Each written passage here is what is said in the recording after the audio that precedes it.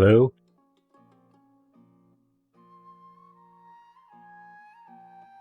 Like it's working.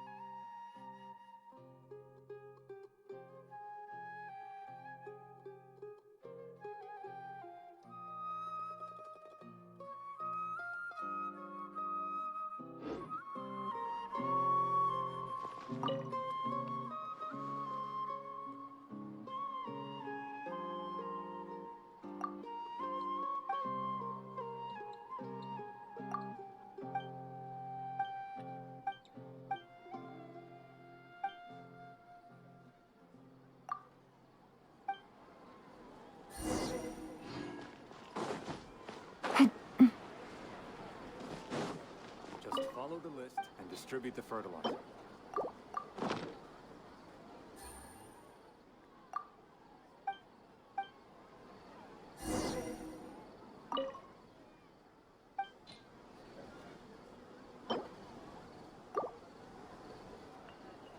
I already gave a mistake. I need the one where you give the person sugar.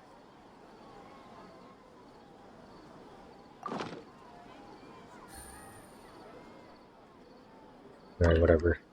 Give it to him, just in case. Didn't count the other one.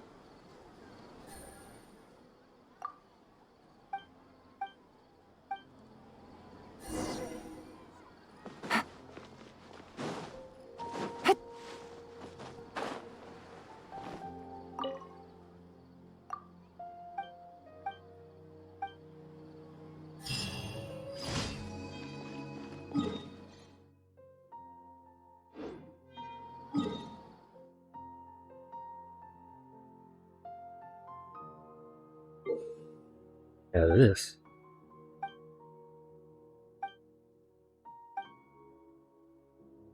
The underground map.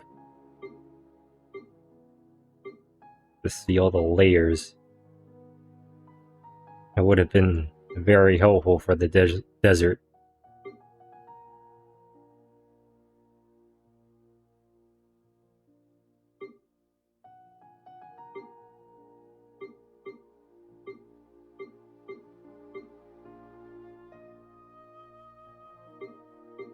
Very cool.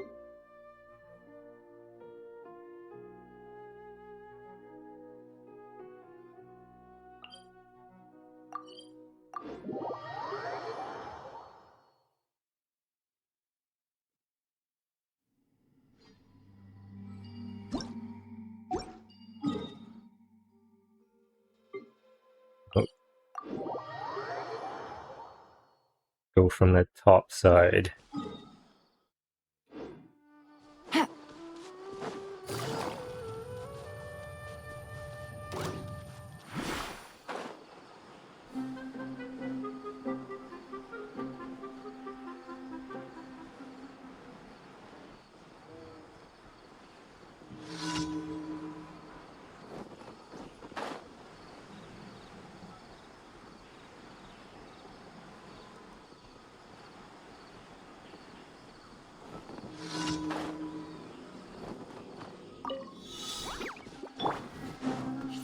Rebuild!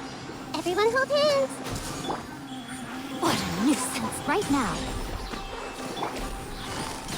Gotcha!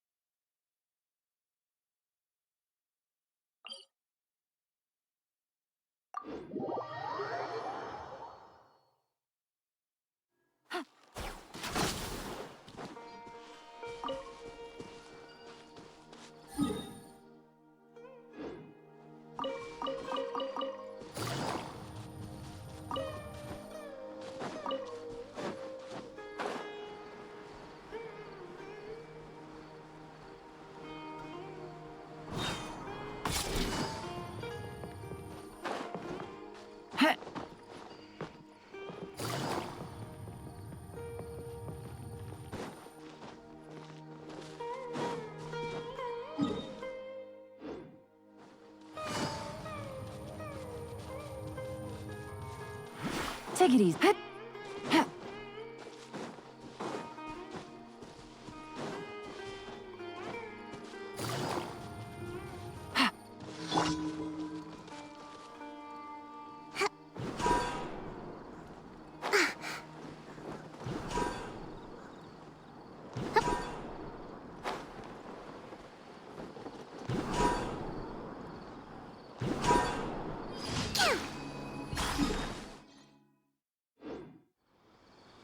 Once, there was a glorious...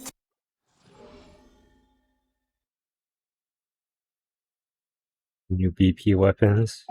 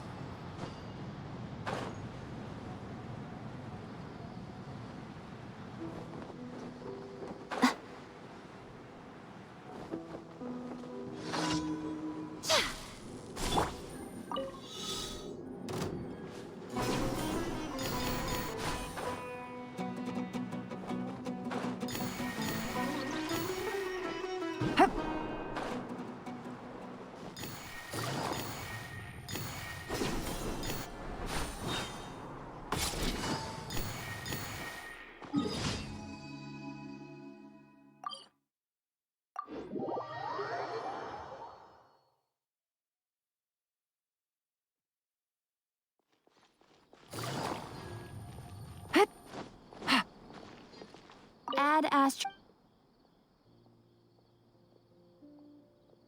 Thank you for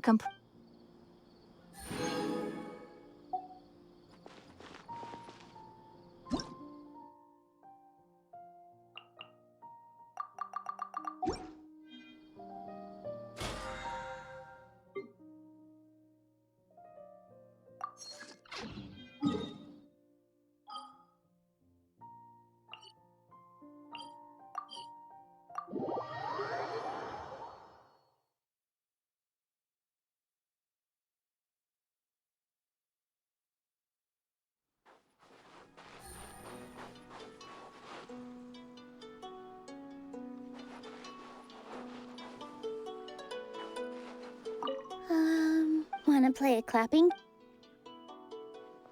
I'm good.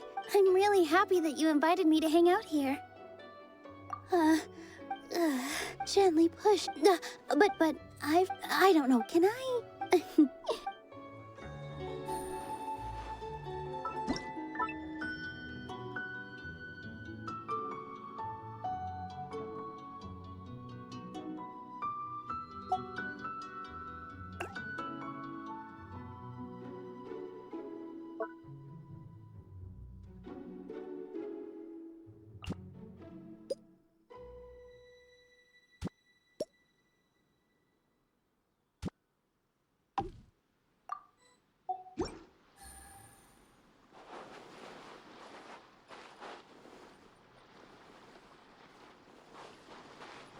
For cat girl. This realm is...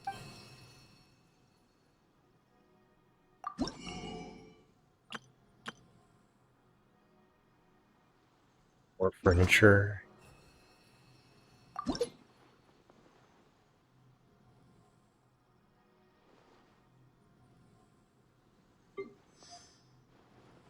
Oh, I forgot to put Lynette on my team for the commissions. Oh shit. If you ever...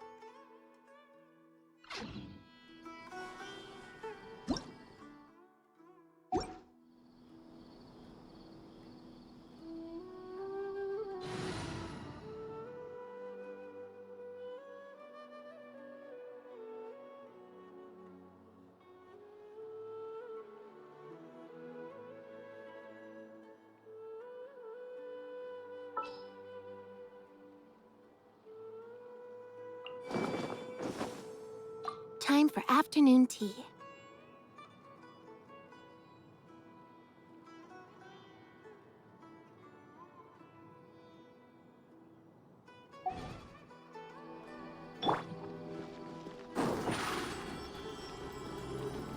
Surprise! I shouldn't go as far as Ylan. She's not as fast.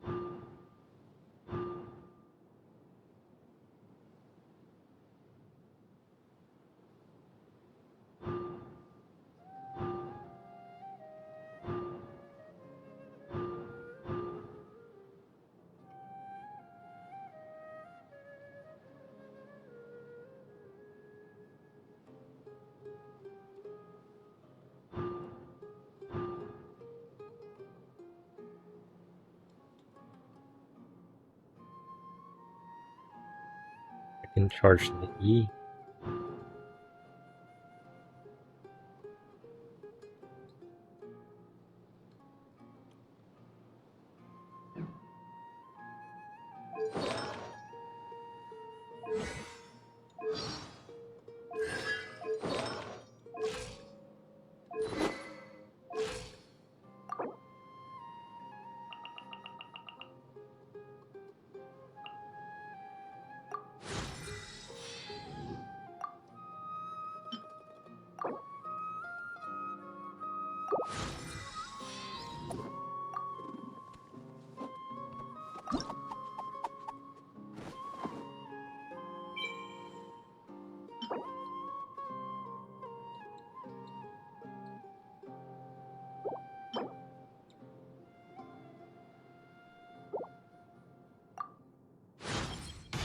My perception has been heightened.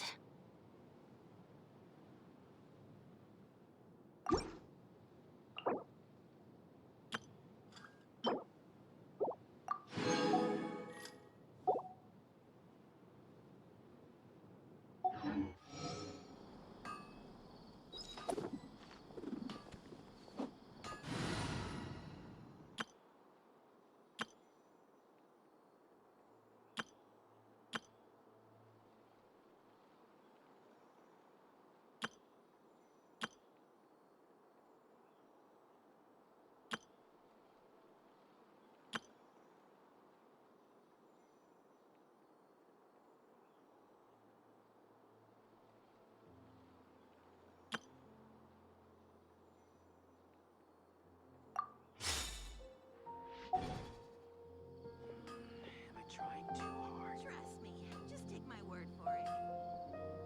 The sight of shiny jewels always brightens my day. These parts are safe.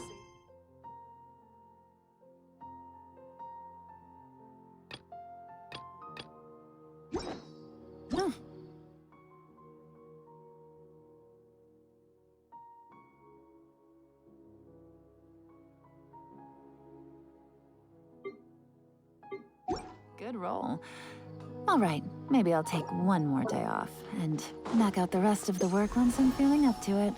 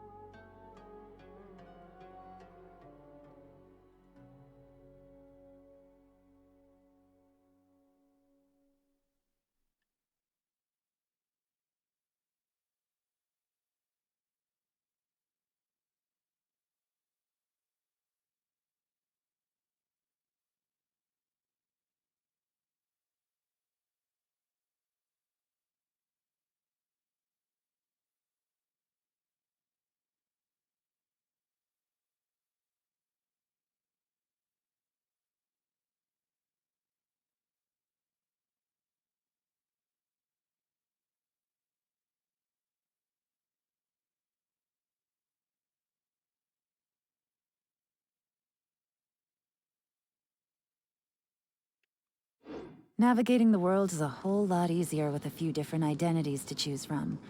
Need me to come up with some for you? Good old caravan rebut. Huh. Now let Paimon think. What were we up to the first time we came here? Oh, Paimon remembers. Nahita's consciousness had been trapped by the doctor, but we followed the clues she left behind to help her.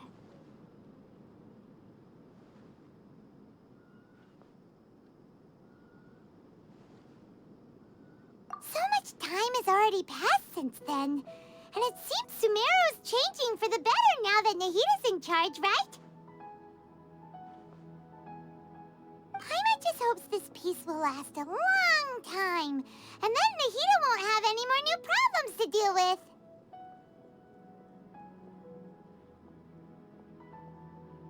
Yeah, guess you're right. We somehow always find ourselves right in the thick of it. Who knows what will happen next? Come to think of it, maybe it's all because of you. Maybe you're just a magnet for trouble.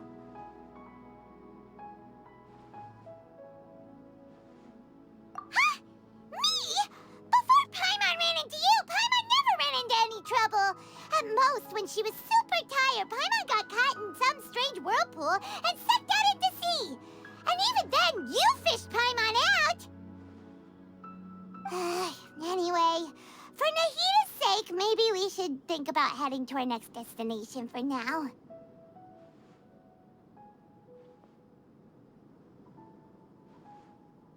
Ah, look who it is. Running into you in a place like this? I can see you two still love wandering around. Oh, it's Dia! Since when are we just wandering around? We're usually taking care of some serious business. Even though it may have nothing to do with our journey. But never mind that. What brings you here? I just finished a commission in the desert for a usual client of mine. Nothing too interesting.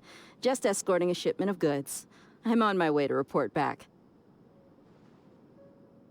That's when I saw you two all the way over there, chatting away. What were you two talking about anyway?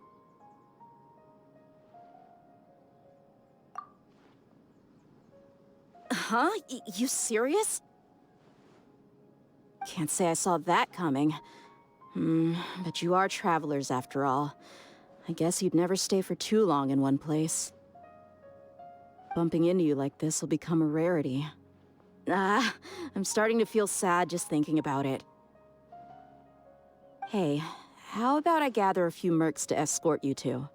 What do you say? Thanks, but no need. Oh, Paimon had no clue you'd miss us so much. But don't worry, we'll come back to see everyone when we get a chance. Sounds good. All you need to do to get to Fontaine is cross this stretch of desert and navigate some waterways. Knowing you two, I'm sure it won't be anything you can't handle. So, when are you leaving?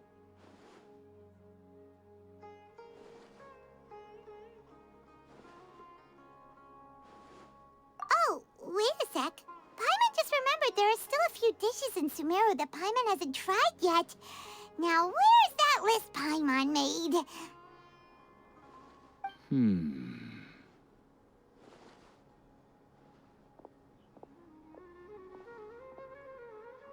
I see. Guess you won't be needing a going-away party or anything. It's sad enough to see you go like this. Though, now that I think about it, Sumeru wouldn't be what it is today without you. Seems true heroes always prefer leaving quietly. By the way, should we go say bye to Nahita?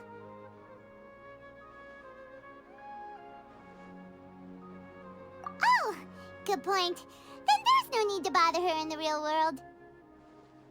Then, I guess this is goodbye for now, Traveler in Paimon. Whether as a client or a friend, you're always welcome to come find me.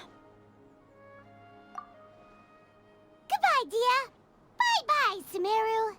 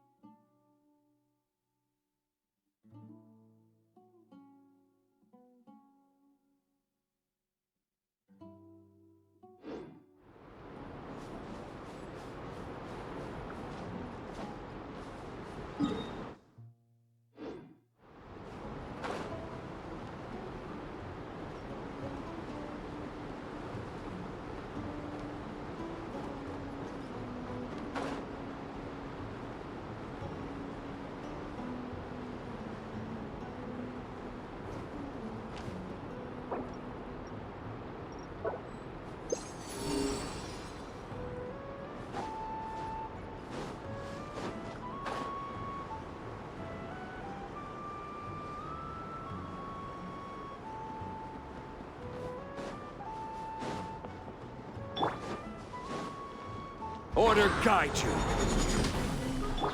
I see everything. Right here. Emerge.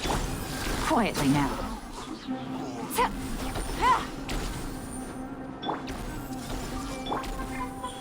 Right now.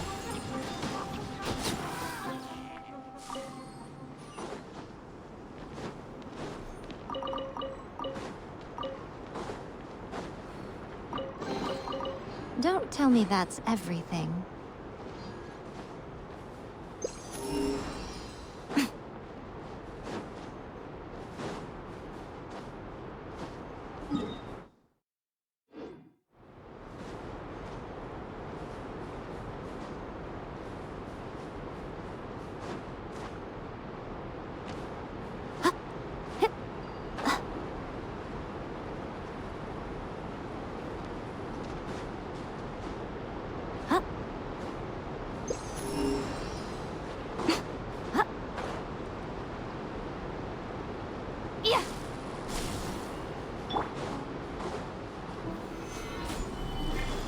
Emerge.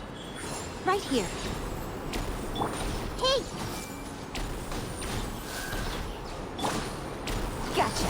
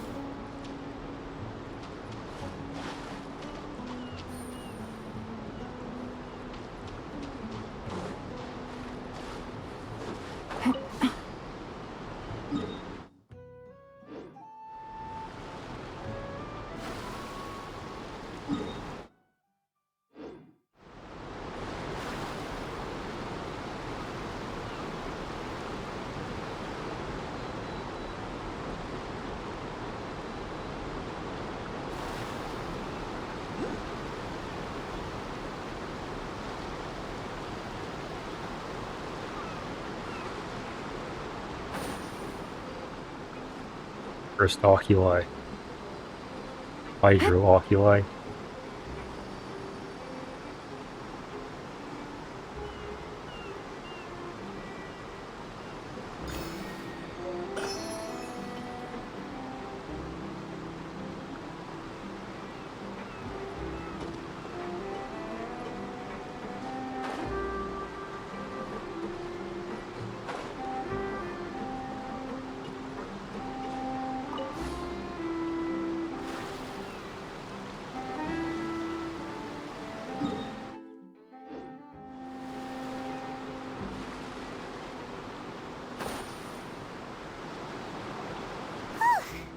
After crossing all that sand and water, we finally made it!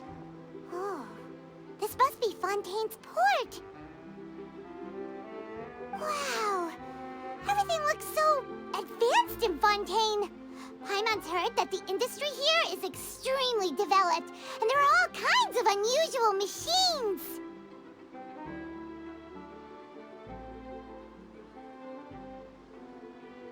Just seeing the sights as a tourist is nice, but maybe it would be better if we found something to do. What do you think? Meeting the Hydro Archon. Good idea! Nahida gave us loads of useful information. Seeking out the Seven is probably still our best source for information at this point.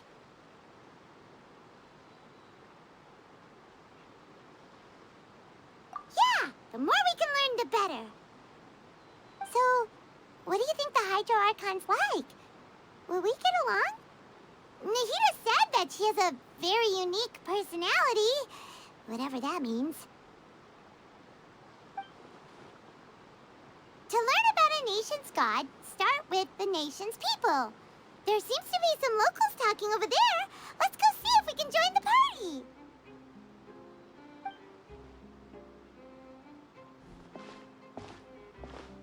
If you ask me, it's a tragedy how things ended for him. Clearly, he was a pretty decent person. Yeah, I didn't expect that kind of ending for him. I thought he would at least fight on a little longer for his family. I was expecting a sudden plot twist, but it's a pity that it never happened. Still, his story is quite the tearjerker.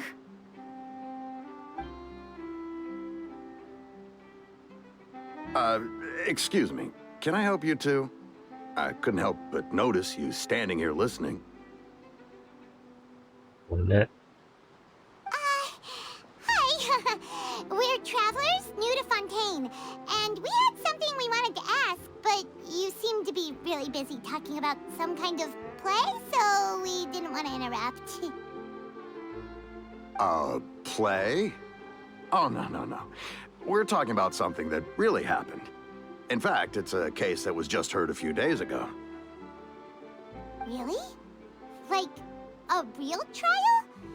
But the way you were talking about it and the words you used just now made it sound like some kind of story.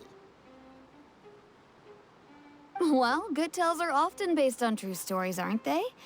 And what you see in reality may also be someone deliberately putting on an act while harboring ulterior motives. Whether something is true or not simply isn't that important. The main thing is whether the story being acted out on the stage is splendid enough. Oh, but it looks like you're not from around here. You probably don't know that the Fontaine Court of Justice is called the Opera Epiclese, or more commonly known as just the Opera House. But, shouldn't court cases be treated a little more seriously than that? Not to question Fontaine's way of doing things. It's just that putting someone on trial is usually a very serious thing. No worries. Other visitors to Fontaine have wondered the same thing. You could say that we just don't want to waste the moving stories behind those cases. And as for your worries about whether the cases are treated with due reverence, we have the absolutely just and honorable Chief Justice Neuvillette, as well as the Oratrice Mécanique d'Analyse Cardinal, a machine created by the Archon. Between the machine and the Chief Justice, false charges and injustice are a thing of the past now.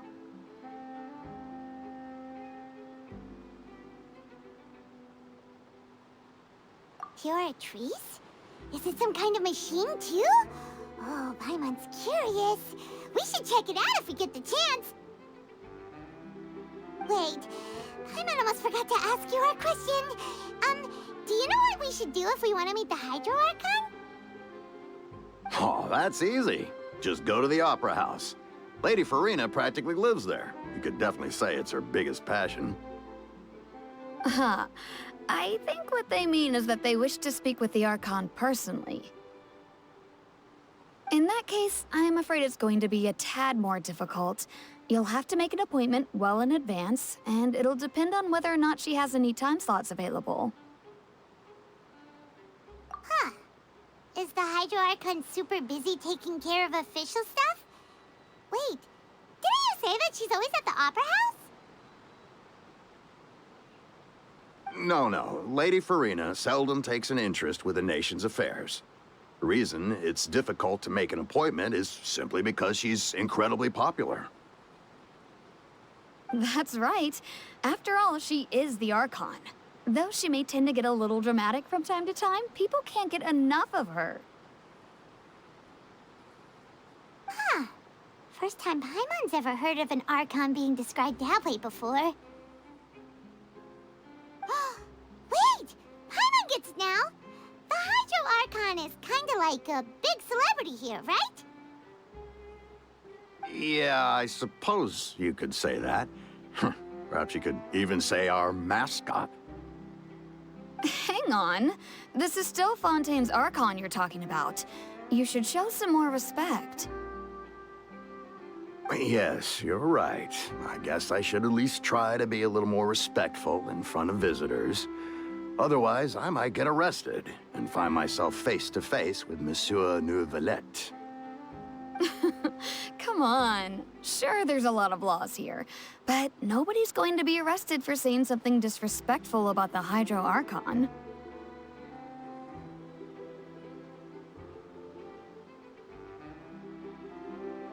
Alright, I think we get it. Thank you! At least we now know that that we can find the Hydro Archon at the Opera House.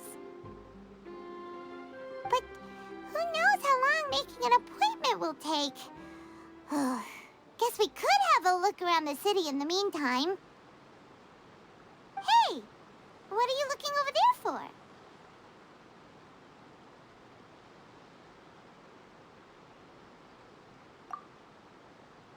Huh. Maybe something's the matter. She isn't going to jump into the water, is she? Maybe we better go check on her.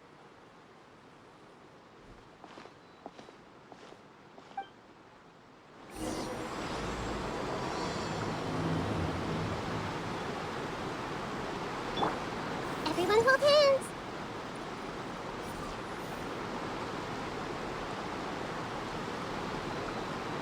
Mind reading a Samira.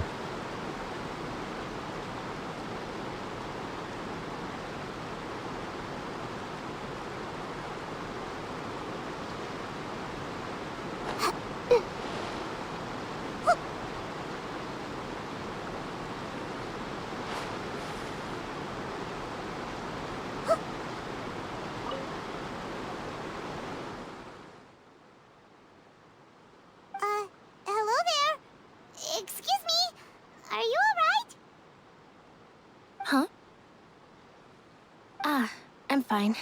Thanks. Oh, okay then. We just noticed that you seem to be worried about something. About many things, actually. But there's nothing I can do but just keep my troubles to myself. I was just reminiscing about a place my brother and I would play when we were kids. It was just atop that hill over there. See? You're pointing at the sea. Wait, are you saying that you and your brother lived in the water?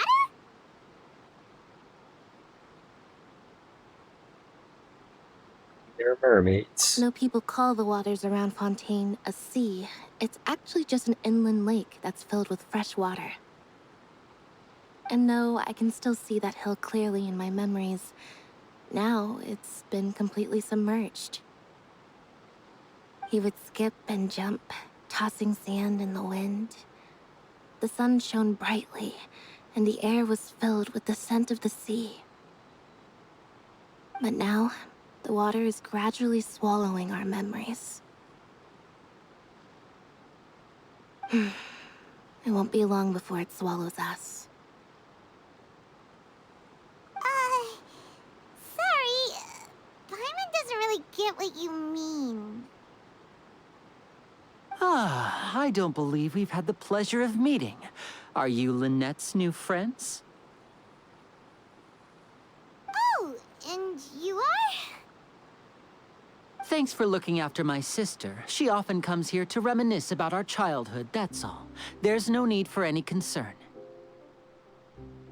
Allow me to introduce myself. I'm Linny, and this is my sister Lynette. If I had to guess, I'd say you must be travelers from abroad. Nice to meet you. Paimon is Paimon, and this is the Traveler. We just arrived in Fontaine. We were just talking with your sister. Even though we didn't really get what she was saying. I see. It's unusual for Lynette to be so willing to talk with anyone. In fact, she seldom speaks at all. I'm usually the only one she ever talks to. Oh, really? Then you two are just like us. Paimon's always the one talking for some reason. Really?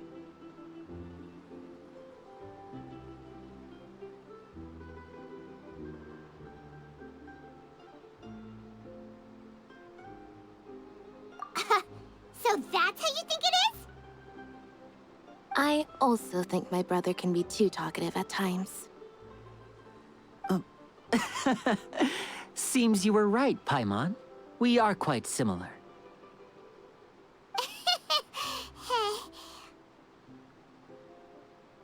So, what did Lynette mean just now when she said that the water is engulfing your memories, and that it won't be long before it engulfs you too? Oh, that. It's from a prophecy that's been circulating in Fontaine for some time now. Well, I suppose prophecy isn't exactly the right word, because that implies a certain amount of uncertainty. There's no doubt about what's happening in Fontaine now. Where to begin?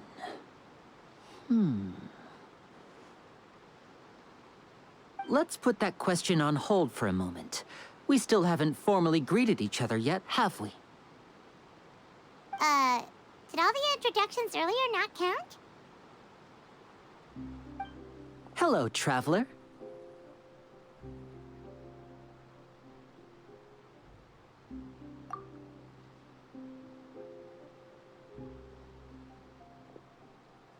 And hello, Paimon. Hey! Why didn't Paimon get a handshake? You're not poking fun at Paimon, are you? Please, don't take offense. Just consider it a sort of etiquette we have here in Fontaine when making new friends. You should remember it. It might prove useful. Oh, all right then. Well, Paimon's just happy to have a local friend now. By the way, we were just getting ready to go to the Opera House to meet the Hydro Archon. Would you be able to show us the way? So you're going to see Lady Farina? No problem at all. In fact, I was planning to go to the Opera House later myself. I'll gladly take you once I finish things here. Please, follow me.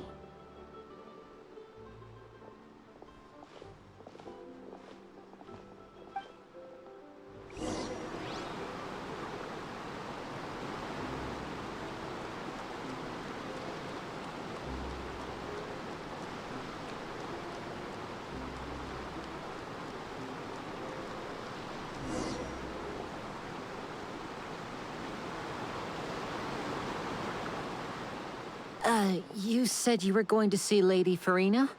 Well, it seems Lady Farina has come to see you.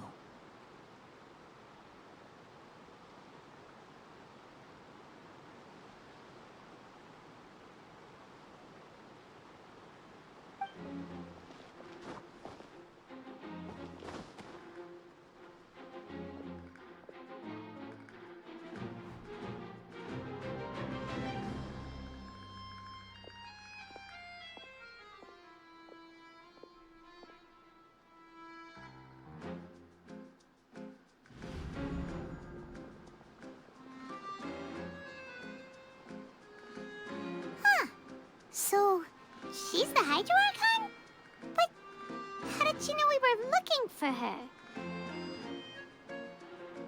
My dear people, rich and poor, those with cup in hand and those with nothing at all, raise your glasses in celebration. If you don't have one, then just raise your hand in lieu.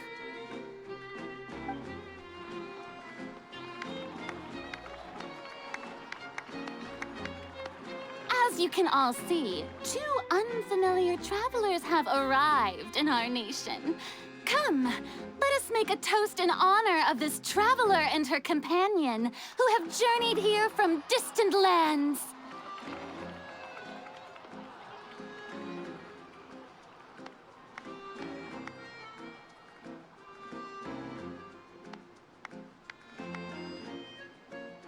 Put a little more work into these NPCs. Is she talking about us?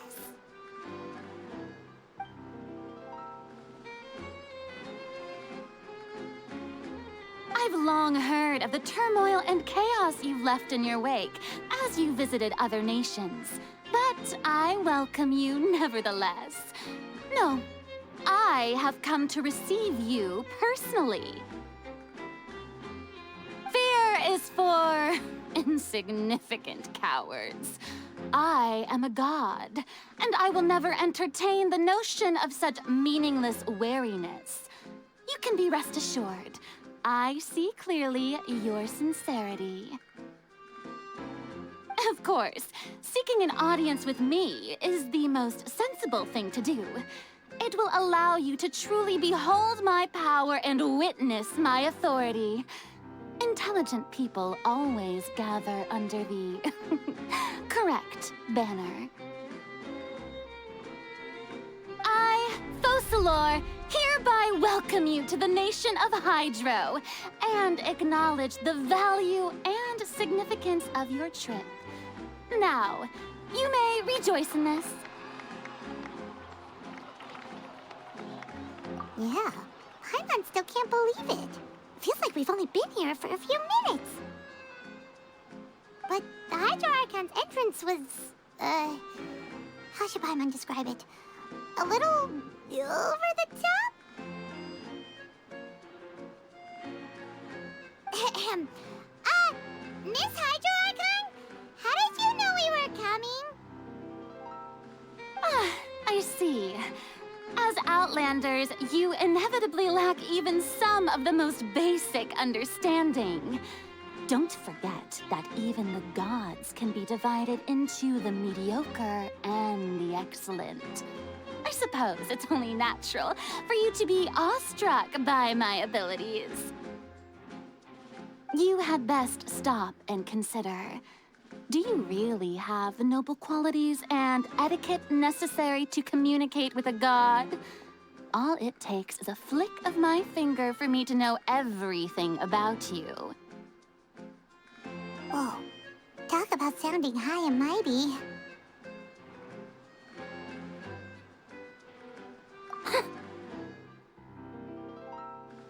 Oh? What's with these looks? Perhaps the welcoming ceremony still isn't enough? What else should I say then? Is she waiting for us to start talking?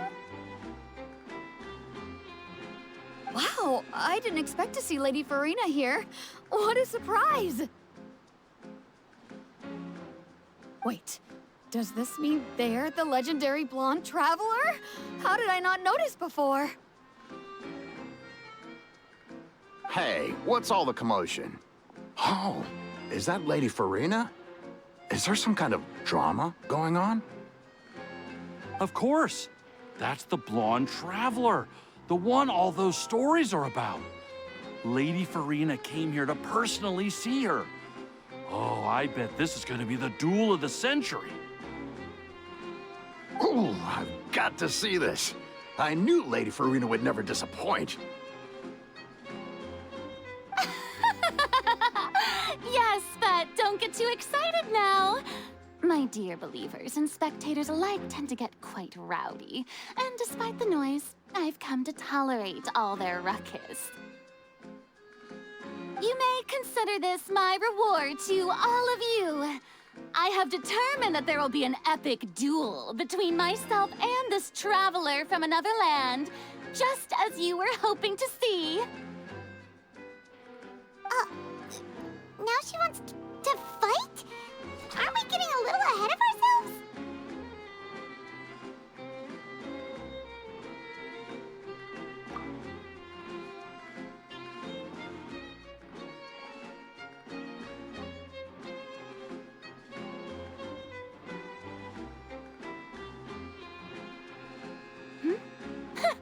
Are you not afraid?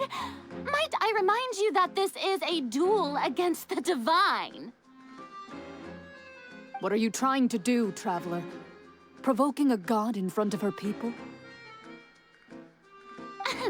Stand down, Clorend. I admire her bravery. Few have the courage to draw their sword against a god. She is obviously a true warrior.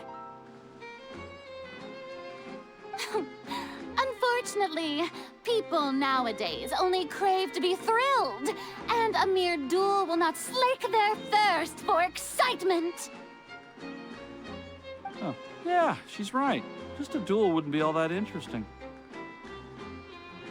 On Araneus, criminals are always requesting duels to defend their honor.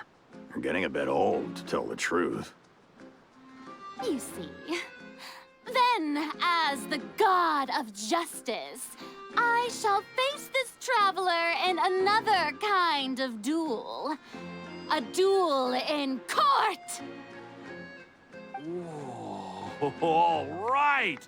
Now that'll be worth seeing! Right. This is Fontaine, after all. Such a grand opera house, it would be a pity not to use it. Why do you care so much about the crowd's reactions? Seems you've spent a little too much time in the opera house. Besides, how exactly do you plan to have a duel in court? You mean you're going to put us on trial?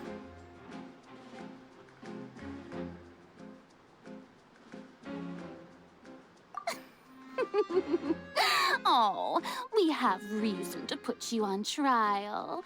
It's obvious, isn't it? According to Fontaine law, no one is permitted to release any flying objects within Fontaine city limits during the first 3 days of each month. You are clearly guilty of violating this law, no? Oh, so that's what they've done wrong. That's our Lady Farina. No one knows the laws of Fontaine like she does. You call that obvious? What kind of law is that? Wait, flying object? You mean Paimon?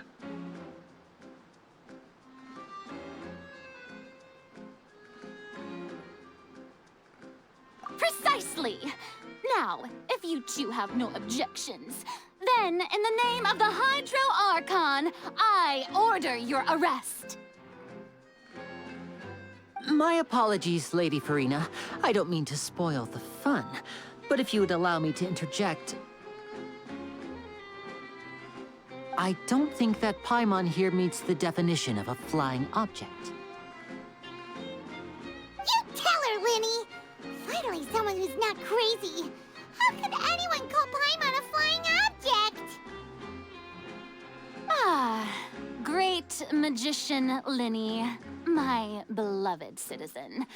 I'll permit you to object, but how exactly do you plan to prove your claim? As a magician who just rained on your parade, I naturally should shoulder the responsibility of saving the show. So, with such an audience gathered here, allow me to perform a trick for everyone.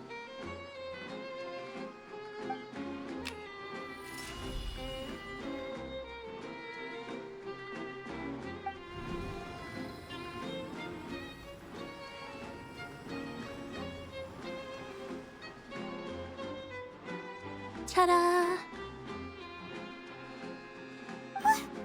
What's that on Paimon's back? Hey, when did you do that?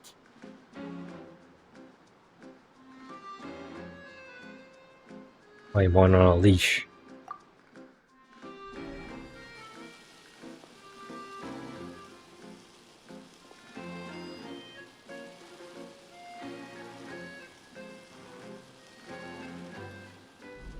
There. As you can all clearly see, Paimon should be classified as, well, something like a balloon. This rope has been in the Traveler's hand all along. It was just that no one could see it before.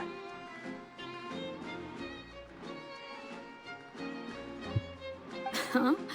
You call that magic? You've got to be joking. I thought it was pretty good. Nice one.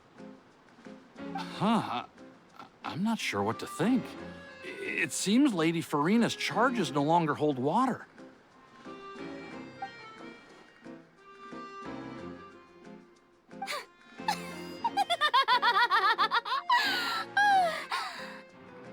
Amusing. Very amusing, Linny. Just the sort of unexpected twist that I enjoy. With you here, today's performance can finally be called complete. Performance? You see all this as a performance? In which case, consider the matter of your trial resolved. The god of justice will not bring charges against an innocent person. But when there are valid grounds, I will not only judge travelers from abroad, but even the gods of other lands. I look forward to seeing your upcoming performance at the Opera House, Mr. Linny and Miss Lynette. That's enough for now. Toodaloo!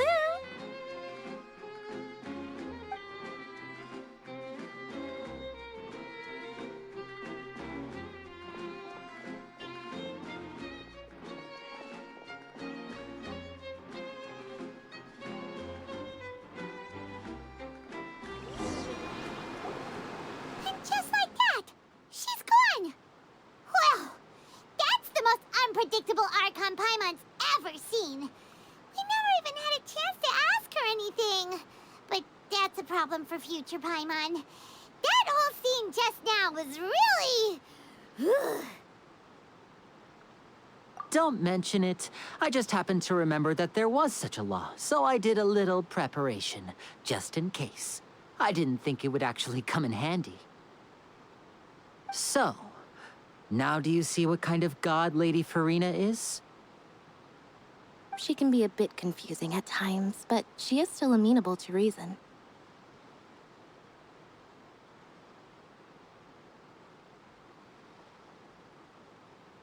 Anyway, Paimon had no idea you were a magician, Linny. It sounded like you'll be performing at the Opera House, right? I just know a few simple tricks I use to make a living. Lynette is my assistant. It will actually be my first time performing on the most prestigious stage in Fontaine, the Opera House. But isn't the Opera House where criminal trials are held in Fontaine? When there are no public trials being held, the Opera House hosts a variety of other performances. To the people of Fontaine, the line between a trial and a performance can be a little blurred. And speaking of performances, I would be remiss to forego this opportunity gifted by fate.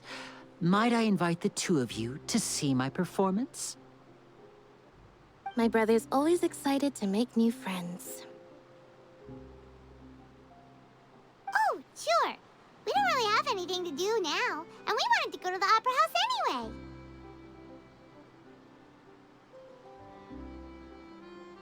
Splendid. In that case, why don't we go together? I'll show you the way. I just have something to take care of first. Oh, you really mean it? Then I'll take you up on your offer. This is a magical item known as a magic pocket. Perhaps you can help me distribute them to the people here. Huh? What are they going to use it for? About that... You asked me before about the prophecy, right? Let me start by telling you a little more about what it entails. I'm not sure exactly when it began, but a prophecy has been circulating around Fontaine. It says that every person in Fontaine is born with sin. No matter how the nation of justice holds trial after trial, this sin cannot be absolved. Until one day, the water levels in Fontaine will rise, and the sinful people will slowly be drowned. In the end, the people will all be dissolved into the waters, and only the Hydro Archon will remain, weeping on her throne. Only then will the sins of the people of Fontaine be washed away. That sounds pretty gloomy. Why are people in Fontaine born with sin? What is that supposed to mean? There are lots of guesses. Some say that the ancestors of Fontaine stole the power of the seas and stirred its wrath. Others say that the people of Fontaine never heeded the first Hydro Archon's warnings and offended Celestia.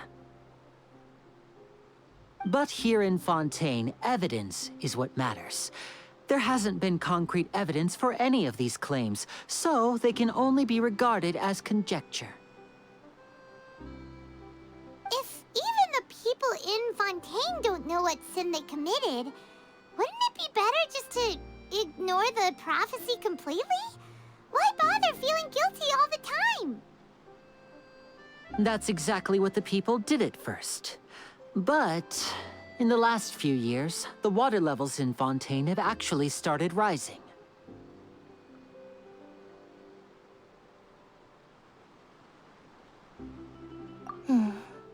Many places have already been completely submerged, and now lie beneath the sea. Many people carry on with their lives as before and shrug it off as a natural phenomenon. But my family and I think that the people of Fontaine shouldn't ignore the possibility, which would end up sentencing them to death. We hope that at least the people who reside near the waterfront can move away before it's too late. So, we've started distributing magic pockets to them. As a magical item, these magic pockets have astonishing capacity. I'm sure they will come in handy when people are moving their belongings. Oh, Paimon gets it! It's like preparing for a rainy day! But this is more than a bit of rain.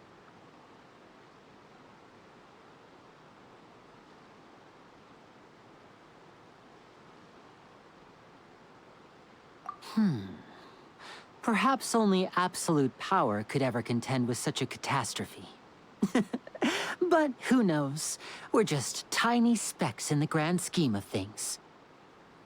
Now, if you'd like to help, then please give these magic pockets to anyone nearby.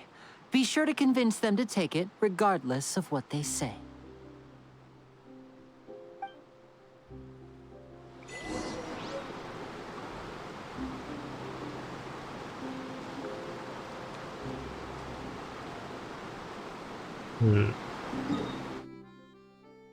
You're back.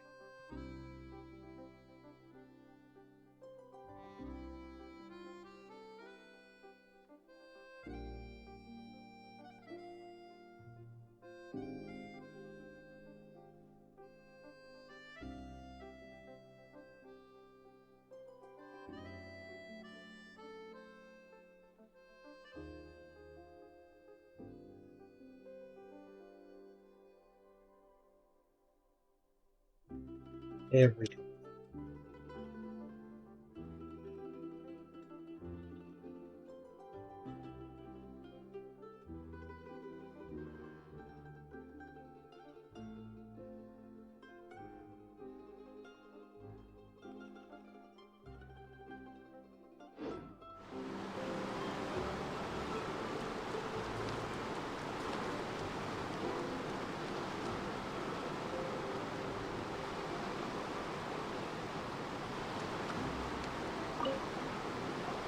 What's this? Ah, so you also believe in the prophecy. Keep it. I won't have any use for it. What? You mean you don't believe in the prophecy? No, I believe in the prophecy. But I also believe in another story. The story says that people once lived in the ocean. They were one with the ocean and couldn't live apart from it. But as time wore on, people desired to live on land and developed blood vessels, encapsulating the sea within their bodies. Thus could people set foot on land. So, if you ask me, when the water rises and takes us all, it'll be like we're going home. Oh, we hadn't heard that one before. But people can't live underwater. They'll die. You should probably still take it.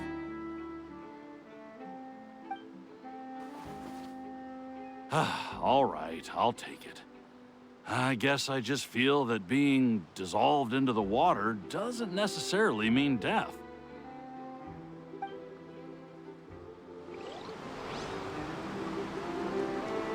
What do you think? Pretty interesting story, huh?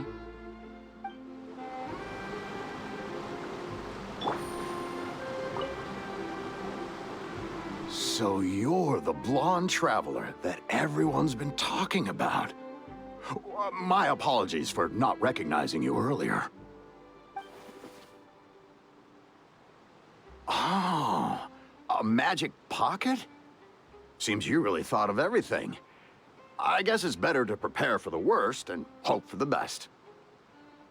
Thanks. Please, also thank the magician on my behalf when you get the chance.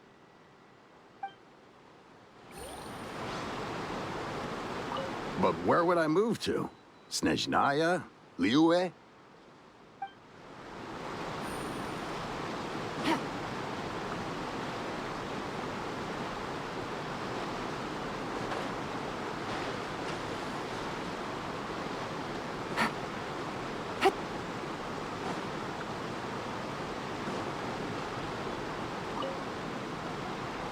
Huh?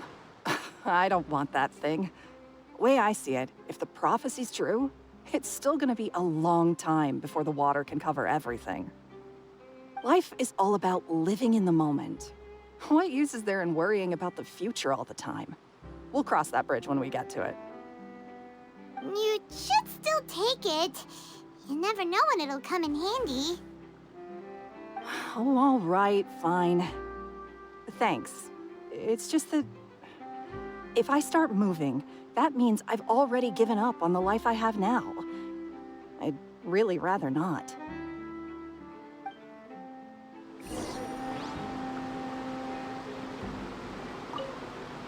I really can't imagine what it would be like if things changed.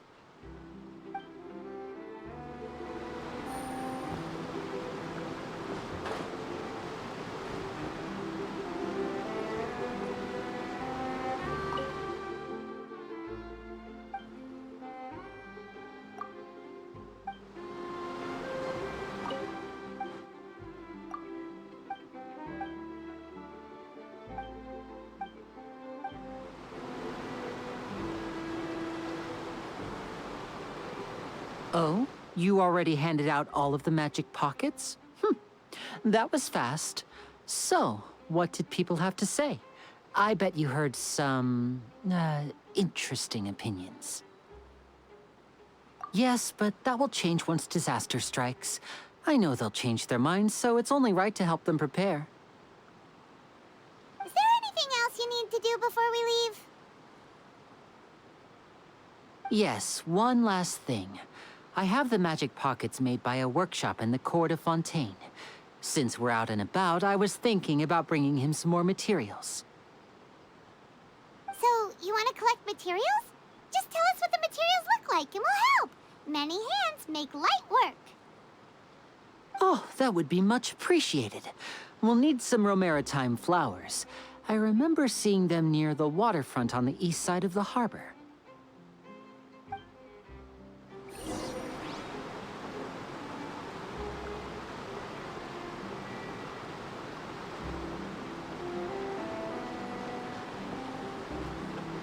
Get up there.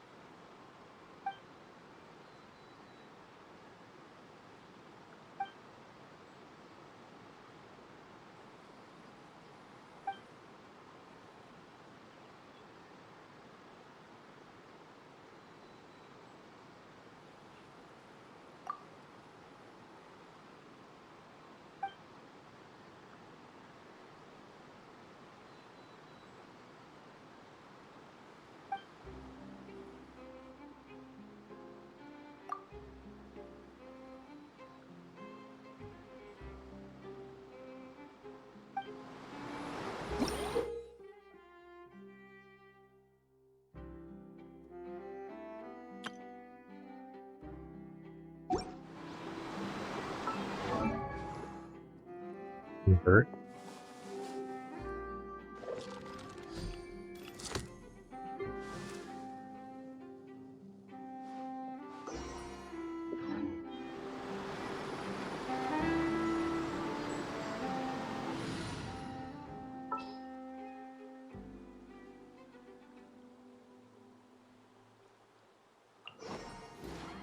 This world is full of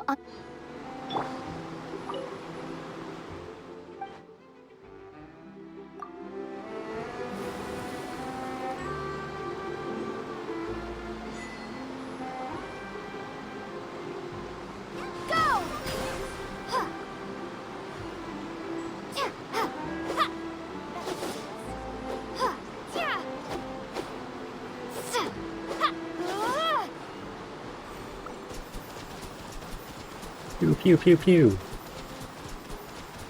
Water jet!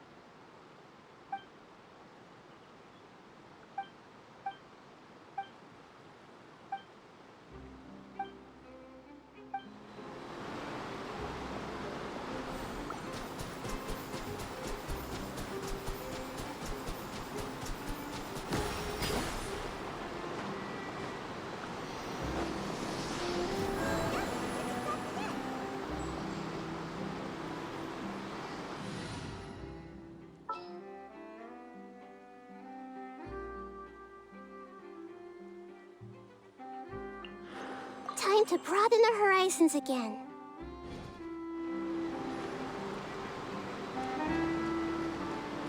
Ah, I see. That makes sense.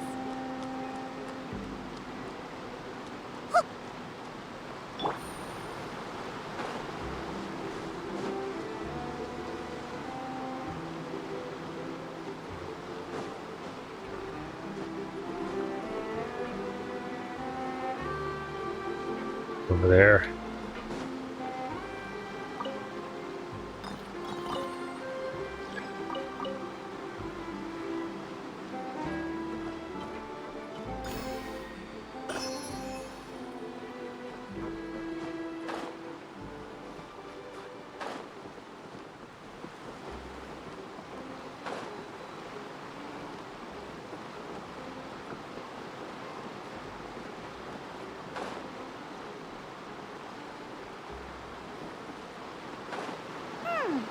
It seems we have to use Hydro to collect for maritime flowers.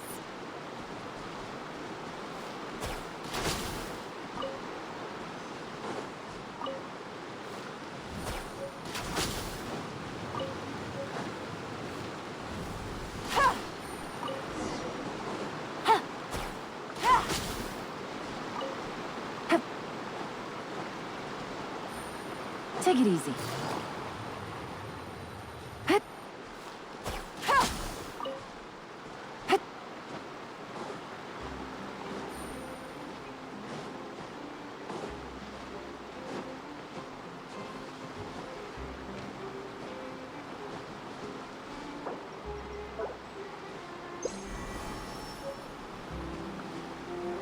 First wood.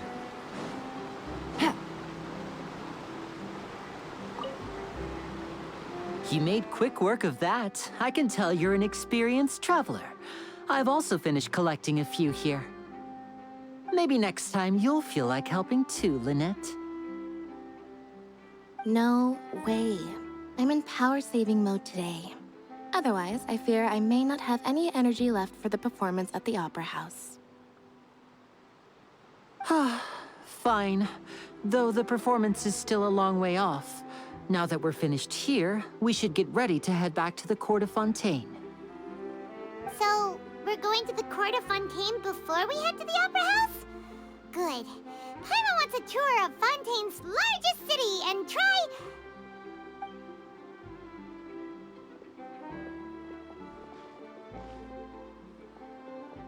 Wait, shh. Have you noticed that person over there?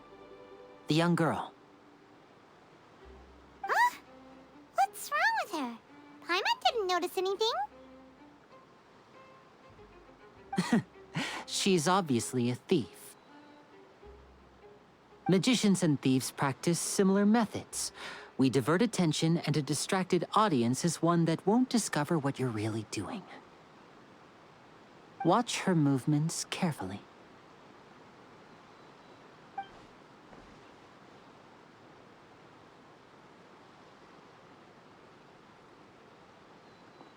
Oh, he's right! Shh, keep your voice down. We need to think of a way to catch her, but it seems she's very alert. Perhaps we should split up. You two can ride the lift over there and wait up top. I bet that'll be her escape route if she tries to run.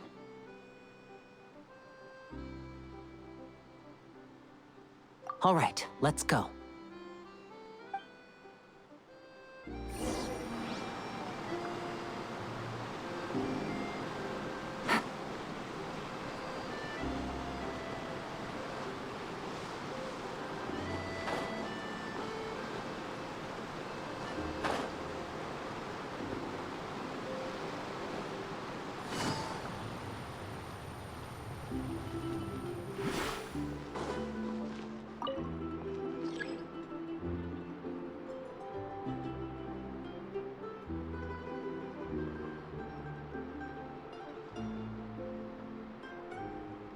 Right back.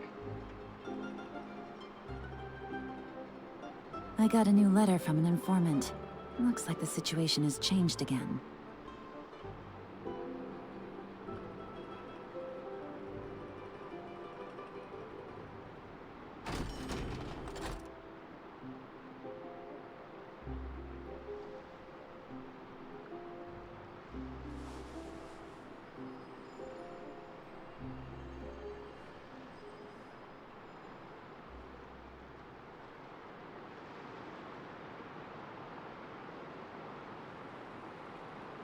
All right.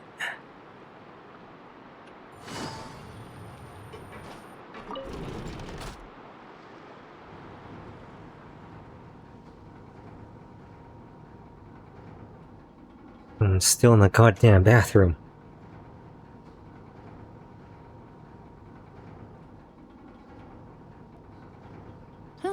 Good roll. All right, maybe I'll take one more day off and knock out the rest of the work once I'm feeling up to it.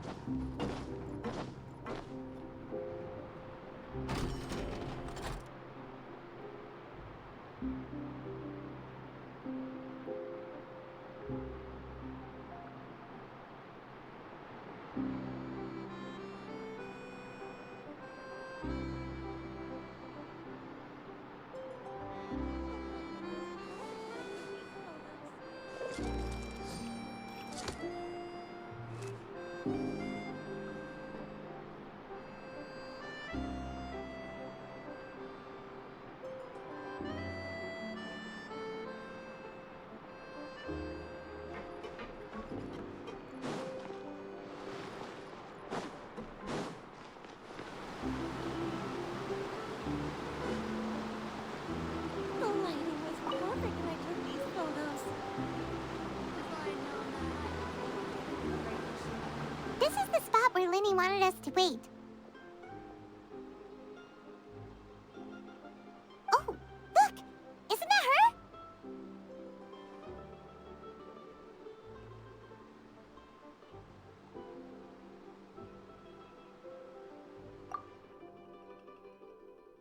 Oh no! Did she notice us? She started running the other direction! What should we do? Should we chase her?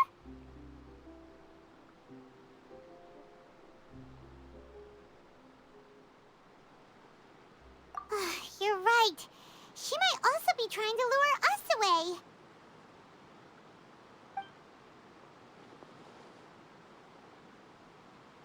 Nothing's happened for a while now. Paimon wonders if Lenny caught the thief.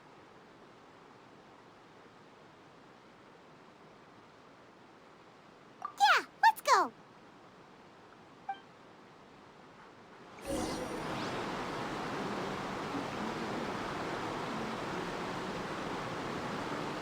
Take it easy. Are you sure that's all she took? You should check to make sure you're not missing anything else. No, that was all. Oh, I can't thank you enough. I didn't notice a thing earlier. Anyway, I should be going now. Thanks again.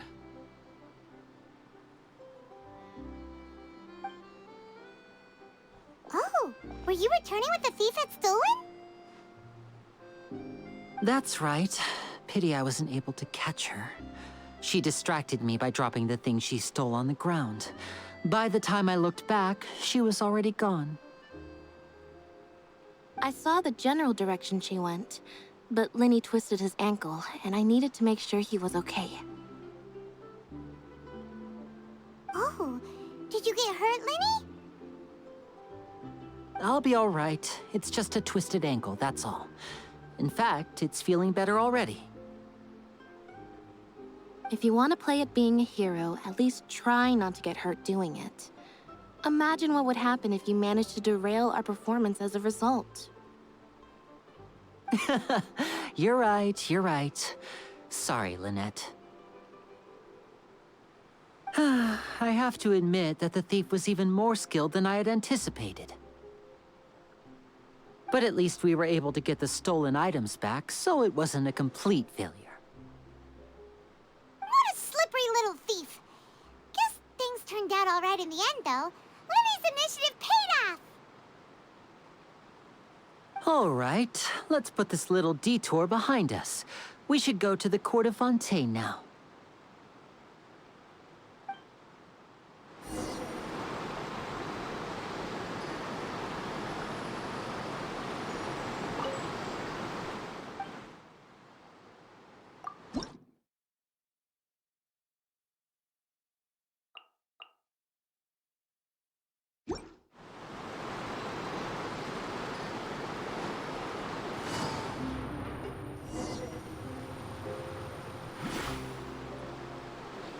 Perfect when I took these photos.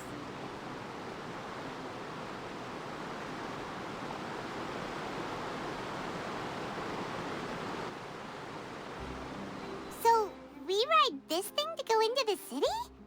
What an ingenious way to get around. People in Fontaine really know how to use water. This is an aqua bus. It allows people to travel between several key locations around Fontaine. It's pretty convenient, but the ride can become a little dull after a while. The scenery is always the same. That's why it's better to travel with friends. So you mean it's still boring even when I'm riding with you? No, that's not what I meant. It's just that, well, you don't really talk that much. Besides, it doesn't really feel like a real trip when it's just the two of us. It's the same as being at home. Whatever.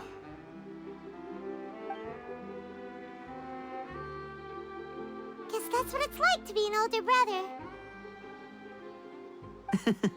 It's about time for us to leave. Let's get on board.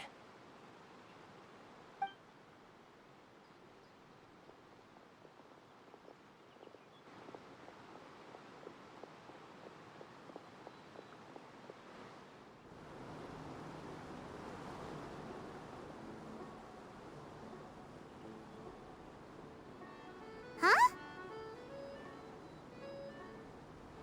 What? Traveler! Paimon! Charlotte! Oh, I never guessed I'd bump into you while riding the aqua bus. In the story of my life, this is big news. What are you doing in Fontaine? I didn't hear anything about you paying us a visit.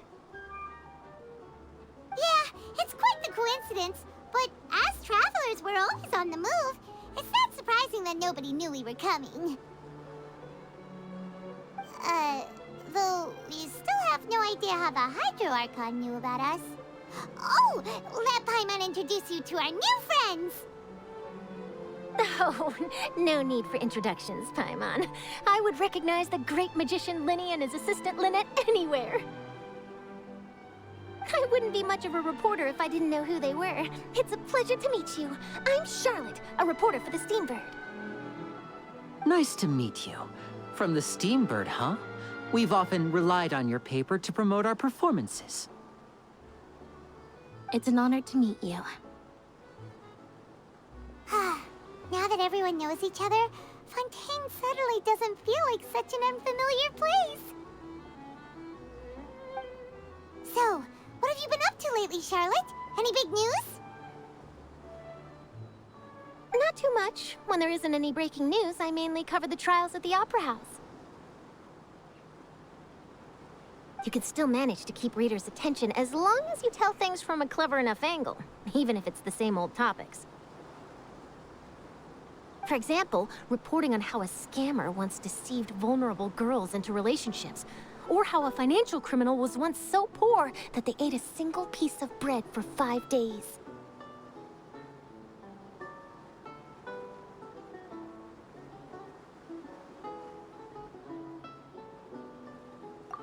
You're right. Seems you know me pretty well. What I'm really after is exclusive, sensational news pieces that could shake the country. These smaller stories are a waste of my talents. Oh, I just remembered. I've been following a case lately. Well, a series of cases, actually. You mean the serial disappearances of young women case? That's right! These stories are the talk of the town right now, and it's probably the most mysterious case we've ever seen. If I'm the first with a draft ready to publish when the case is finally cracked, and it's the headline story in the Steambird, oh, when that happens, I bet all the other reporters will shed tears of envy. I've already gathered all kinds of materials. I just can't wait for the truth to be revealed. So, what is the serial disappearances of young women case? You mean the culprit hasn't been found? That's right. The first missing girl case happened almost 20 years ago.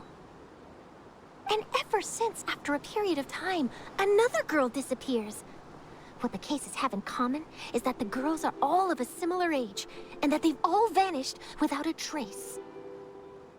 But the scariest part is that to this day, none of the girls have ever been found. Many suspects have been arrested over the years in connection with this case, but shortly after each arrest, another disappearance would always happen.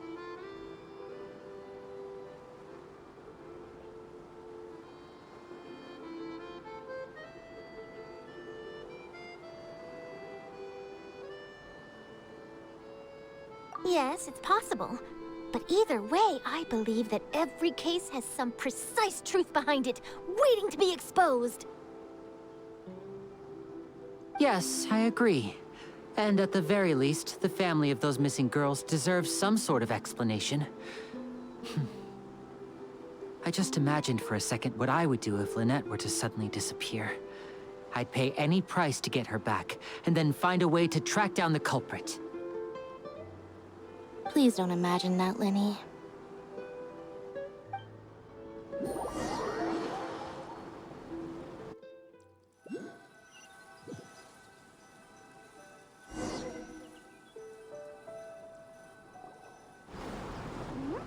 Hey, we're almost there!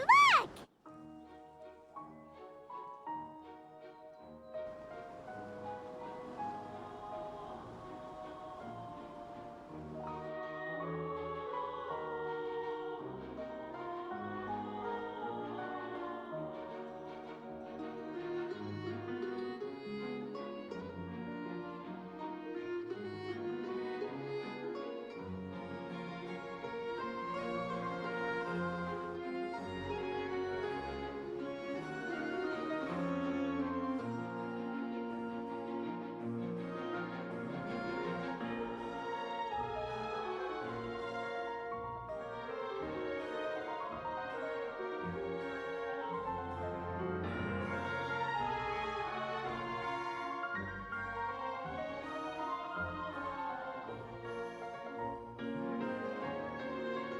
Well, I really enjoyed chatting with you.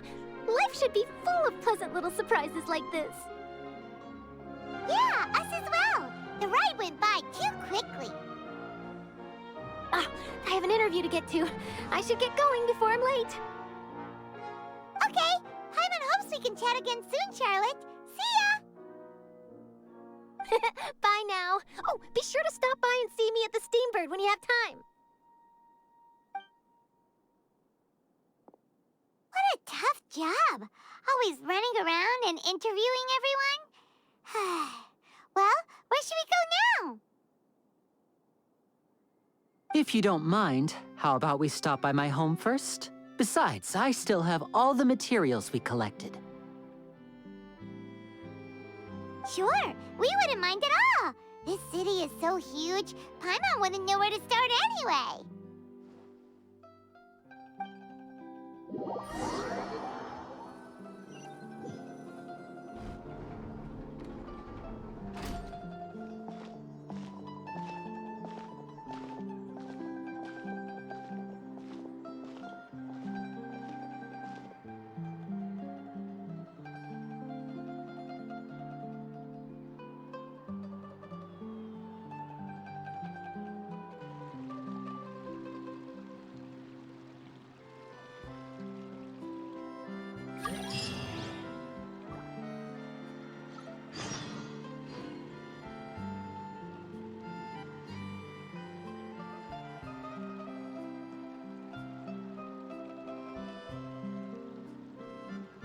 Yeah, I really need to go washroom.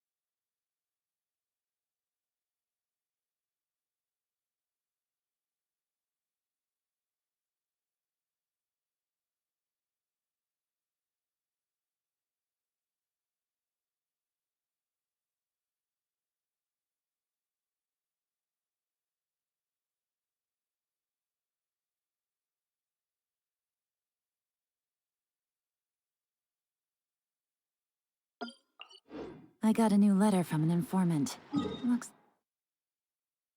like the situation has changed again.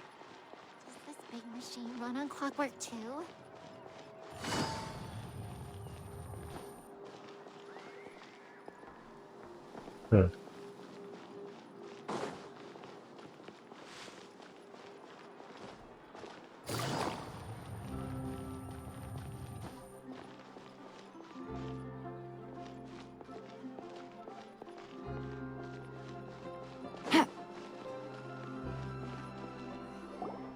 This is our current abode.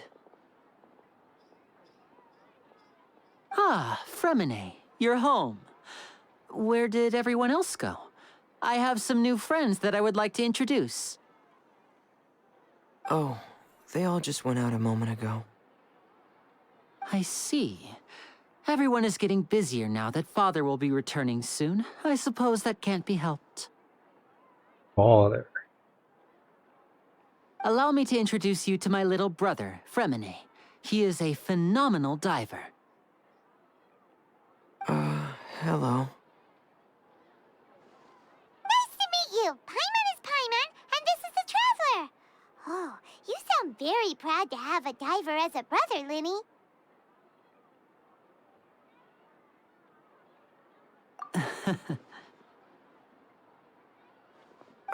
Linny, could you come here for a moment?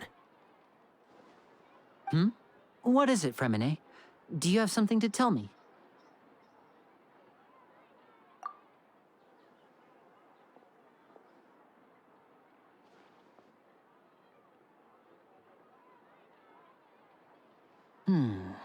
Okay, I see. Is everything all right? Oh, it's nothing.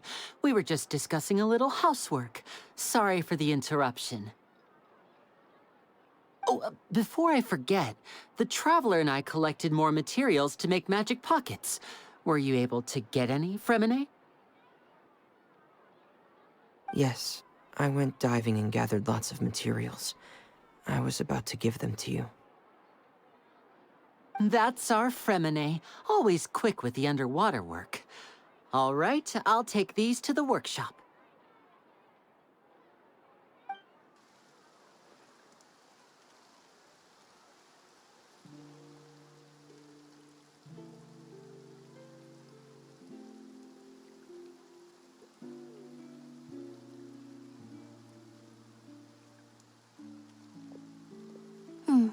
Looks like rain.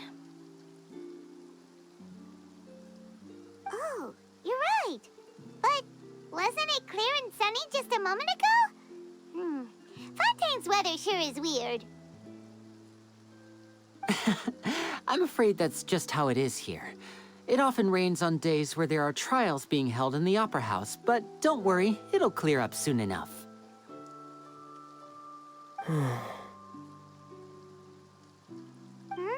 What's wrong, Fremine?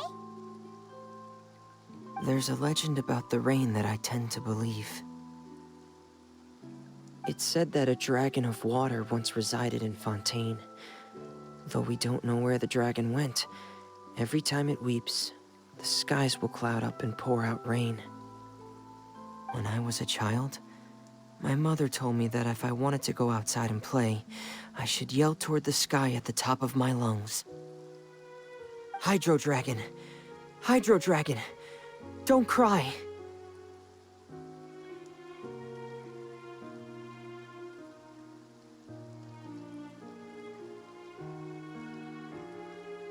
If it's an elemental dragon, then having the power to make it rain wouldn't be very unusual. Let Paimon try something.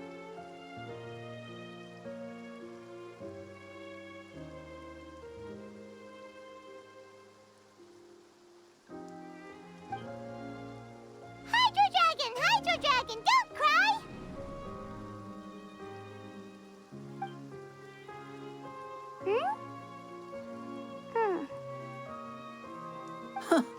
Doesn't seem to be of any use.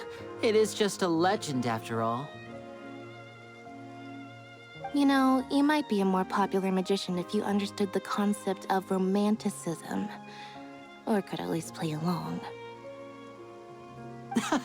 Sorry. It might be because we've never met the Hydro Dragon. Perhaps it can't be comforted by the words of strangers.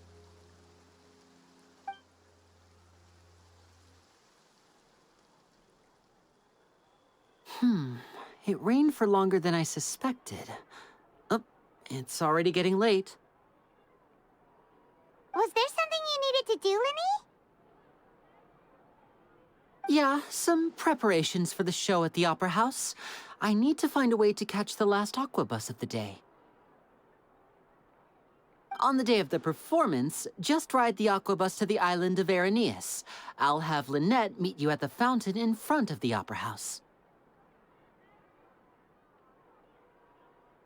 Oh, are you leaving now? What is it, Fremine? I'm in a hurry. Oh, I get it. You feel nervous delivering the materials for the magic pockets, is that it? Perhaps we could trouble the Traveler to help us take these materials to the Beaumont workshop and deliver them to the owner there? I'm afraid that Fremine can be quite introverted, and the boss there tends to be pretty talkative. Fremine has always been a little afraid of her. No trouble at all. Don't worry, we're on the case. Sorry for the inconvenience. I'm quite useless when it comes to such tasks. I'll think of a way to make it up to you. Oh, no need, no need. This will be a walk in the park for us.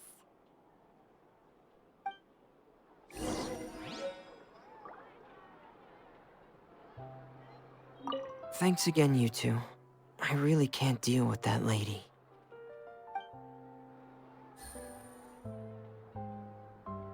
Fresh fruit, sweeter than syrup.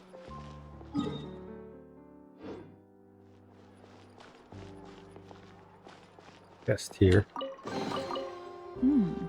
Easy money.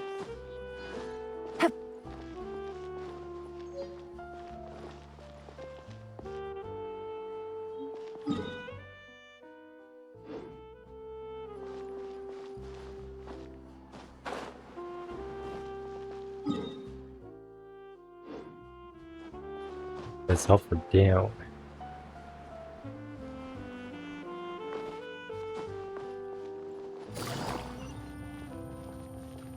No.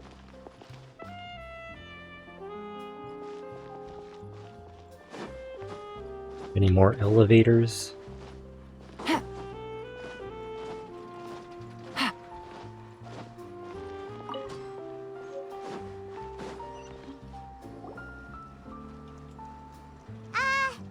Hello? Is there anyone here? Oh, hello there. New customers? Looking to buy, or do you need something made? Or perhaps you're just looking for a chat with me.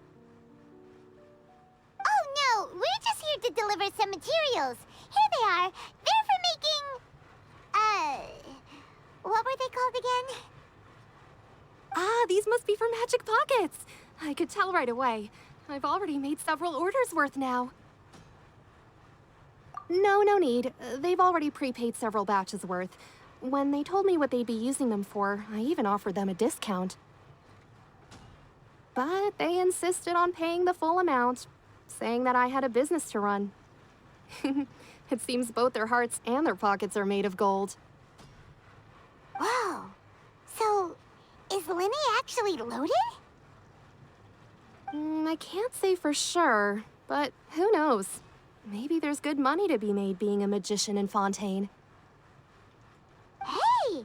Is this machine what you use to make stuff here? It looks really advanced. Why use your hands when a machine can do the work? It would be a waste not to use the latest technology, and wasting is a kind of crime.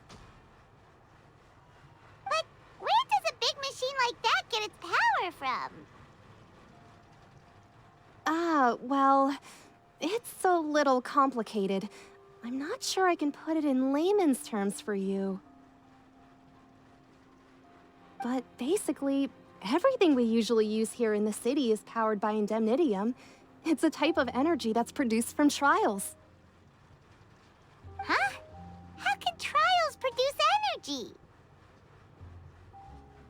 Well, I'm not completely sure of all the details myself, but basically, when a trial is in session, the Oratrice Mécanique d'Analyse Cardinale harvests people's belief in justice and converts it into energy to be used all around Fontaine.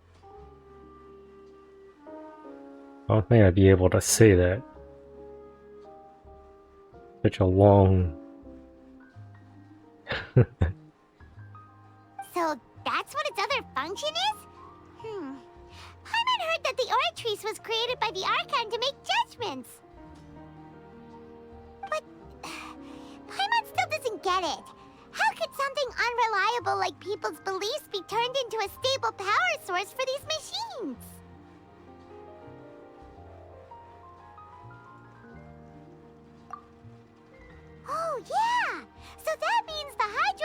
Archon relies on the machine to take the energy created by belief and turn it into power for all of Fontaine, right? Even though I've never heard anyone really put it that way before, it sounds like it makes sense. Besides indemnitium, we have another type of energy called pneumosia. It isn't produced by the power of the Archon, but it is unstable by nature. Even now, it still cannot be widely used by civilians. I thought I'd find you hard at work, but here you are chatting the day away. Since you're already talking, I'm sure you wouldn't mind a few words with me. You again?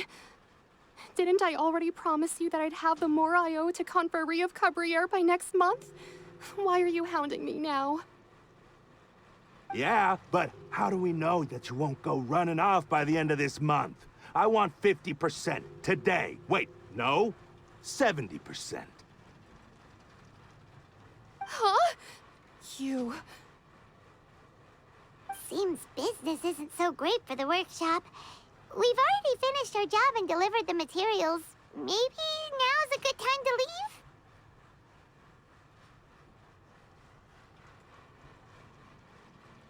Hey, hold on. Before you go around trying to collect payments, why don't you settle your own debts first? Child. If Confrérie of Cabriere wants to poach clients from Northland Bank, that's fine. But I'm afraid you still owe the bank a hefty sum of mora. So why don't we work things out between us first, before you get back to your little conversation here? You're from Northland Bank. But we said we'll pay everything we owe next month. Why are you hounding me now? Traveler, Paimon! I didn't think I'd run into you here in Fontaine. What are the chances?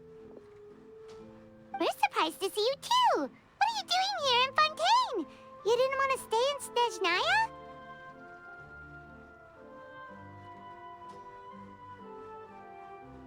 Snezhnaya? Long story short, I've already been in Fontaine for some time now, and honestly, things have been pretty boring. But it seems that fate brought our paths together today. Not only will I have some good friends here now, but ones who always seem to find trouble. Either way you look at it, it seems things are going to get a lot more interesting now. Pretty sure we'd want to avoid anything that you'd find interesting. Besides, our trip here has gone pretty well so far, right, Traveler?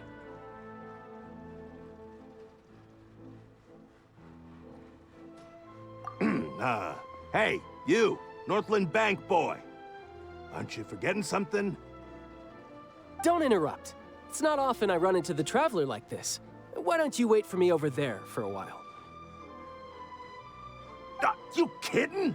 Aren't you the one looking for us? You really expect us to sit and twiddle our thumbs while you catch up with your friends? Listen to me, boy. If you want your mora, fine. Why don't you come and take it? Hey, I just said not to interrupt. Oh, by the way, Traveler, the last time I took Tonya and Tusser ice fishing, Tusser said...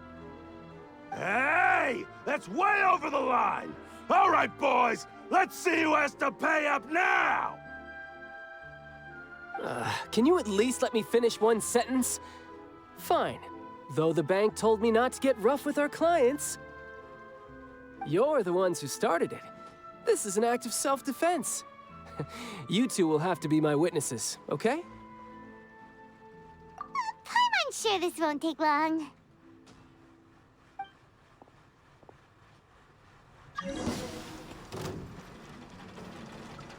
gotta play as Tartag. Riptide!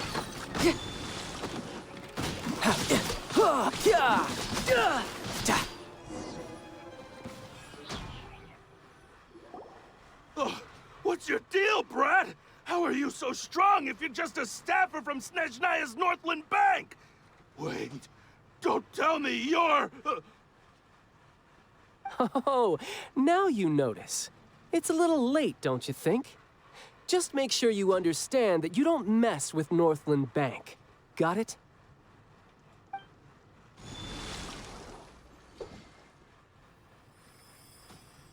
Huh?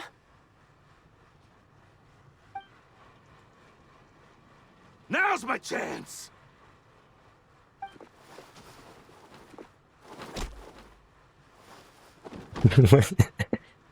Well, that looks so funny. That was weird.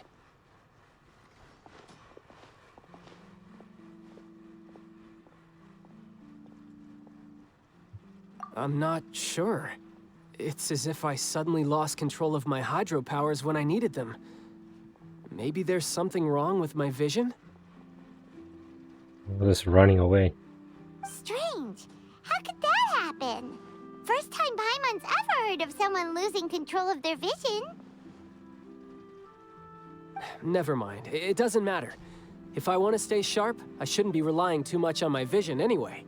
Besides, I always have my delusion in case I need it.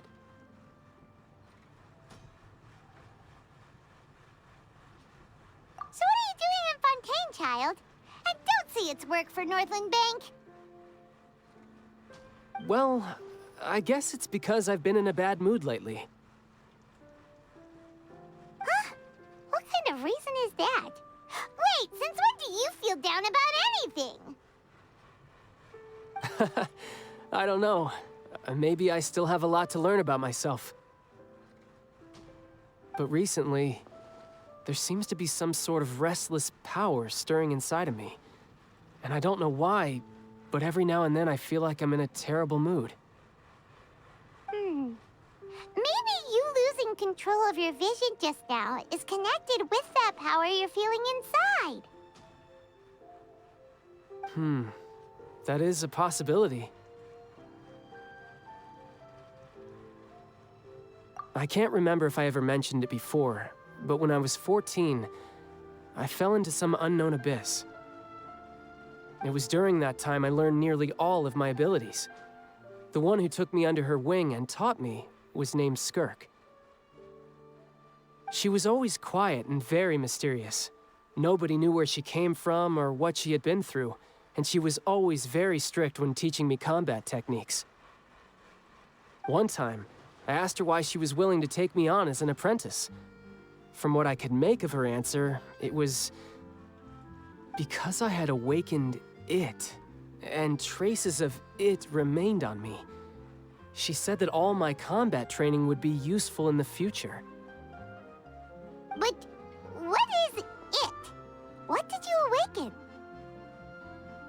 She never explained that, but my guess is that it's related to a dream I saw when I had just fallen into that abyss. In my dream, I was in the deepest depths of the sea, and the boundless seabed was all around me. But in front of me appeared a whale that was so massive, I felt like I couldn't breathe. A whale? Oh, that sounds familiar! When we fought against you before, you summoned a huge whale that seemed to leap at us. Is that the one? That's just an abstract form of a whale that I create using my elemental powers. It takes that shape because the scene I dreamt of the whale has always been stuck in my mind. I'll never forget it. So you used the whale as inspiration for one of your moves? Huh. Seems a little twisted to Paimon.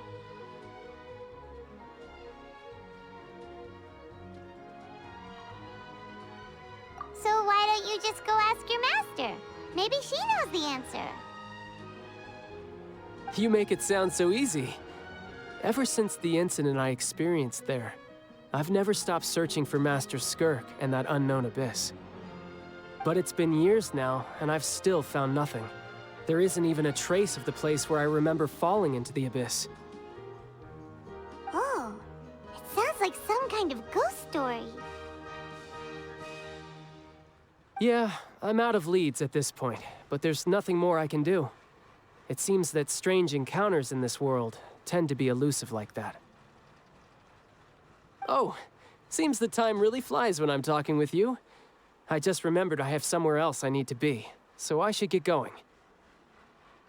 What? More work for the Northland Bank? No, it's more of a personal appointment. Lately, I've been sparring with some of Fontaine's official champion duelists whenever I'm feeling bored. Official champion duelists? You mean it's their job to duel? Yep. In Fontaine, before a criminal goes to court, they're given one chance to defend their honor by requesting a duel with an official champion duelist.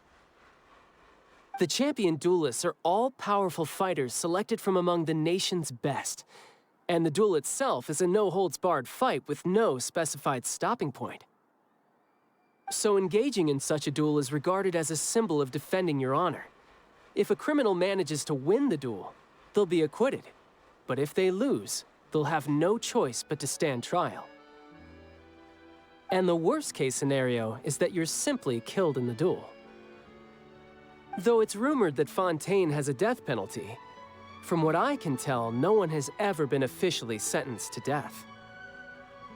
So really, the only people who opt to duel are those who have suffered a grave injustice in being accused, or those who greatly value their honor. Otherwise, why gamble with your life? So, do many people actually get out of their trials by winning the duel? Apparently, it's exceedingly rare for anyone to actually win. Fontaine probably enacted this system as a way to show that the nation respects the honor of its citizens. Besides, none of the champion duelists are to be trifled with, which is exactly why I was itching to face them as soon as I got to Fontaine. Apparently, the one I'm meeting today, Clorinde, is the strongest of the champion duelists. I had been asking her for some time before she finally agreed to face me today. Well, that's child for ya. Paimon feels like we heard that name somewhere before. Clorinde. Huh. Oh, before I forget, I want you to have this. Huh? Your vision? You're seriously just giving it away? I'm just worried that it could become uncontrollable again. I'd be pretty upset if it got in the way of my duel, so I think I'll be better off without it for now. Besides, I just need you to hold on to it for a short while. I'll come retrieve it when I have some time later. Paimon knows what you're up to. You just want an excuse to come talk to us again, don't you? Whatever gave you that idea? I'll be in touch later.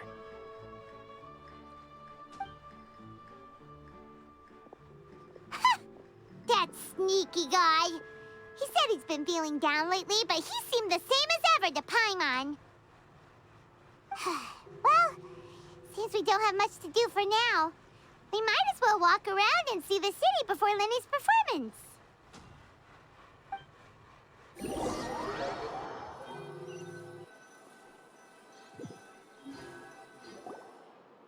Wow! Who could have seen that coming? The reporter who was barely around for most of the story was the murderer all along! Sorry. Paimon was just surprised, that's all. Whew. Paimon never saw that twist coming. The murder mystery novels here are amazing!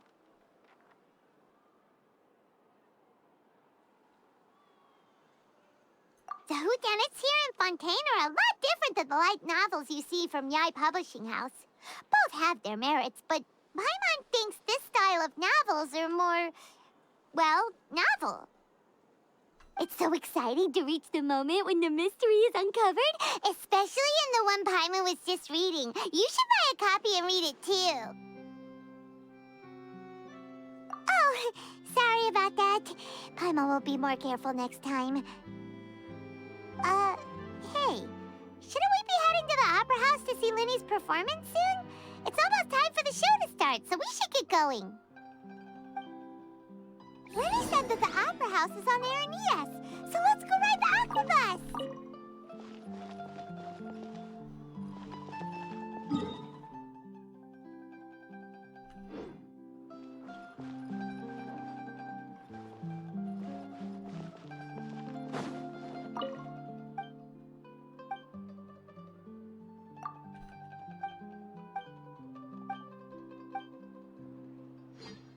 Take it easy. So these are the kind of headlines they're going for these days. Expressing too much emotion puts you at risk of doing something irrational.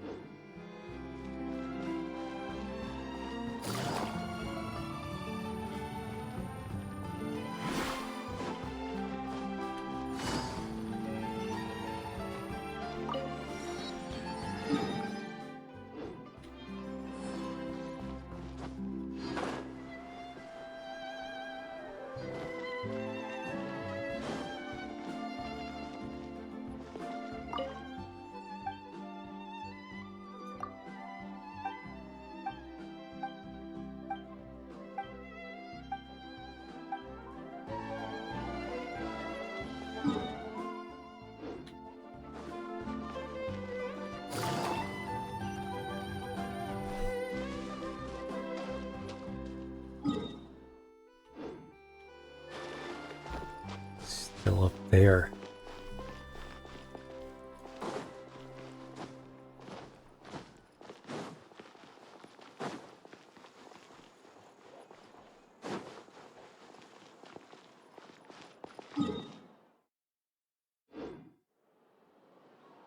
A good newspaper should be a lighthouse of truth. Ammonia's idea of crisis awareness defies words. It should be fun. I'm sure it'll get.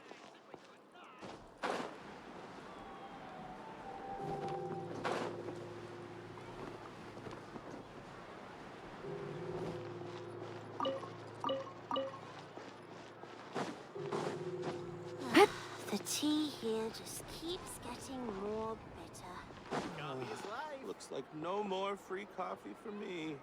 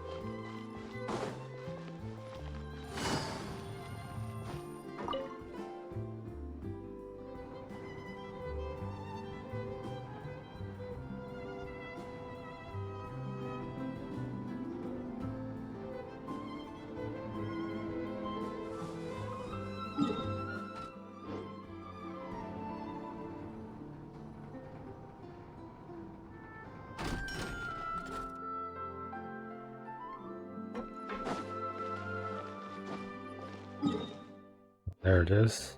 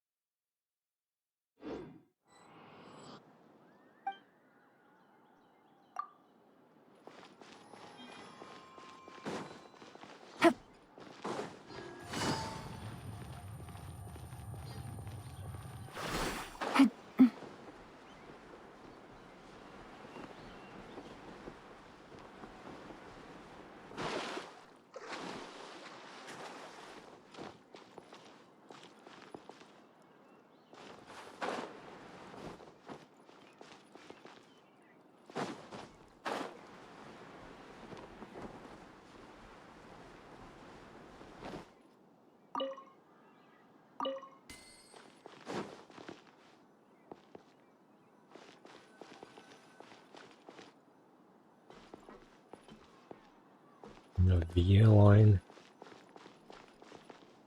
Welcome to the court of Fontaine. Please watch your step.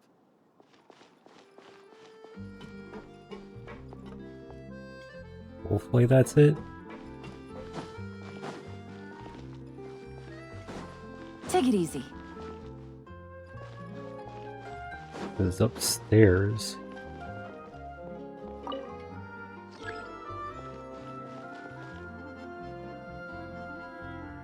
Welcome to the court of Fontaine. Please watch your step. Alright, totally missed it.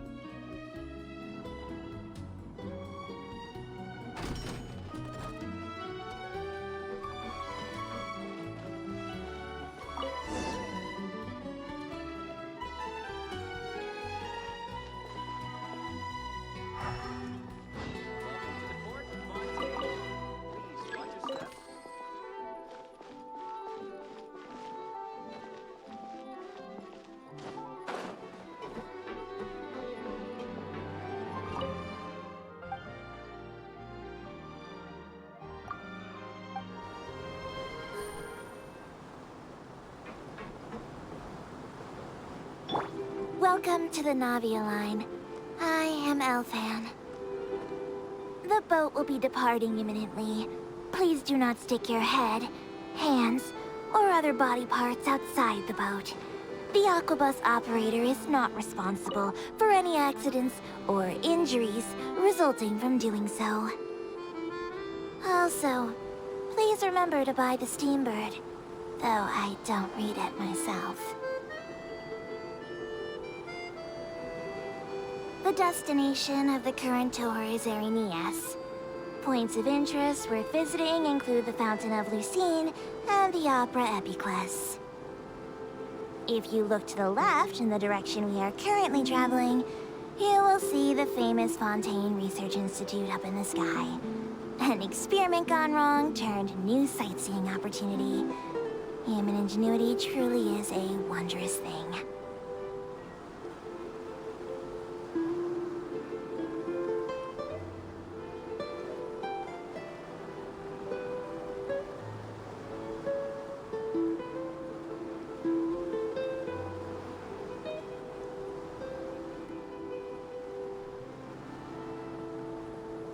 We are now approaching our final destination. Please be sure to bring all your personal belongings with you as you disembark. Even though I will take any forgotten items to the lost and found, the paperwork is rather annoying, as Melusine hands are not suitable for grasping pens. Please be careful when disembarking. It has been my honor to be your tour guide this trip. Thank you.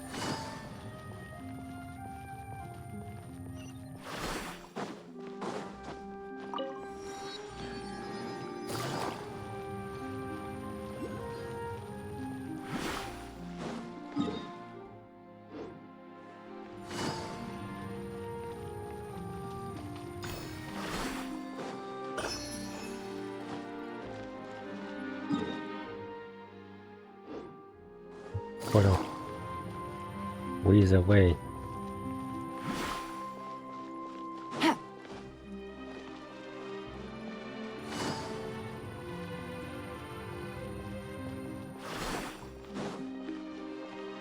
Take it easy.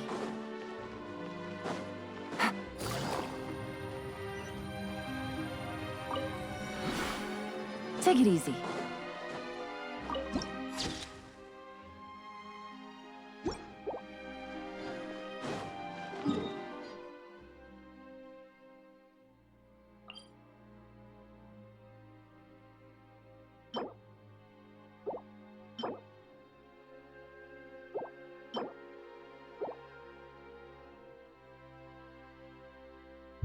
2 types of mats.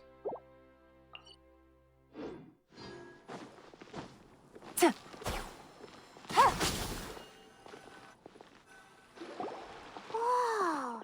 Now this is fancy! The Opera Epiclese. What a place to hold a performance! No wonder Linny and Lynette were looking forward to it. Huh. Looks like there's a lot of people standing around the fountain up ahead. Oh, Archon, please bless us with a bright and healthy child. We pray. I don't know why you always feel the need to ask so much. I'll be happy as long as our child is healthy and lives a peaceful life. I guess if they're our kid, then there's no doubt they'll turn out smart. Maybe this is one of the customs in Fontaine. There sure are a lot of couples here. Vache.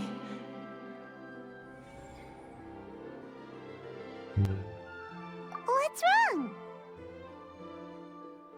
Vache. Vache.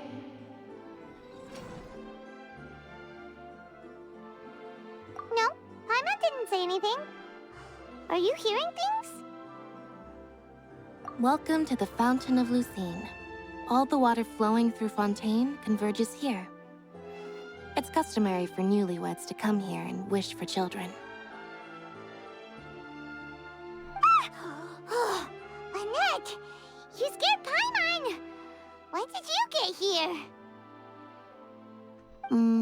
Lenny asked me to wait here for you, remember?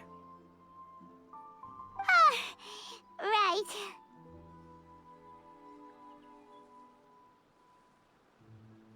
What do you mean? There are a lot of people here right now. Hey, you're not trying to scare Paimon, are you? Besides, it's the middle of the day.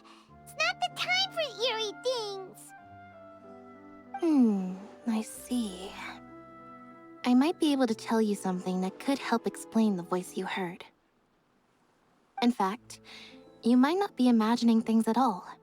I suspect that what you heard is a result of your hypersensitivity to the hydro element. Others in my family have had similar experiences. It's because of her sensitivity to the hydro element? But what would hearing a voice have to do with elemental power? When do you cry, Paimon? Wait, what? What does that have to do with anything? Just answer me. When do you cry?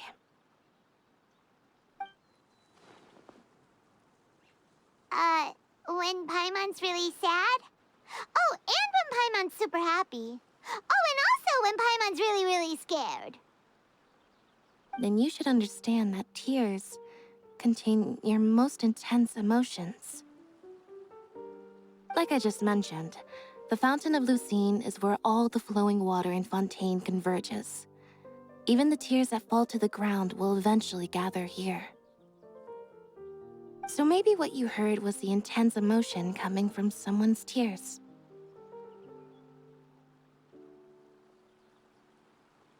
So, what did the voice say? Huh. If you were hearing their emotions, then Paimon wonders what happened to them. Rather than worrying about them, we should worry about my brother first. Don't let that calm look of his fool you. He tends to get pretty nervous just before a performance. So chatting with Linny might help him relax a little before he goes on stage. Oh, right. That makes sense. Let's go in and see Linny.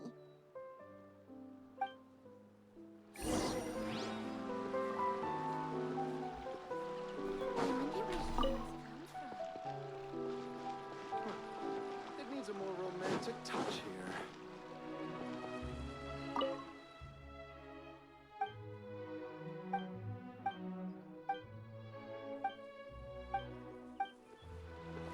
Yeah. Do that later.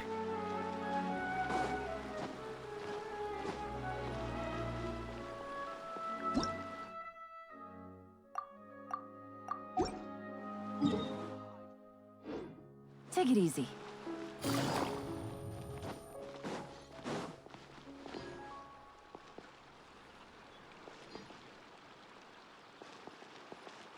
Huge hat.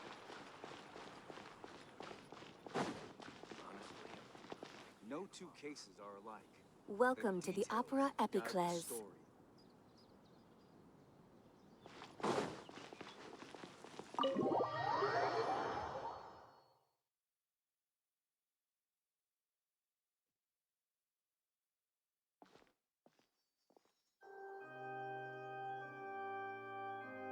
Ah, Traveler and Paimon.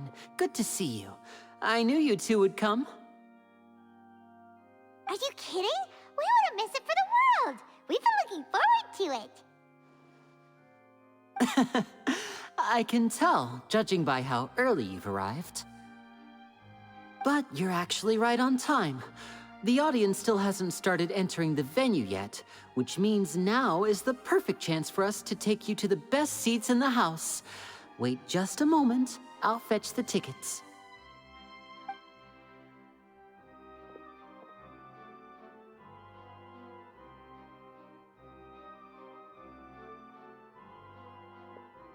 The Opera House has assigned seating, so you always have to make reservations.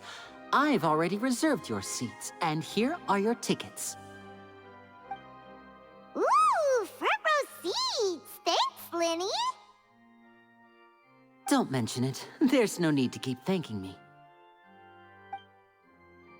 Hey, Lenny! Could you come over here and take a look at this?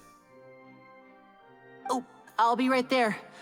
Seems there's an issue with the stage props over there.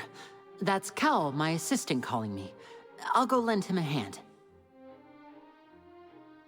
Yeah, we'll just go to our seats. You go ahead, Lenny.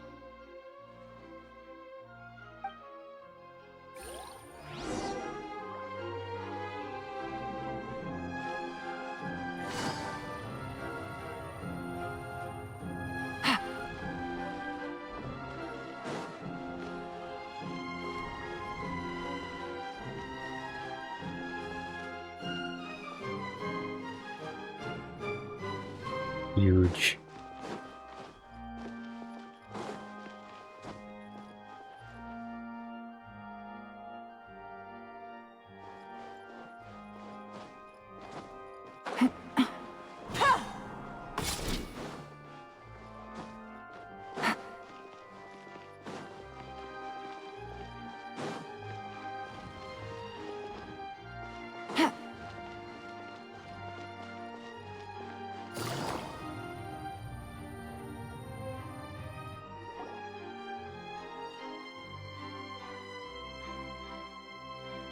Oh, these should be our seats. Come on, let's sit down.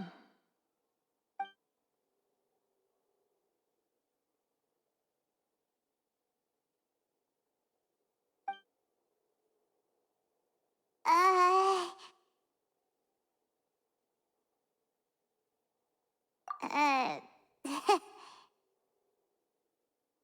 Paimon can't sit.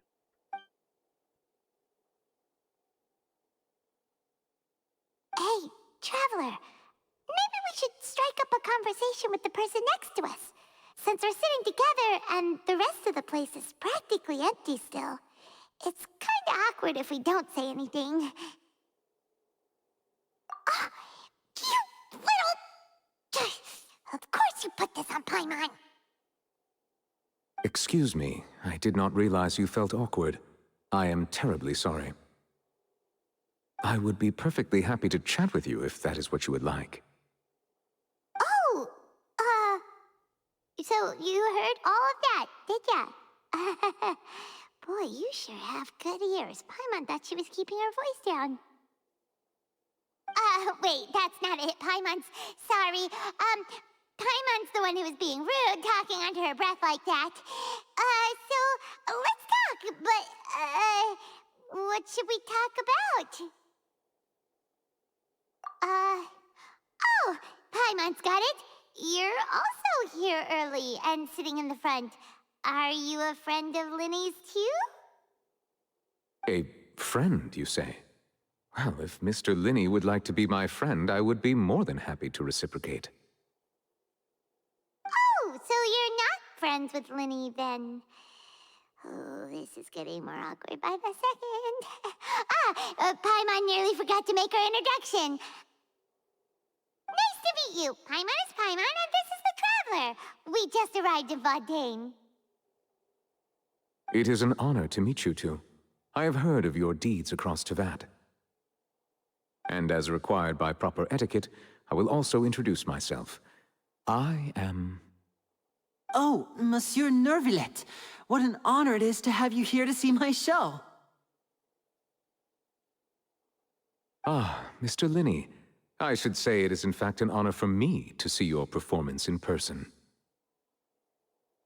Wait, Nervillet? Could he be... I saw you all chatting just now, but it seems you still don't know who Monsieur Nervillet is. Allow me to introduce you to Fontaine's Chief Justice.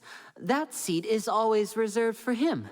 It wouldn't be too much to say that he's the symbol of justice and honesty here in Fontaine. Whoa! Sorry for being so rude just now. Paimon had no idea you were such an important person. No offense taken. Being Chief Justice is merely what I do for work. Nearly every person has their usual reserved seat, so I'm not so special, really. And by the way, I should probably let you know, even though I would prefer not to, there's someone sitting up there in the VIP seats that has been striking a pose for quite a while now. I believe she is trying to give you a most elegant and impressive first impression. So I think you should take notice of her sooner rather than later, otherwise she may become flustered.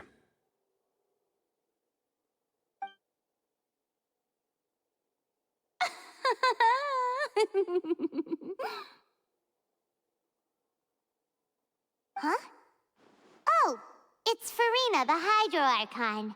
Huh. She sure has a smug and satisfied look on her face. Guess she has no idea that you saw right through her act. Very good. That is for the best. No need to pay her any more attention. We may now enjoy the show. Huh? So is this what things are like between the Chief Justice and the Hydro Archon? All right, please wait just a moment longer. I've pretty much finished my preparations, and the performance will start as soon as the audience has made their way to their seats. Yay! The show's finally about to start! Paimon can hardly wait! Paimon's never seen a real live magic show before!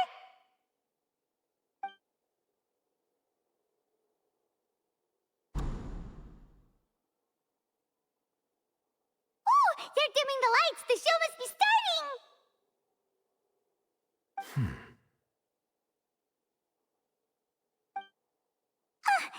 Sorry.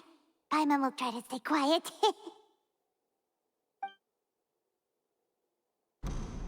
Welcome, one and all, to the Opera Epiclese. I am the star of today's show, Linny. And over here is my sister, Lynette, who will be working as my wonderful assistant. Please, let's give her a warm welcome. Hello, everyone. I know she may seem to be a little sleepy right now, but that's just a sign that she's nervous. Whatever. Now, some of you may be thinking, two vision holders who can freely manipulate elemental powers performing magic is not true magic at all. So, I would like to take a moment to assure you that elemental powers will have nothing to do with what you will witness on the stage today.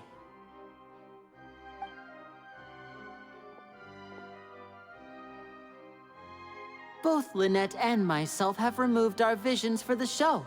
That way, even the gods won't be able to help us. Oh, good point. That's what makes the show real magic.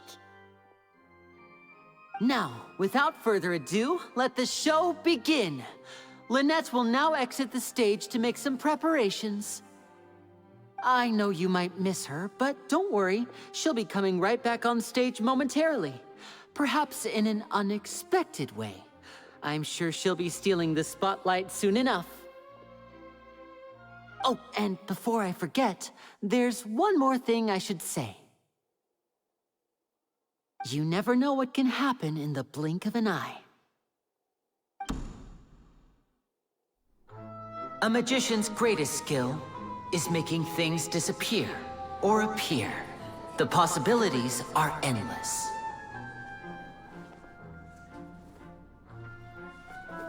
Huh?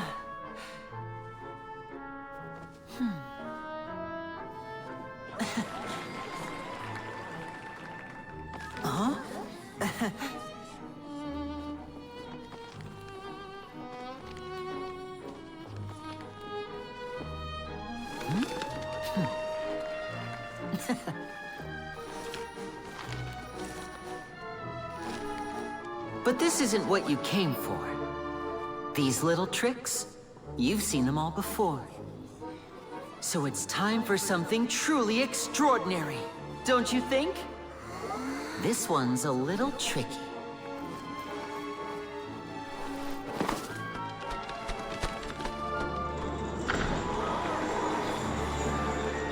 Using this water tank, I shall make my sister vanish completely, right before your very eyes.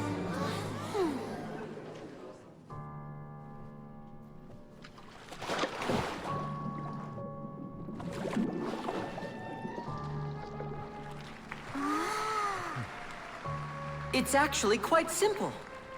She'll just turn into air bubbles and float right out of the top.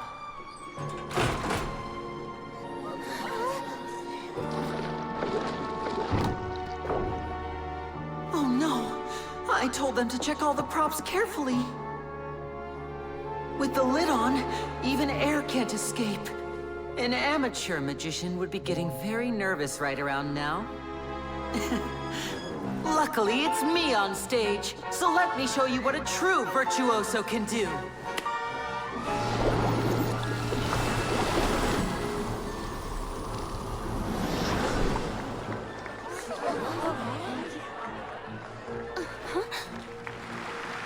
Lynette, are you still there? Don't go too far. We don't want to use up all our magic. Hi, I'm back. Uh-huh.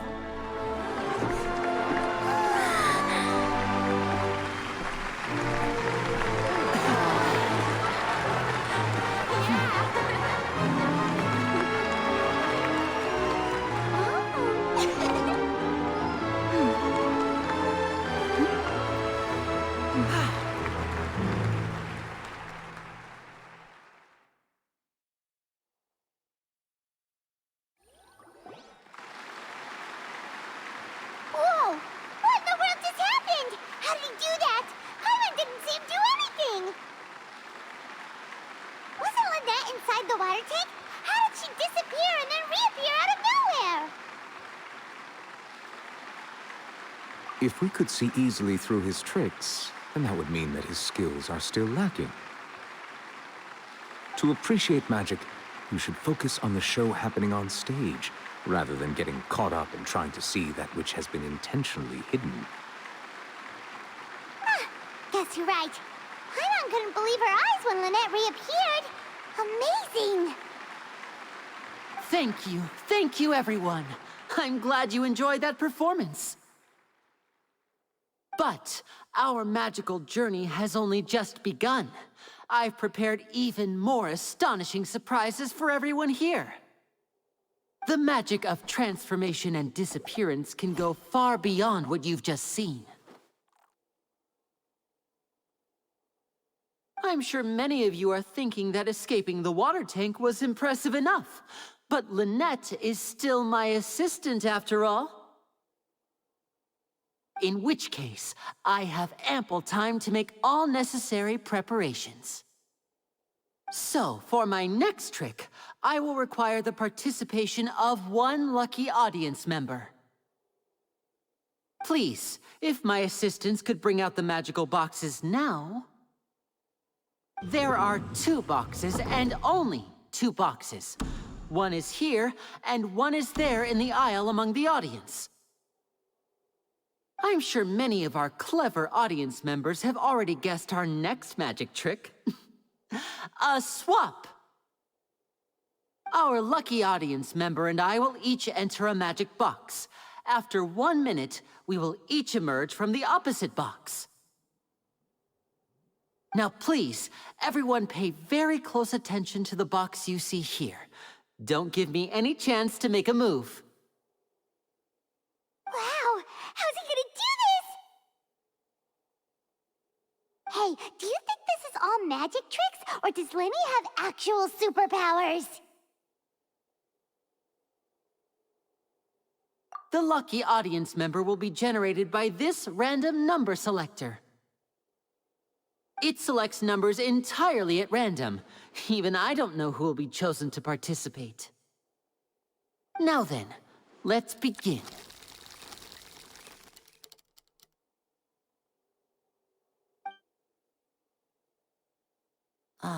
Let me see. Oh, row 7, seat 3. Congratulations! You now have the chance to experience magic firsthand for an entire minute. Please, come forward. My assistant will take you beside the magic box. I'm sorry, it might be a little cramped inside, but no need to feel nervous. We've carefully arranged everything for you to be as comfortable as possible. You don't need to do anything, but no matter what strange things may happen, don't come out of the box. If the magic is interrupted, who knows where you might end up? You might even find yourself in the Fortress of Meropide. Oh, okay. All right. Before I enter the magic box, there is one more thing I need to ask the audience to do. Could you all give me a countdown? Like this. 60, 59, 58. Just keep counting down. You can go a little faster or slower if you like. I won't be able to see anything in the pitch black box, so I'll be relying on your voices to know when time is up. Oh, and no tricks now. If you quickly count from 60 in just 30 seconds, then I'll be in a tough spot. Ooh! Paimon kinda wants to count faster after hearing him say that!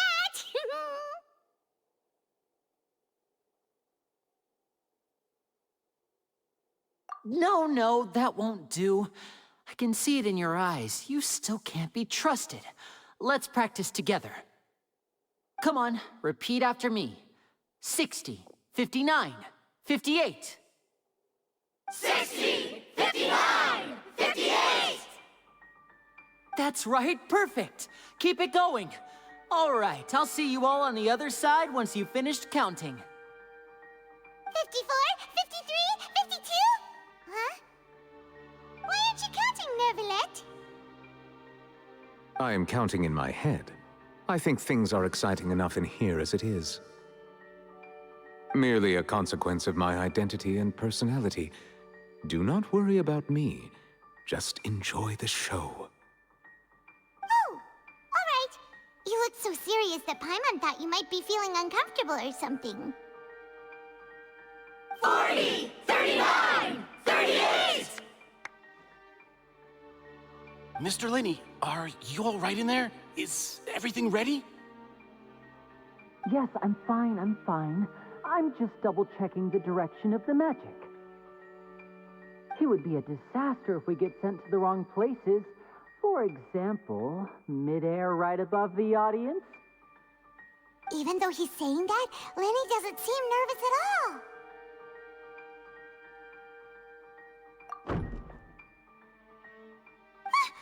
What was that noise?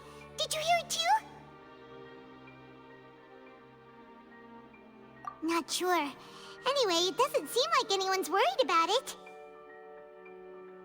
25! 24! 23! What's wrong, Mr. Linney? I can still hear you moving in there. I seem to have accidentally knocked over a decoration. I'm trying to fix it, but it's pitch black in here. I can't tell left from right. Never mind the decorations. There's no time for that. The show is what's important.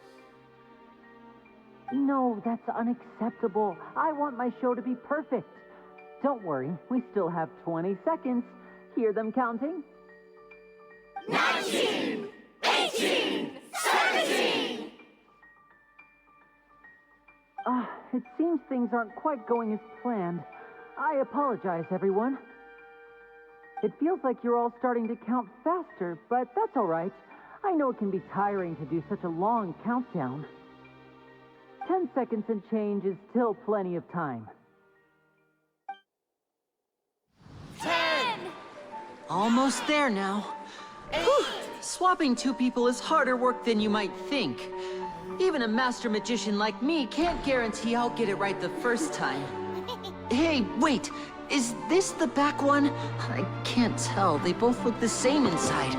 Huh? No, that's not it. I'll try again. 7! Hey, slow down! Honestly! 5! 4! 3! Whoops! That doesn't count! 0!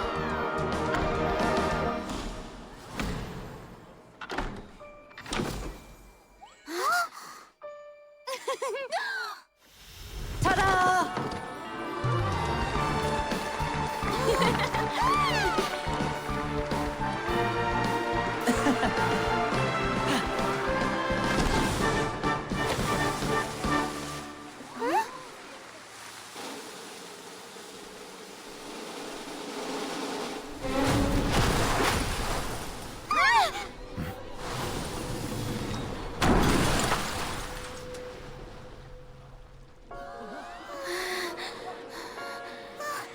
What happened?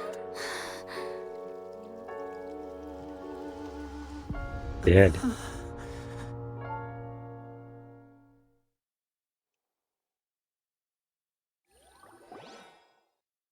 Huh? Is this part of the show? Mr. Lenny, you're going to use magic to fix the stage now, right? What happened? Oh no. Maybe this isn't part of the show. The girl was still in that box, right? This performance is over. Medical staff with me. Guards, secure the scene and detain all the performers. Seal the exits. No one is allowed in or out at this time. Yes, that's right. If this was just an accident, then we must investigate the cause. But if this was all part of some scheme, then those accountable will not escape the judgment of the God of Justice. No need to be alarmed, you two. We'll get to the bottom of this soon enough.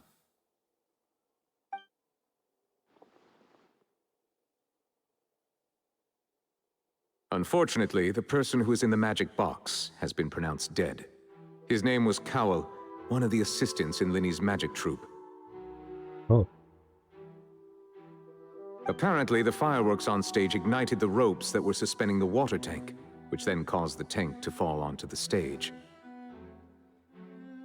As of now, we are still not sure why we found Cowell in the box, rather than the guest from the audience. And after an initial search of the area, the guards have confirmed that the girl is nowhere to be found.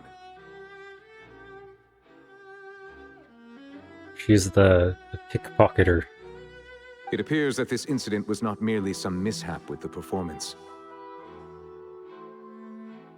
And there are many indications that it is connected with the case of the serial disappearances of young women. The serial disappearances case? That's the case that Charlotte mentioned before.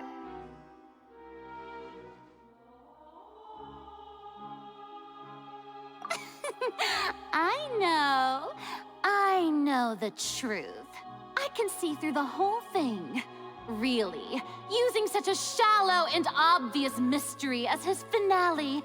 Did he really underestimate us that badly?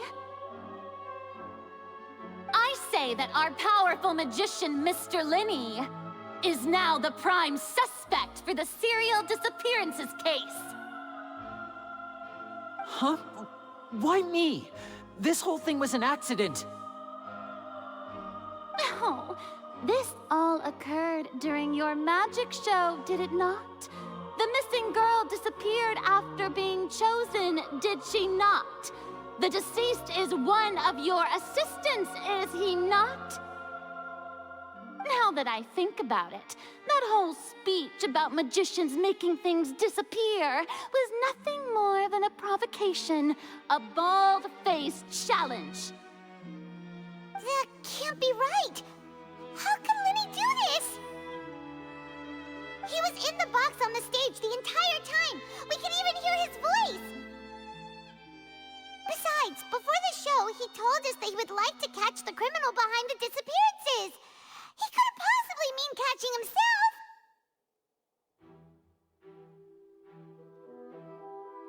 Save discussion for a later time, please. Lady Farina, may I assume that your comments just now constitute an accusation against Mr. Linney and his associates, and that you are pressing charges? Huh? I just think that he... Well, I think it might be a little early to talk about formally pressing charges. But what Lady Farina said just now makes perfect sense. Looks like she's gonna personally deliver justice. A kidnapping and murder carried out under the cover of a magic show. Lady Farina said it all. I mean, of course, my dear people. But what excites me even more than the obvious truth before our eyes is the opponent I'll be facing. That's right. I mean you, Traveler. You'll support Lenny, won't you? After all, he was the one who helped you the first time we met. Then there's no problem at all. You know, the Traveler and I already had a duel the first time we met. But with Lenny's help, our little duel ended in a draw. But draws really are the most boring possible outcome. So, no more draws. Between the two of us, there must be a clear winner and loser. And what better place to hold such a riveting showdown and decide the true victor than here, on the grandest of stages, the Opera Epiclese. Huh. It wasn't a draw. She obviously lost last time. I understand. Charges have now been pressed, and as such, a trial is in order. Well, Traveler, seems Lady Farina has set you in her sights. But putting her dramatic rhetoric aside for a moment, I would like to ask you, are you willing to act as Mr. Linney's attorney and defend him in this case? Lawyers. Very well. The trial will be held a day from now in the Opera House. Both sides may investigate the scene to build their cases and search for the truth. Linney and his troupe are all potential suspects and shall remain within the Opera House. The audience may begin to leave in an orderly fashion once they have been cleared by the guards. A day isn't that long. Let's see what kind of case this big-shot Outlander can build in such a short amount of time. I'm really quite looking forward to hearing it.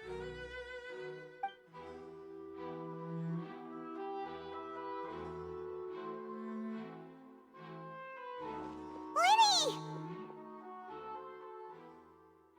Sorry about everything that happened just now. Were you frightened? Of course! Who wouldn't be scared after witnessing an accident like that? Yeah, I'm a little shaken up myself. How could this happen? And poor Kel. I know you already claimed that you would defend me, but now it's just us talking. Tell me, do you think I could possibly be the murderer? I understand. Even I'm not sure what happened, so I can only imagine how difficult it is for you to grasp the situation. I'm sure everyone sees me as the biggest suspect at this point. But if you ask me, the whole thing is mysteries layered upon mysteries, such that all that's left is confusion.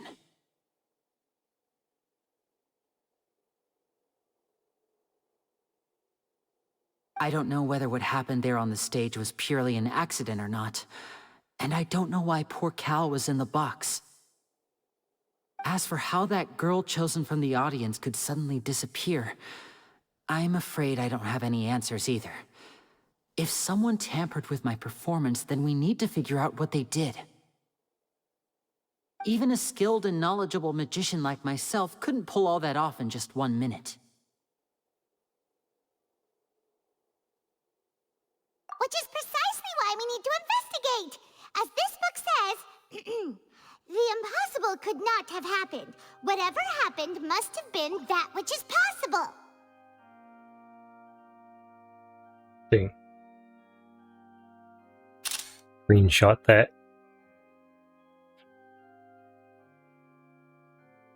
Paimon bought them when we were reading at the bookshop in the city earlier. Pretty cool, huh?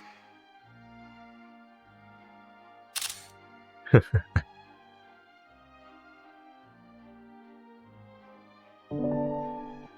worry, Paimon used her own savings to buy them. It wasn't from our travel funds. I think they look cute on you, Paimon. You have good taste, Lynette. That's the right attitude. Feeling depressed isn't going to help me now. I need to get back to my normal self. But with the guards watching our every move, it's going to be especially difficult for Lynette and I to prove our own innocence. Good thing you agreed to be our attorneys. Thanks for that. We'll be counting on you. Yes, thank you so much.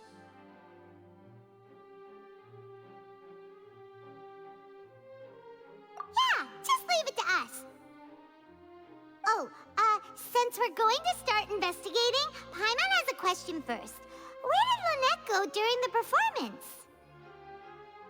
Ah, well, I'm afraid that would involve some of our essential trade secrets as magicians. The secrets behind our magic are past saving, Linny. I suppose you're right. The truth behind our tricks is going to be important evidence that will be weighted during the trial. 'Tis truly a pity. As a magician, our magic show is a work of art. We've poured countless hours and spared no effort in perfecting it. But if revealing our secrets will help you uncover the truth behind what happened, then it will be well worth it. We should go somewhere else if we're going to discuss our magic tricks. We'll go speak with the guards, and in the meantime, you can go investigate the stage and the seating areas. Alright, let's go have a look while the investigation teams are still here. Detective Paimon is on the case!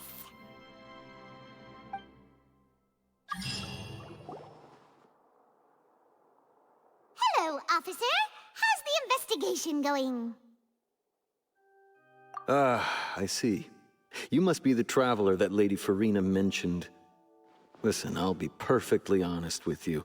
I'd avoid getting mixed up in this whirlpool of a mess if I were you. Huh? What do you mean? Come with me and you'll see. The deceased is one of Linny's assistants, named Cal. Even though he hadn't joined the troupe long, he was hardworking and everyone generally liked him. The assistants are usually in charge of setting up and inspecting the props, as well as assisting with the show and keeping the crowd engaged. As you probably saw when you were in the audience, the water tank suddenly fell and smashed the box with Cowl inside it. This is the real mystery. We've already searched the scene and were unable to find any traces of the girl. However, if you look carefully, the box was positioned directly under the water tank. The ropes holding the tank were then burned by the pyrotechnics on stage, causing them to snap. All these factors lining up so perfectly makes it hard to see this as a mere accident. If anything, the more logical explanation is that the whole incident was intentionally planned, and Linny is the most likely person to have access to all these areas. But he doesn't have a motive. Are you both good friends of his? Well, you can't say we're good friends, but we've known each other for a little while. So in just a short time, he was not only able to win your trust, but even convince you to act as his attorneys. I know there's no such thing as magic. The real trick of a magician is holding the audience in the palm of their hand. I've seen a lot of cases, and I can tell you that people are the least reliable kind of evidence.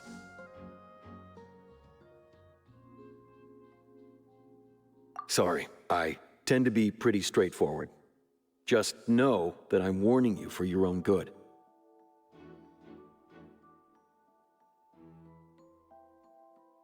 Anyway, you may investigate the scene of the crime yourselves if you're curious. Who knows, maybe you'll be able to come up with some new evidence.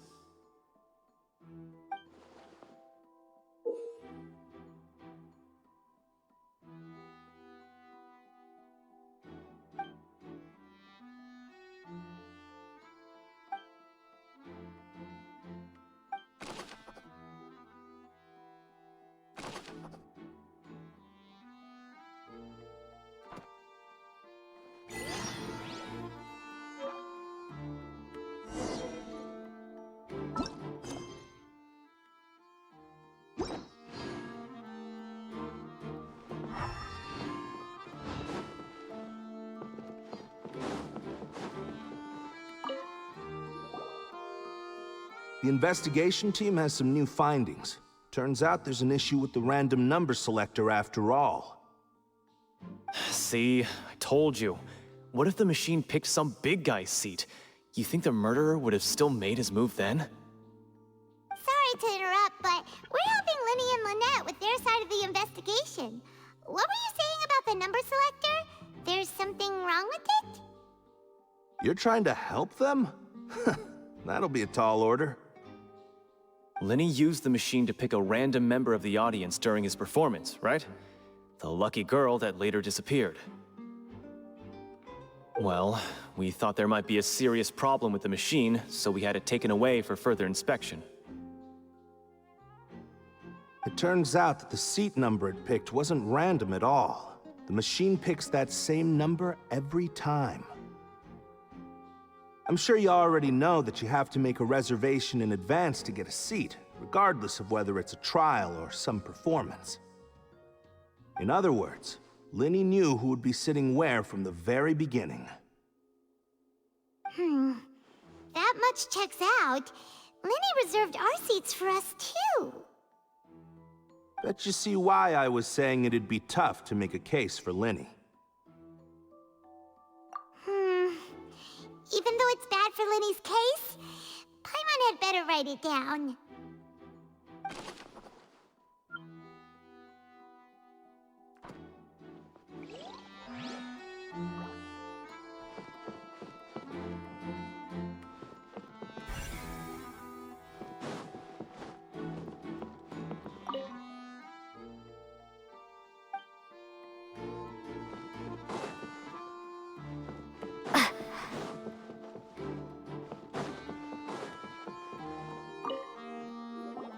Hello there. What are you investigating? Oh, this location has also been cordoned off because the Magic Troupe members are currently considered prime suspects. The investigation team is still collecting evidence. The seats were all booked in advance, so we were able to deduce the missing woman's identity by checking the guest list. Sure, it's not like this is confidential information. We will publish it later anyway when we petition the public to help us find the missing person. Her name is Halsey. She's a painter from Fontaine who's made a bit of a name for herself. Apparently, she wasn't a regular at the Opera House, but she'd been feeling some pressure with her work lately, which made her decide to come see the magic show. The Magic Troupe members all claim not to know her. We have looked into her social connections. It seems that she has no personal grievances or conflicts of interest with the suspects. Simply put, she wasn't related to the magic troupe at all, which matches the features of the previous serial disappearances. Were the victims of previous cases also chosen at random? That's how it seems to us, in any case. Apart from the fact that they were all young women of around the same age range, there really weren't any other connections between them. Okay then. No need to be so formal. If you do happen to see the missing girl, please be sure to contact us. It is of utmost importance that we get to the bottom of these disappearances.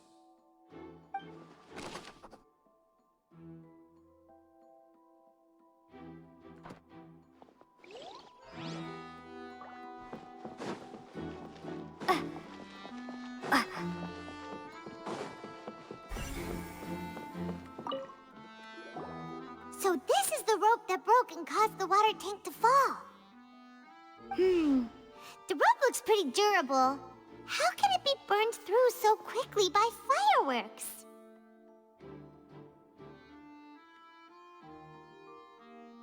Why are you suddenly so serious, Traveler?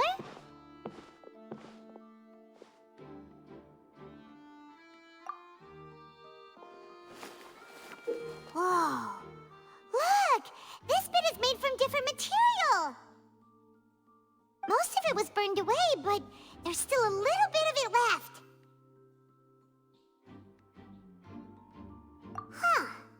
So if a rope meant to hold something was made with that kind of material in it, then that means...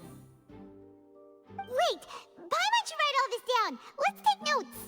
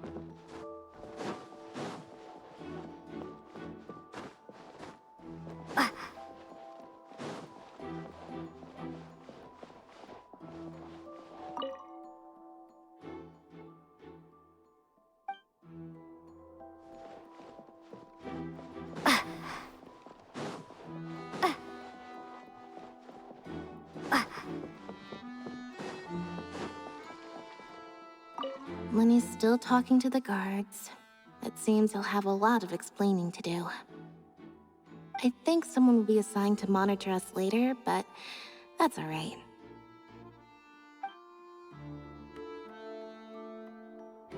Lenny's still talking to the guard. I think someone...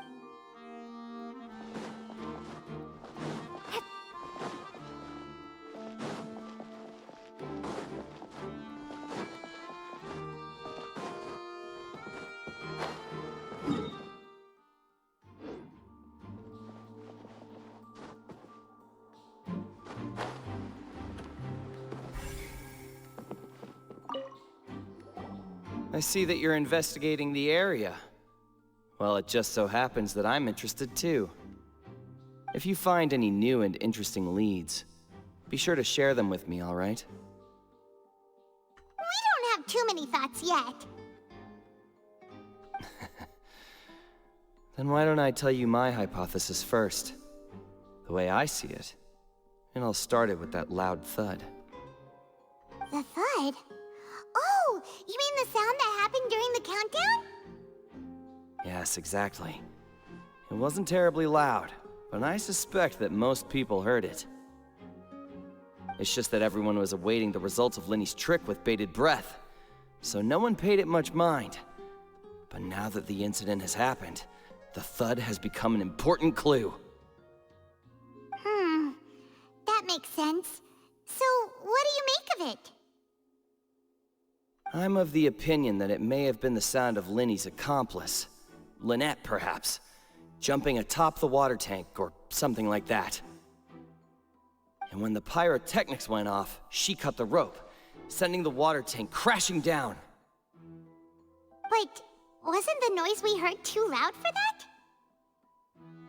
Perhaps the balance wasn't right, leading to a particularly rough landing.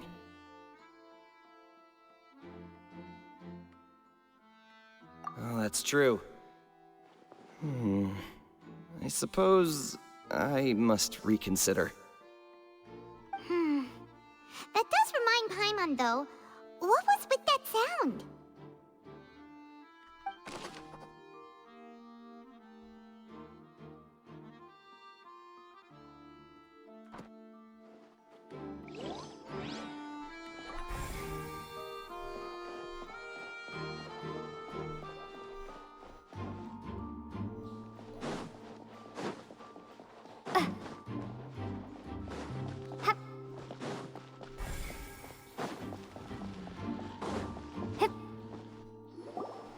Hey, you!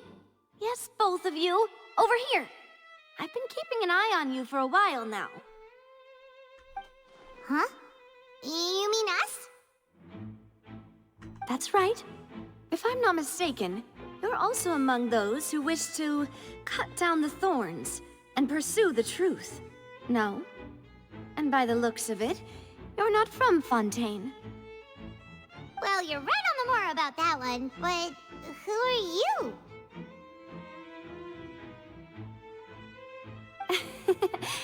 Have you never heard of the Spina di Rosula?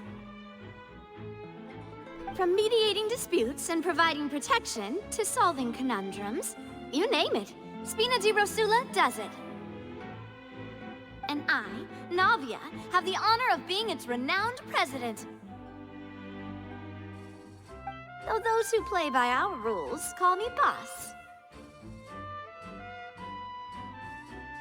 I'm Silver, her attendant. Pleased to meet you. And I'm Melus. Demoiselle's various daily needs and affairs are under my purview. So she doesn't exactly have a mono boob then. Unless that's just the shadow of the pennant.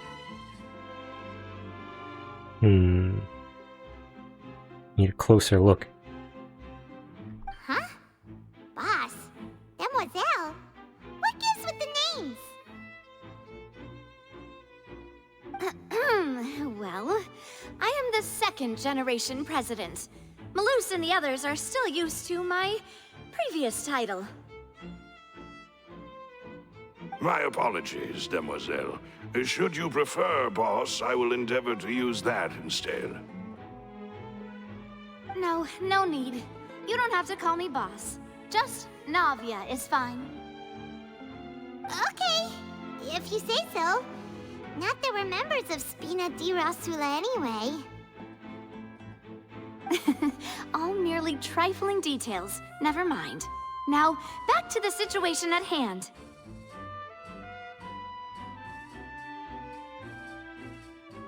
That's right. I've always kept an eye on the serial disappearance cases. My interest stems from a matter back from my father's time.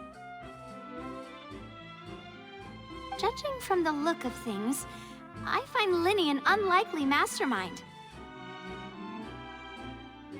Really? We think so too! That's why we're looking for clues now. But how did you come to that conclusion? Intuition, naturally. My unparalleled intuition.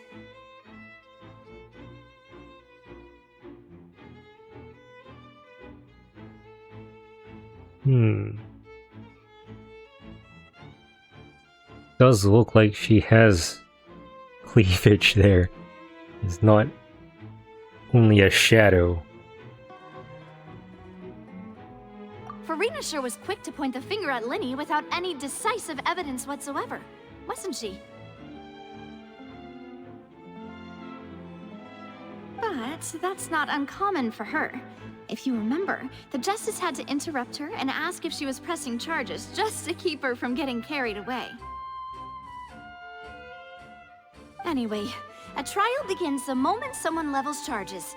And, of course, there was no way Farina was going to back down in that situation. Sounds more like you just don't trust the Hydro Archon. Well, what's your opinion? I must admit that she can be interesting at times, but liking her doesn't mean that I'll blindly agree with her. All right, I've answered your question. Now, it's time you answer mine. Wait a minute, did that answer count? Well, I say it does. But don't worry, you won't hear any pointless questions from me. In your opinion, do you think it's right to treat a trial like it's an opera? Well? And why would that be?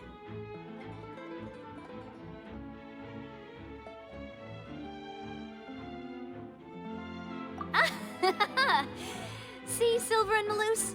I told you they'd be different. Most astute of you, demoiselle. I too think that the Traveler's response was most excellent. No matter how wonderful the script or how fervent the audience's expectations may be, the trials that go on stage here must be based in fact. And if that can be done, boss, then... All right, that's quite enough, Maloose. Anyway, I like your answer. You passed with flying colors. Now, I need to make some preparations, following which our joint investigation shall commence. You two shall be my assistants. Wait! Since when did we become assistants? Oh, well, I can be the assistant, sure. Or your companion, if you like. I'm really not that fussy. That's more like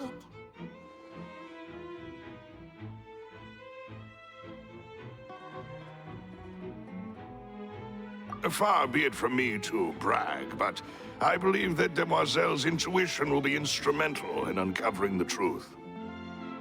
You wish to save a friend from false accusations, and we wish to unravel the disappearances. In this sense, our goals are aligned. You have a point. Huh.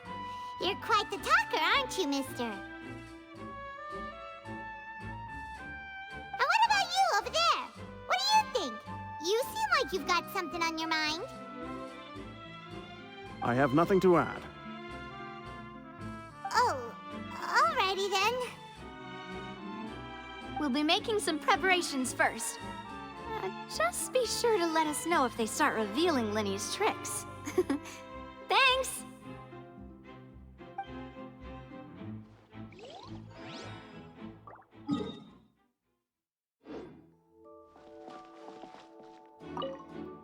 Speaking of that, I think magic shows would be very popular in Poisson. I can see that. Maybe I should try to learn some magic. If I could make things disappear, cleaning my room would be a cinch. You need not worry about such things, demoiselle. That falls under my duties. Oh, right.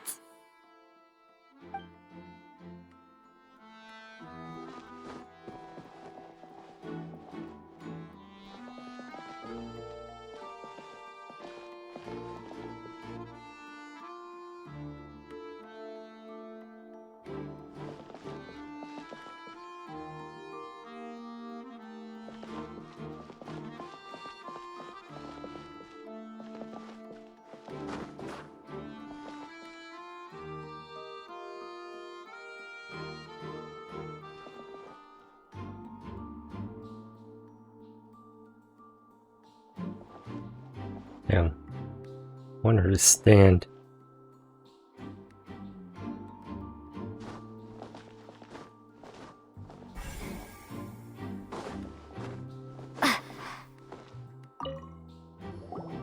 Sorry, but no one can freely enter or exit the Opera House at the moment.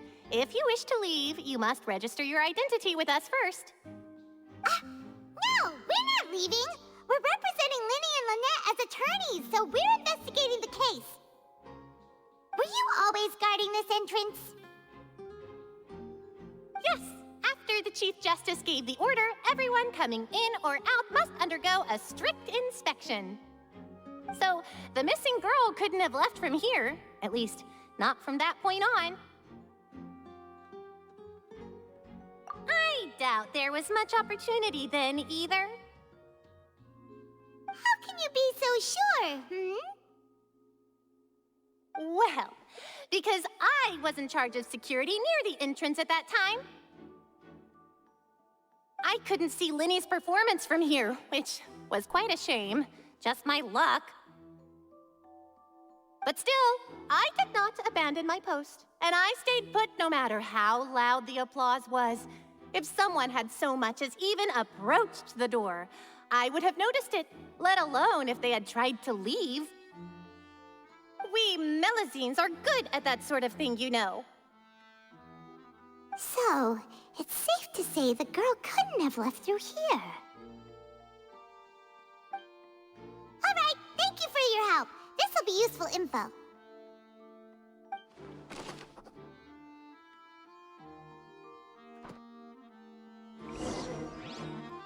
We've checked everything of note here at the performance venue.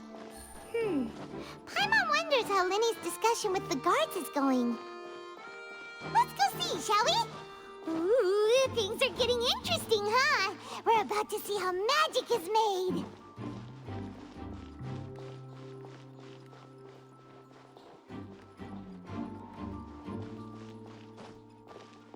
My apologies, but access to the venue is restricted at this time. Please register first.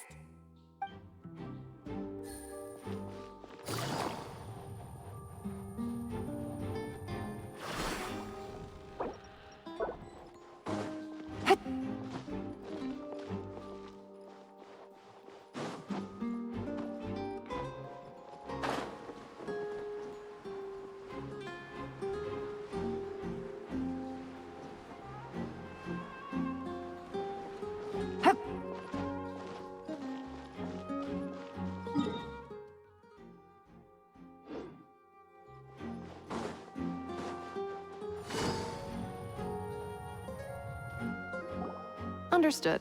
Then I will be going with you. Just so you're aware, I will be monitoring your actions and making notes as necessary. Very good. Thanks for being so agreeable. I'd pull a rose out of my hat as a gift for you if I could. You may spare the pleasantries. I'm just doing my job.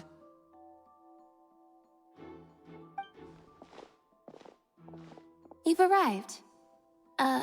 Who's this? Me? I'm Spina di Rosula's guardian angel. If you've got a problem, I've got the firepower. Sorry, I got a little carried away there. Call me Navia. I'm a partner of theirs, and we'll be helping investigate this whole situation. And these are my companions. Would you mind if they join as well? Fine by me. Oh, new helpers? I would be most grateful. Well, let's just say we're tagging along. It's not every day you get to see the secrets behind magic performed on such a large scale. I appreciate your kind interest. Come with me. We'll be heading below stage. Huh? Below stage? Yes, a world of secrets is hidden beneath this magic box, prepared specifically for this switcheroo trick. But before I reveal everything, you should have a look first. Notice anything strange here?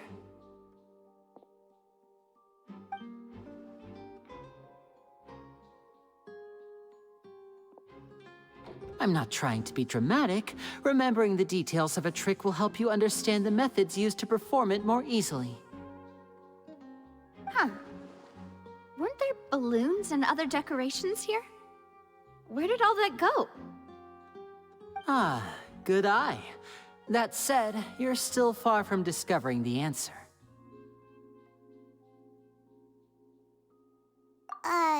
The back? You mean the inside of the door? What's different about it? Paimon didn't notice anything. Very good indeed. I thought you might not be able to catch that, given that you were sitting in the first row. The back of this door was patterned. Those patterns are now gone, replaced by a smooth wooden board. So, if you put 2 and 2 together, what do you get?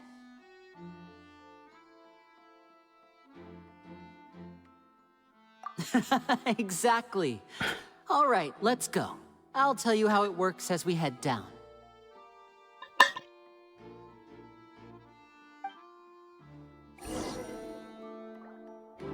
Oh, so there was a passageway under the magic box!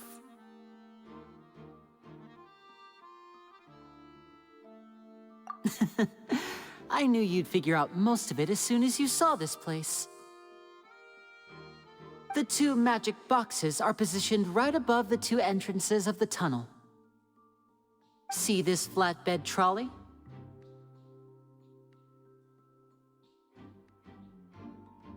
The box with the lucky audience member in it would be shuttled over to the other side using the trolley.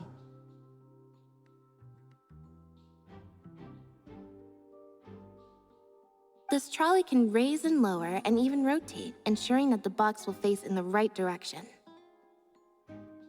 I see. So that's the purpose of the box inside another box. Precisely.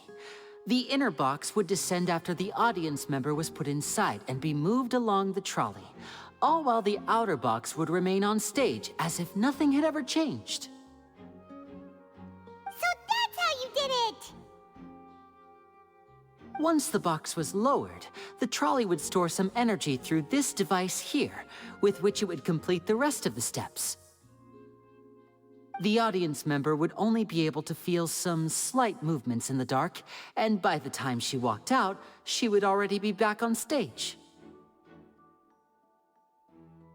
Right! You were talking that whole time, and you even came out for a moment near the end!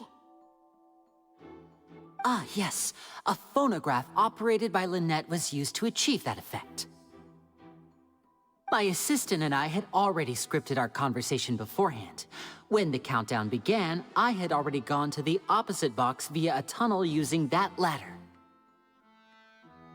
And what about Lynette? Where was she? I was in the mezzanine space in the back of the box. Oh, interesting! That's how we were able to coordinate Linny's lines with the assistant. And, by the way, I was the one who walked out of the box at the end. Was? I mean, we are twins. All it takes is a change of clothes and no one can tell who's who. Huh. I'm gonna need to, like, go back and watch that. And that's my favorite part of this trick. Only Lynette and I can perform it. So that's how it all worked! Wow! Every detail you revealed was more amazing than the last!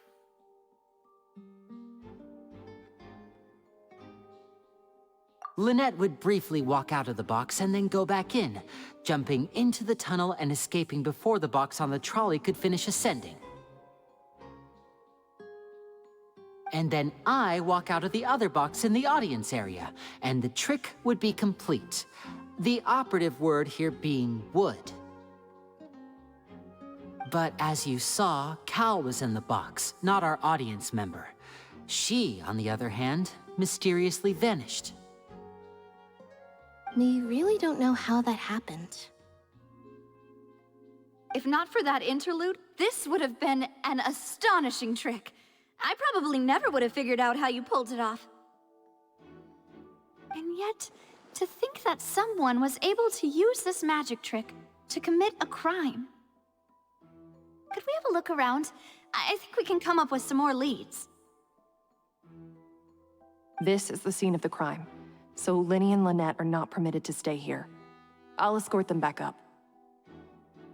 Yes, of course. No need to be so strict now. I won't disappear into thin air, you know. Thanks, everyone. We're counting on you.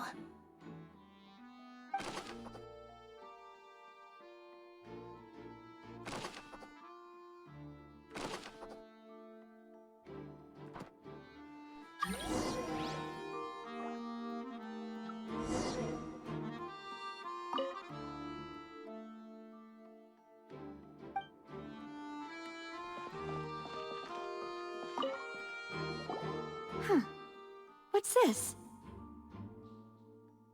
Looks like a hook tied to the end of a rope. Huh? There's all kinds of odds and ends here. Perhaps it was a prop for a different trick. But why would it have been left here? Whatever it is, let's make a note of it first.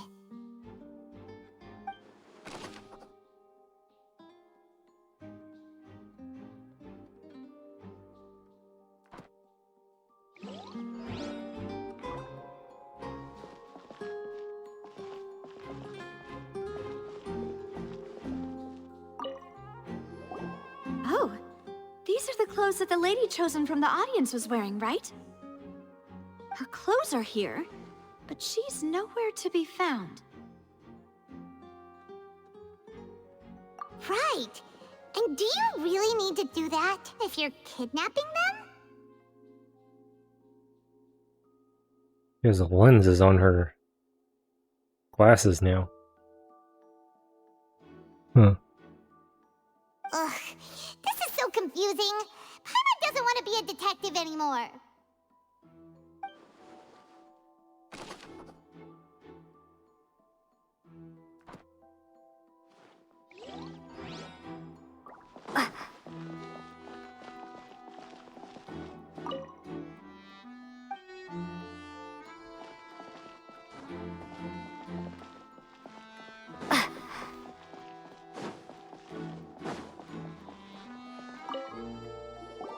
The floor is wet. Please be careful not to slip. Speaking of which, why would there be water here? Oh, Paimon knows! It's one of those tricks where you pour water into a jug and then flip the jug over only for the water to disappear. And here's a broken vase. Huh. Did the trolley knock it down while moving? That can't be. The trolley moves along tracks from start to finish. It couldn't have hit the vase at this distance.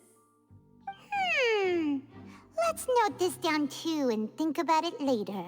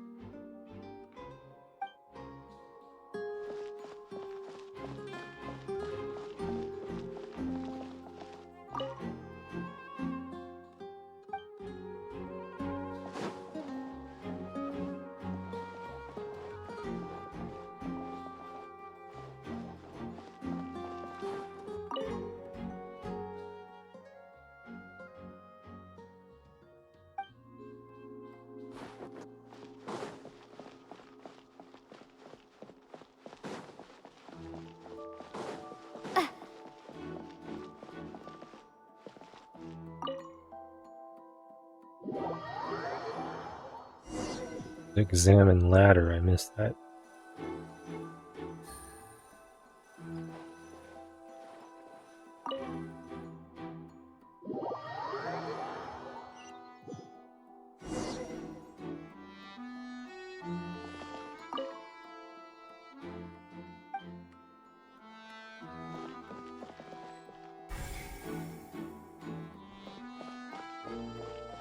I keep forgetting to use that.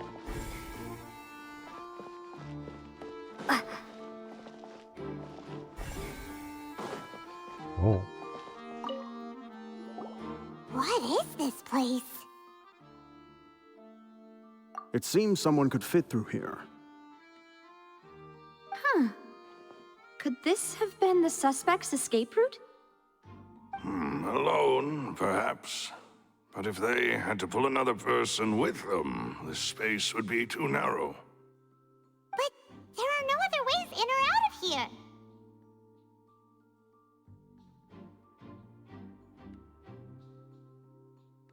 Oh, you're right! Let Paimon write that down.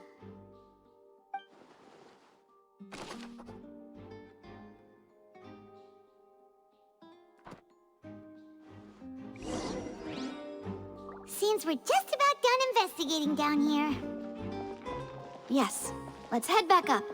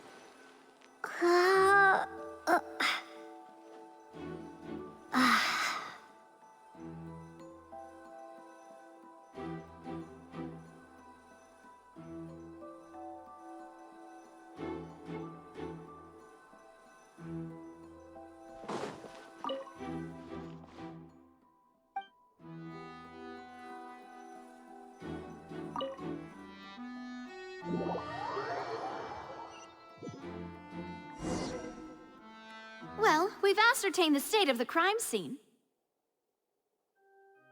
Let's find a place to sort out our findings once Malus returns. Seems to me that there are several things that don't add up here. Apologies for the wait, demoiselle.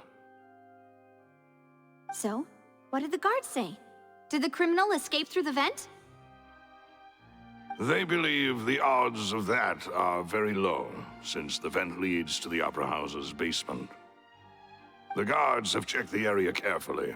No one left through the basement during the performance or after the incident, and no one was found hiding there. So the tunnels become like a secret chamber then! You know, like the kind you usually see in novels! The plot thickens. Halsey's disappearance and Cowell's death are both quite inexplicable. No wonder Farina was so confident in her accusation. All the current evidence points toward Linny and Lynette. In other words, the charges are very likely to be upheld unless we make some considerable progress. Charges and then trial. So if the charges are upheld, they'll announce a sentence? That's right. This is how a trial goes in the Opera House. During the proceedings, the Chief Justice and the Oratrice will hear statements from both sides. That's right. This is how indemnitium is produced. The statements from both sides, the defenses from attorneys, witness testimonies, and even the audience's emotions will all be projected on the Oratrice. To put it simply, it's as if the Oratrice has its own will, and is a judge in its own right. This also precludes any kind of favoritism on the part of the Chief Justice. Not that this has ever happened anyway. Once both sides have finished speaking, the Chief Justice will make his final decision. This, too, will be used by the Oratrice as a reference. Then, finally, the Oratrice will be consulted by officials. The result it returns is the will of justice itself. Huh? So that machine is the one that actually decides? Paimon thought Neuvillette called the shots. In practice, there is very little difference. Both have always come to the same judgment, which is why people have great faith in the Chief Justice. Ah, yes, the guards also asked me to convey that none of us will be allowed to leave this place before the trial. Huh? Why? Because we've chosen to act as the twins' proxies. That makes us persons related to the case. They're concerned that we might be colluding with outside parties, or that we might find outside help to disrupt the case. And even if that were not so, it could prove problematic if we happen to spread key information about the case ahead of time. I'm ready to break out at any time. Whoa, whoa! There's no need for that! Paimon thinks they have a point. That said, are they providing food? Of course. I just hope you don't mind the lack of options. I'm afraid that catering to all tastes is not in the cards, nor is any guarantee of balanced nutrition. In that case, let's just sort out our findings together here. Pity. I was hoping to take you to try some of Fontaine's famous desserts, too. I mean, what better way to properly think through our findings than over some tea and sweets? Huh. Breaking out suddenly doesn't seem like such a bad idea after all. Just kidding, just kidding. Paimon will still do her best, even if there are no snacks. Hmm? What do you mean, no snacks? Of course we'll have snacks. If we cannot buy some, then we'll simply make some. Huh? Here? But how? Understood, demoiselle. Everyone, please come with me.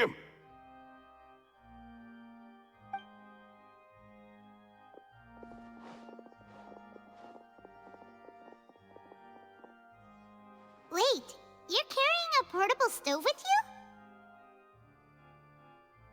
Yes, I must be prepared to meet the demoiselle's baking needs whenever the fancy strikes her.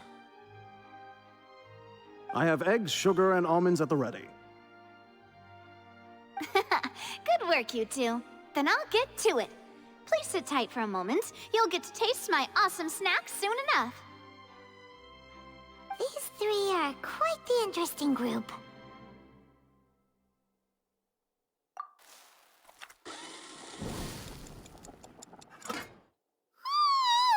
And Paimon thought it smelled good while it was still in the oven!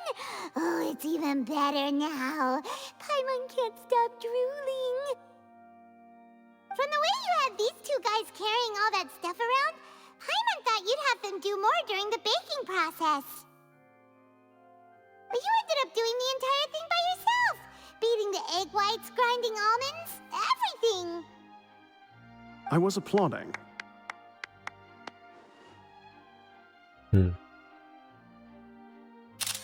What a line. I was applauding.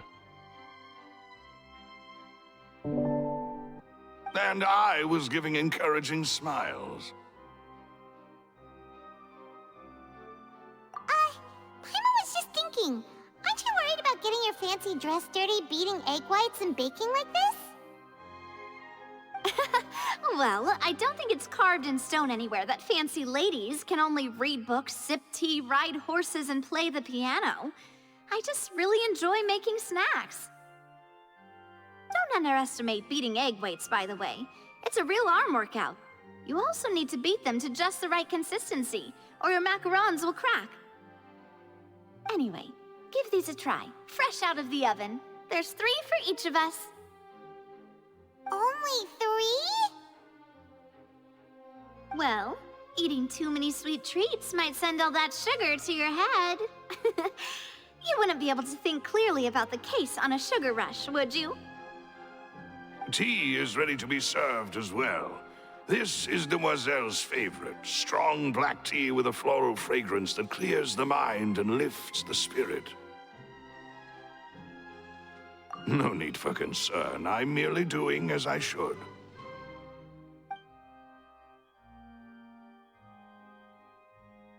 All right then. Down to business. As Paimon mentioned previously, the tunnel seems to be something of a secret chamber.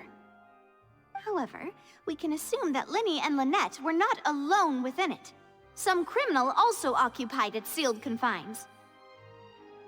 The magician twins could have committed the crimes, of course, but they lack any logical motive.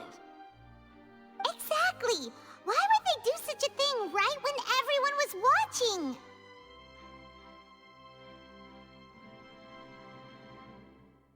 The flower vase and the thud we heard during the performance could indicate some altercation between Halsey and the criminal in the tunnel, resulting in the shattering of the vase, the discarding of her clothes, and her abduction. Perhaps the criminal thought that since she was chosen from the crowd, she would be too easy to identify if she was still wearing the same clothes. Paimon thinks that makes sense, but the real trouble is... True. None of the clues we found thus far support the existence of this third person.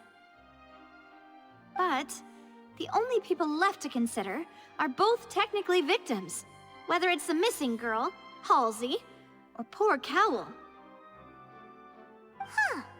Could Halsey have secretly made modifications to the magic props in order to murder Cowl before making her escape? That's right. And even if she had tampered with the setup, she would need to understand the entire trick to pull it off. Nor does she have any motive. The guards said that she has never had any dealings with the magic troop's members. Were we not thorough enough in our search? From the sound of things, this is turning into an impossible case. Your macarons are amazing, though, Navia. They smell great! They're nice and crisp and super sweet! They are my specialty, after all. And I see you've already had 5 of them. What? 5? Oh, that can't be right. Paimon only counted 3, honest! Please don't worry about it. At my age, a few less sweets might actually be a good thing. No! Being greedy is one thing, but Paimon knows how to count. Besides, Paimon knows that if she ate too many, then others wouldn't have enough.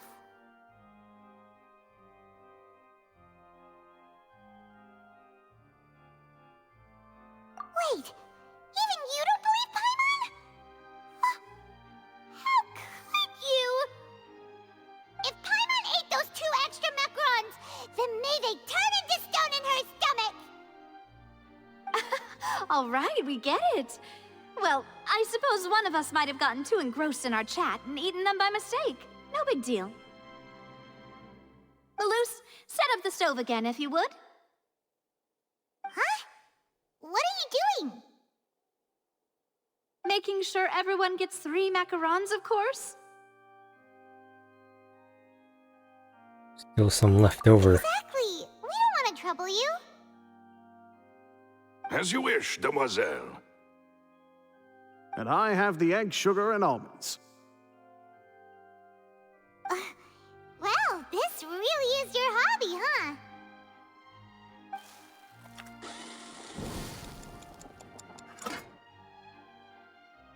Well, that's it for snack time. I'm going to have another look around the area. I don't know what we're looking for yet, but we've still got some time. As attorneys, I suggest the 2 of you think the case over again. It would be awkward if you got all tongue-tied on stage during the trial. All right, thanks for your help, and for the snacks. It was nothing. A small task for the Spina di Rosula. Silver, Malus, it's time to go.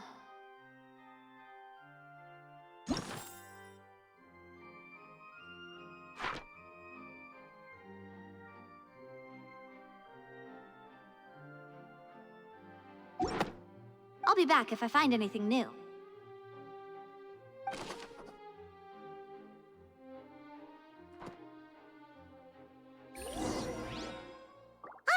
It's time to put our heads together.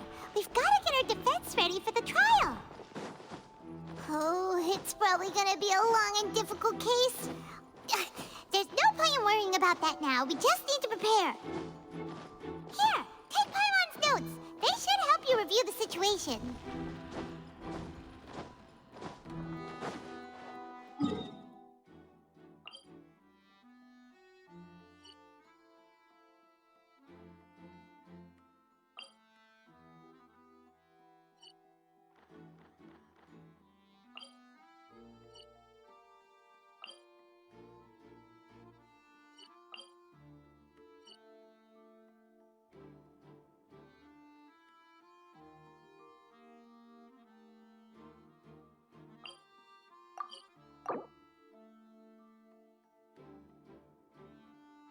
Crap. Gotta stay in here. Wanna go condense some resin. At what time? 10. Yep.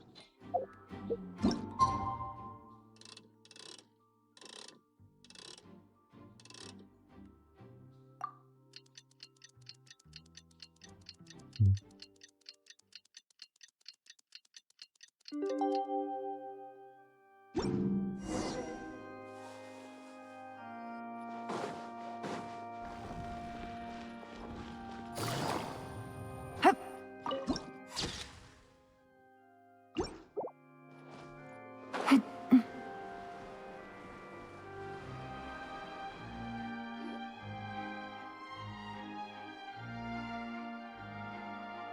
The whole situation is so confusing. Good plan. Impossible things don't just happen. We'll get to the truth one way or another. Just relax.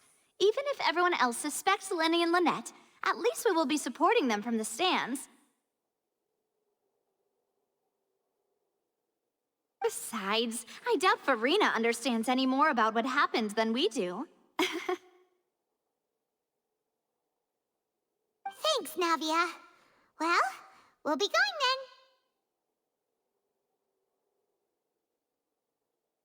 then. Best of luck to you.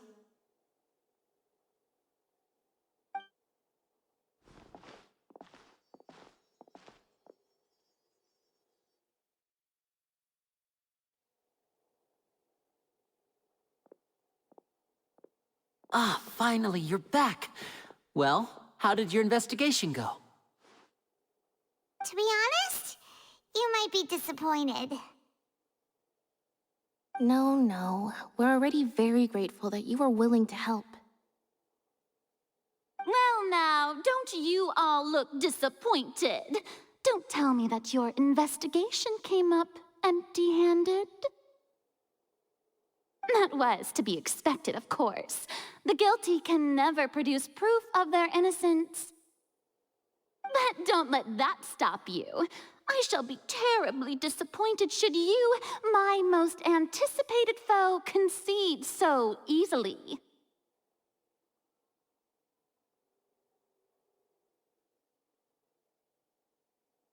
Since both parties are present, I declare that the trial regarding the magic show incident is now in session. Firstly, in order for the audience to understand the causes and results of the incident, could we please have Mr. Linney explain the trick? Yes, of course. I will explain while Lynette demonstrates on stage. All the necessary items have been prepared.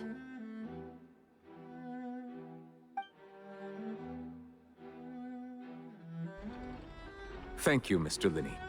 In that case, I take your statement to be that you ran to and remained hidden within the magic box in the audience stands once the trick began, and thus could not have committed the crime. Is this correct? Yes, that's correct, Your Honor. In that case, I call upon the prosecution. Lady Farina, do you wish to refute his statement in any way? Why, of course I do. Allow me to take the first shot and break this case wide open. Mr. Linney is clearly lying. There is no way you could have been in the box the whole time if you were to abduct Halsey and murder Cowell.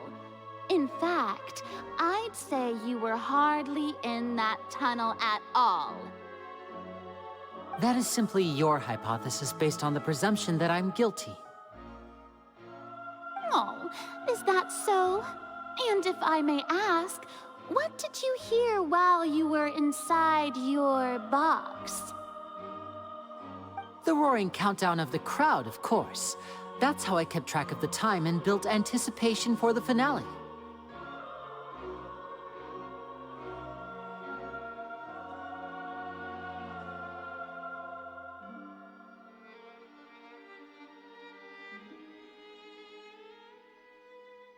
And you didn't hear anything else at all? Nothing that might leave an impression of any kind? No, nothing. I see. But when the count reached 30 seconds or so, there was a thud. One so loud that I believe practically everyone heard it. Huh?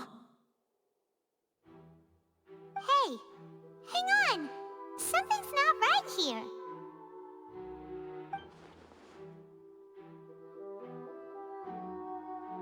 Yeah, I'm sure he could have heard a noise that loud from inside the box.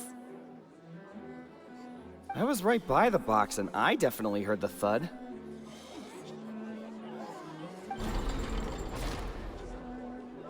Look at those scales. Could those mean...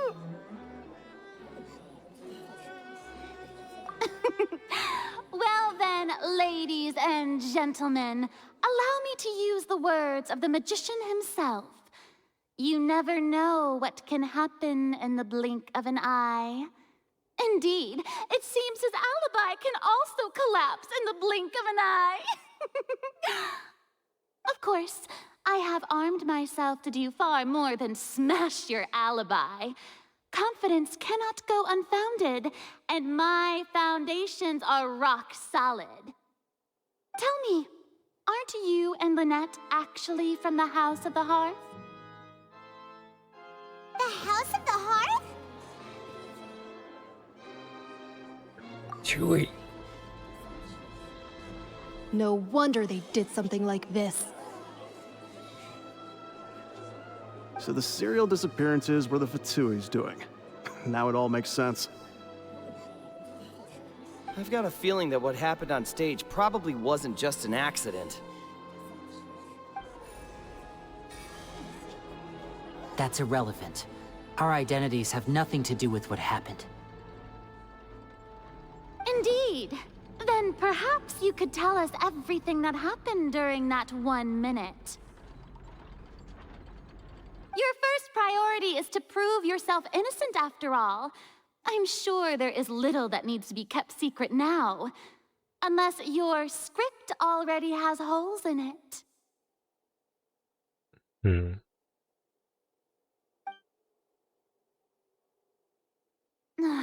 The Outlander is speechless. My, oh my, don't they look flabbergasted? Now comes the infighting and discord, I suppose. This was almost too easy. Oh, good thing I made all those preparations. Seems the all-nighter I pulled last night is really paying off.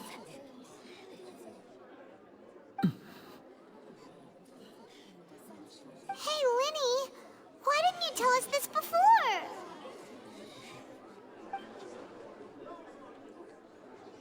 Order! Order! Mr. Linney, allow me to re-establish the facts. Lady Farina has raised 2 points.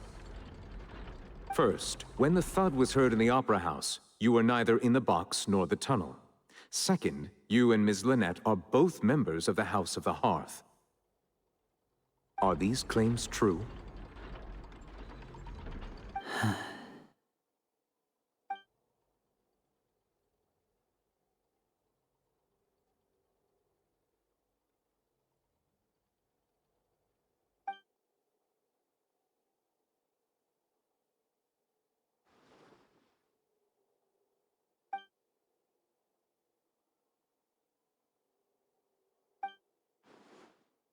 Please answer my question, Mr. Linney.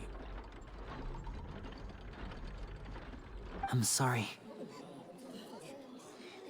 Yes, they're true, Your Honor. I knew it! Well, that's it. We might as well move on to the sentencing already. What should we do now? Granted.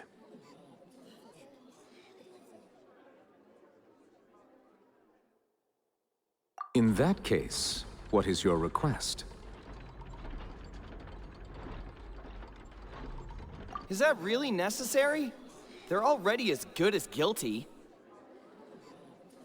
The defendant deceived their own attorneys. What is there left to discuss?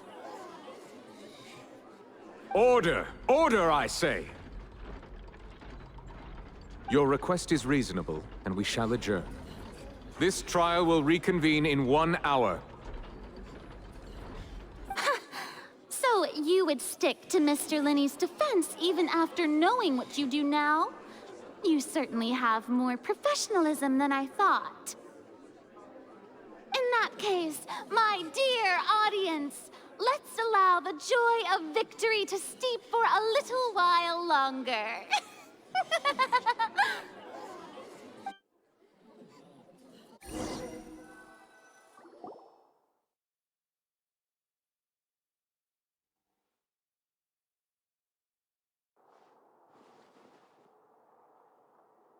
Well, this is awkward.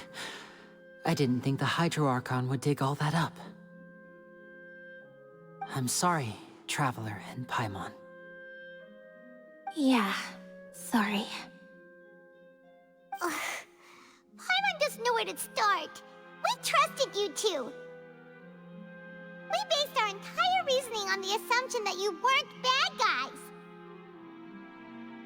Not to set the wrong tone or anything, but Paimon's really mad! I'm very sorry. I know you're angry, and reasonably so, but please, let me explain. I know you've clashed with the Fatui several times before. I wouldn't be surprised if just hearing the word is enough to make you upset. But our organization is very, very large, and the Harbingers have very different personalities and goals. Right now, we want to save people. As many as we can. That's right. I'm sure we're on the same page when it comes to this nation and the disaster that its people might face. I knew if it weren't for our respective identities, we could become good friends. That's why I didn't wish to flat out lie to you, but chose to hide some details instead. The truth is very important, but being completely transparent about everything would see us spending more effort than we need to.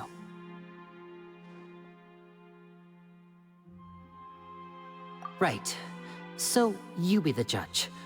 Heck, if I were you, I fear that I'd even struggle to trust me at this point. You met a Fatus who works as a magician, a trickster by trade. All by coincidence, too. But still, I'm asking you to trust me. I am no criminal.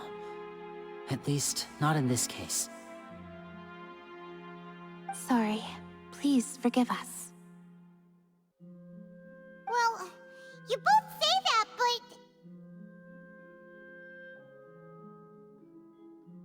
Right. Let's hear your answer first, and no lies now! Of course. I'll answer any question you ask. We've been trying to find out how the Oratrice operates. We want to know why it has a consciousness. Why can it deliver sentences accurately? During our investigations, we learned that the machine's core is beneath it. From that moment on, Lynette and I have been designing this box swap trick, with the objective of getting close to the core. Is that why you needed a whole minute? That's right. In truth, the audience would take about 75 seconds to count down from 60, while I would only need 15 to get to the opposite box. So, after jumping into the tunnel, I accessed the Opera House basement via the vent, and went to investigate the room in which the core is stored. That air vent was created during the construction of the tunnel specifically to execute this step. Well, nothing. As soon as I reached that room and was about to investigate, I heard someone's voice. Which should have been impossible, of course. I was quite certain that I was the only one in the room. That voice seemed to recognize me and tried to speak to me. I chose to err on the side of caution and retreated the way I came. On the way back, I saw the broken vase and the clothes on the ground, but the countdown was almost finished, so there wasn't time to give it any thought. After that, the homicide occurred just as you saw. Well, that explains why you didn't hear the thud. Because of that prophecy I told you about, of course. We must know all we can about this nation's secrets in order to deal with that prophesized crisis. That's the only way we can save everyone. So, there you have it. The whole truth. I swear, I didn't hide anything from you this time. It was never my wish to proceed under this cloud of mistrust either. But like I said earlier, you can be the judge. If you want to leave because you don't trust the Fatui, there's nothing I can do to stop you. Well, Traveler, you decide. Paimon will follow your lead however you choose.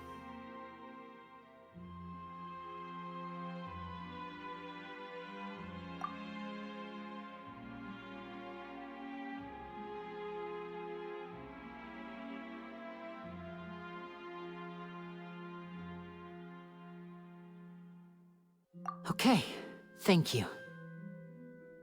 Thanks for giving us a chance. The current problem is that the scales are tipped pretty badly against you two. If we want to refute the Hydro Archon's accusations, we're gonna need a seriously watertight defense.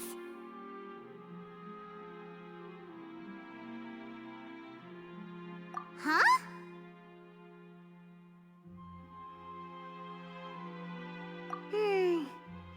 Oh, Paimon thinks she gets what you mean.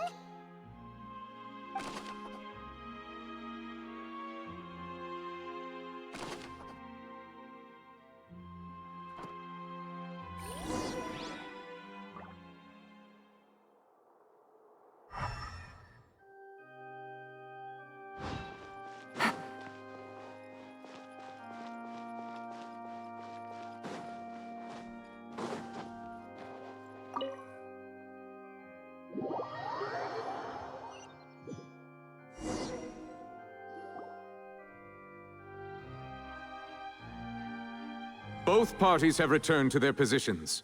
Let us continue the trial. When last we left off, Mr. Linney acknowledged the new evidence presented by Lady Farina as fact. Therefore, Lady Farina may continue stating her reconstruction of the events. Ugh, that took long enough. Now then, if everyone would lend me their attention. At this stage, let's revisit that scene from Linney's perspective.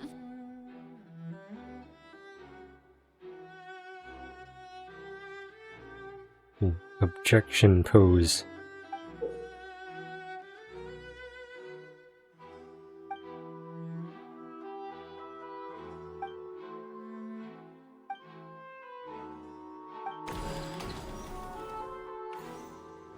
As the countdown began, he entered the tunnel. When the flatbed trolley passed, he opened the box and got into an altercation with Halsey, which caused the loud thud.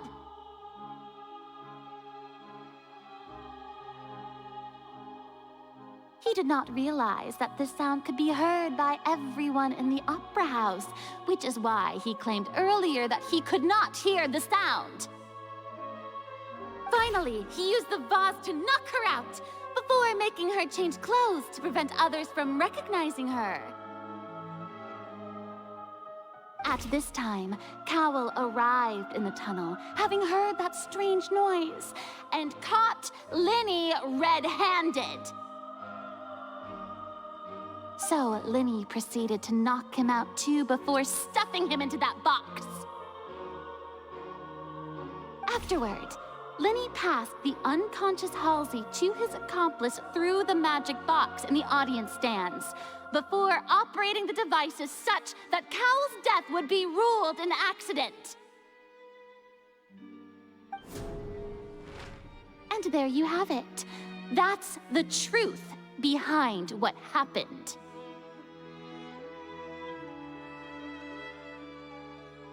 Does the defendant's side have any objections to Lady Farina's description of the events? The key to refuting Lady Farina is the order of events.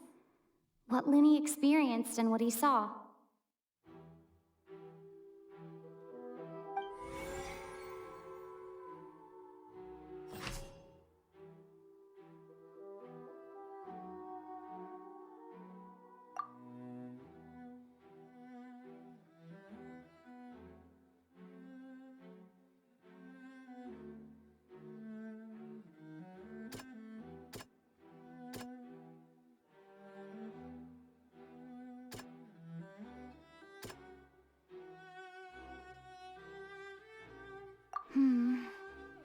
seems this won't produce a particularly effective rebuttal.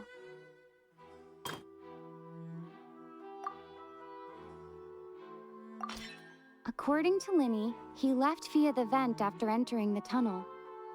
He couldn't have had that altercation with Halsey.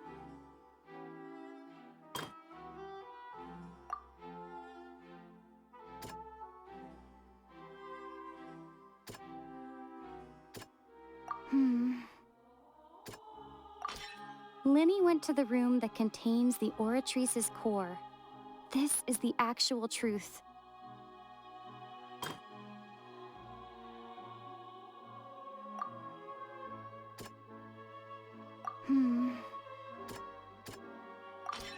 Linny did not take part in the underground altercation.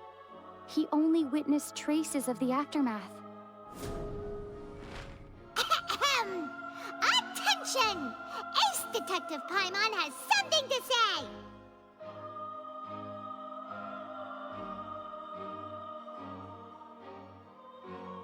When the countdown started, Linny did indeed go into the tunnel. But he immediately used a vent to access the Opera House basement, which is where the underground core of the Oratrice is stored. Once he reached that area, he heard a voice in what should have been an empty room. Since he felt something was amiss, he returned immediately.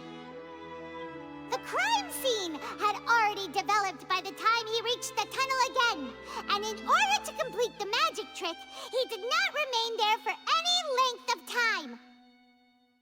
Finally, he reached the surface, and that was when the accident happened from his point of view. Therefore, he's innocent!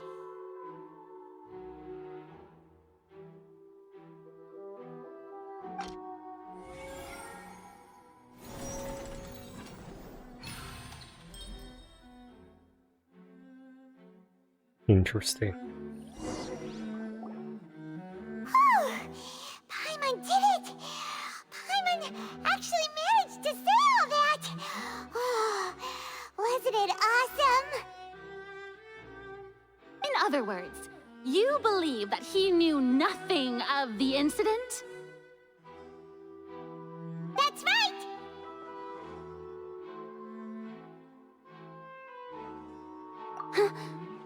My reasoning?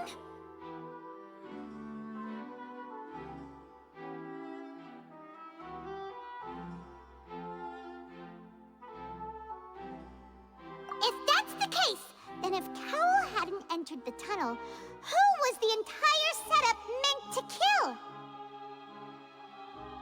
Assuming that what you say is true, Linny only needed to kidnap the young girl to cause a new disappearance case. What would the point of killing someone on stage be? Oh, they have a point. That's right, you tell them! And that's why they're partners of mine. They've managed to turn things around. Oh, well, your denial is very strident, I'll give you that. But what proof do you have to back your claims?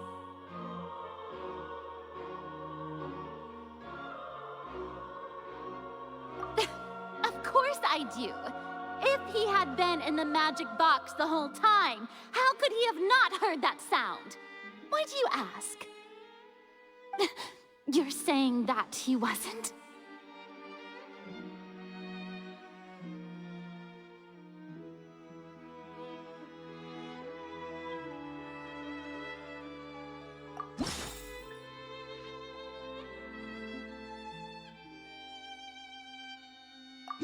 Are you sure we don't need to give this more thought?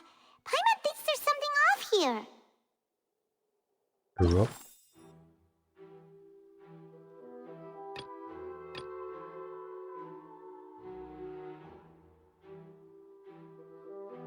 I want to read through this again. Let's see. That's right! Linny wasn't in the box or in the tunnel. That's why he didn't hear anything strange during the performance. This means that when the crime happened, Linny had already via the vent. The same clue you used to disprove his alibi has now become the best proof! How do you like that? Well played. To think you'd use such logic. Well then, if it wasn't Linny who committed the crimes, then who was it?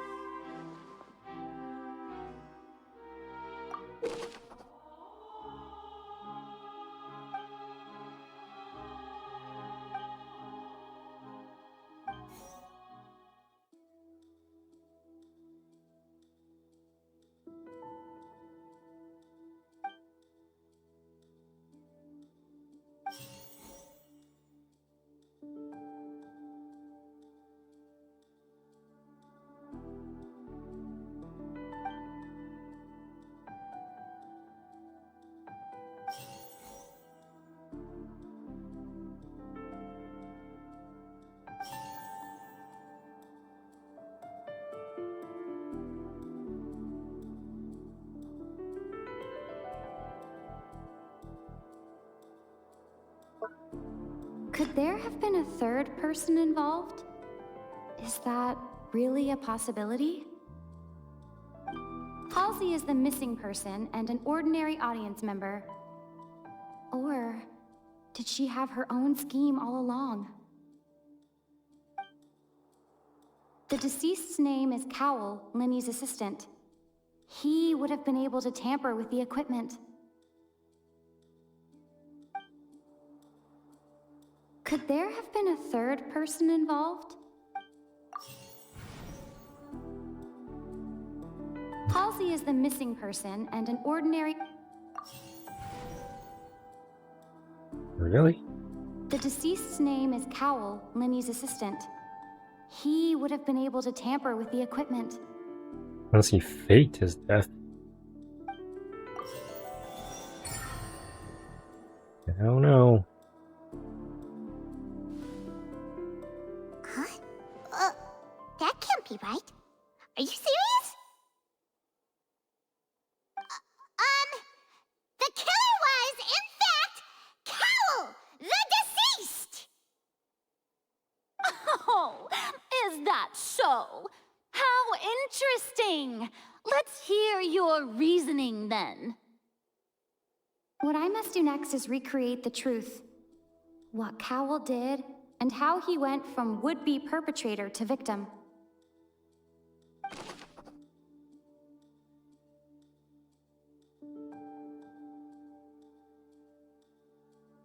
It would have been tough for both people to fit into that vent. They would likely have bumped into Linny as well. Linny was not in the tunnel at that moment, which gave our criminal ample time.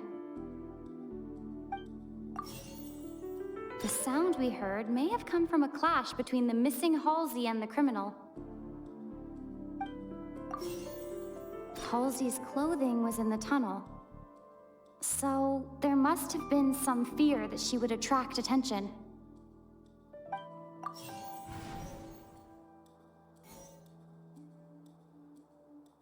No one entered or left the Opera House through its entrances.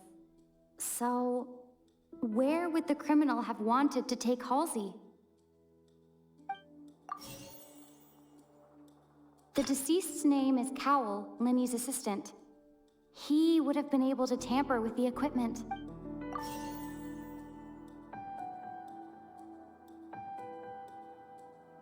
It would have been tough for both people to fit into that vent. They would likely have bumped into Linny as well. Linny was not in the tunnel at that moment.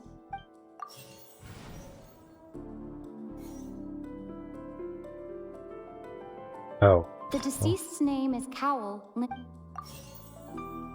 Halsey's clothing was in the tunnel.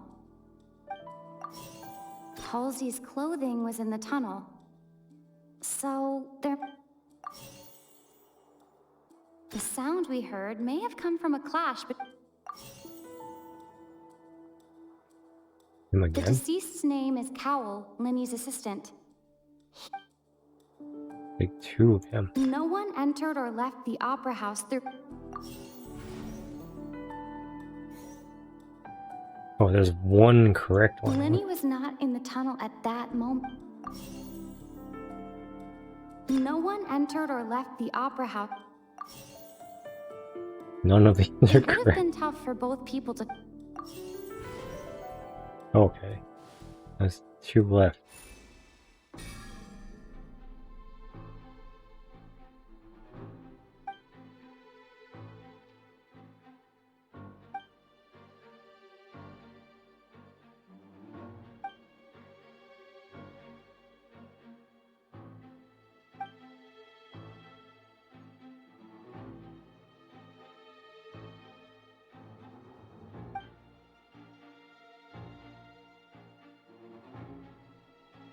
What's wrong, Traveler? Are you still having trouble figuring things out? I see how it is. So this was all just a bluff. And here I thought you had something to show for it. But it seems you're still far from the truth. Look, since we're at a dead end, why not consider a different track? Just like the trick as it transpired, the end result must have been utterly different from the magician's initial design. If only we knew how Halsey disappeared. Well, that would be nice, but the tunnel only has 3 exits, and none of them seem very likely. And it's not like this is a magic trick where you can just make a real live person disappear. You know, like you did from that water tank, Lynette.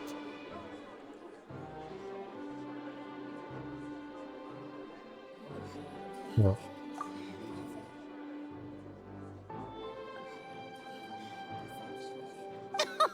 Excuse my interruption, dear opponents, but do you not see that the crowd is growing impatient? There is no greater sin in this opera house than an awkward delay in the performance.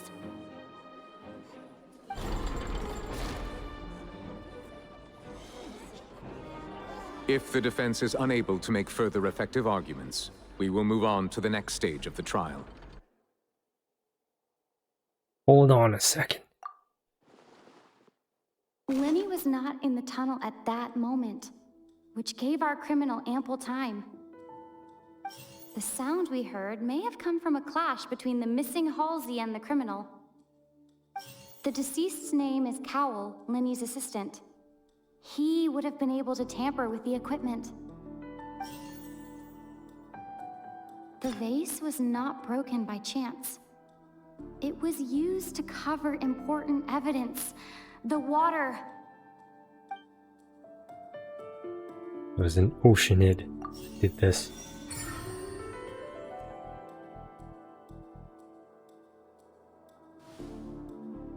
Oh, Paimon gets it! It all comes together if Halsey disappeared instead of being kidnapped. Lynette escaped from the water tank, vanishing gradually and leaving only clothes behind. If there's a similar method where a person could be transformed into water... Oh, just a moment, please. I do hope you know how preposterous you sound at the moment. How could a person ever be transformed into water? This is reality we're talking about here, not some magic trick.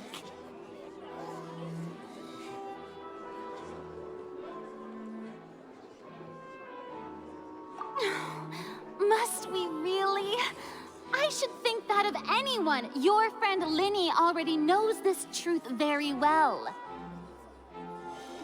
Magic tricks are ultimately just illusions and misdirection. But Halsey's disappearance is very real. We're talking about 2 completely different things. Even so, I trust the Traveler's judgment. The truth must be out there somewhere. Perhaps some new line of reasoning may open if we try to gather all the focal points that don't make sense. Since Cal was the deceased, we haven't placed much attention on him. But given that we aren't making much progress with the case, it wouldn't hurt to have a look at his belongings, would it? People really do come up with all sorts of harebrained schemes when at the end of their rope. The way I see it, your suggestion that we broaden the scope of our investigation is nothing but a tactic for stalling the trial. Nevertheless, I believe that this is a reasonable request on the part of an attorney.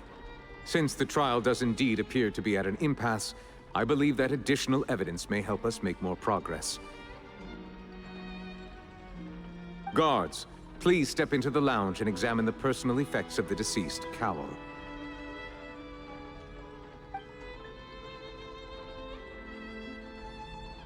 We are still examining the items, but we have already made critical progress that we feel must be shared with everyone post-haste. We discovered several test tubes of fluid within Cowell's baggage, each labeled separately. The notebook in his backpack claims that these fluids are water from the primordial sea. The primordial sea?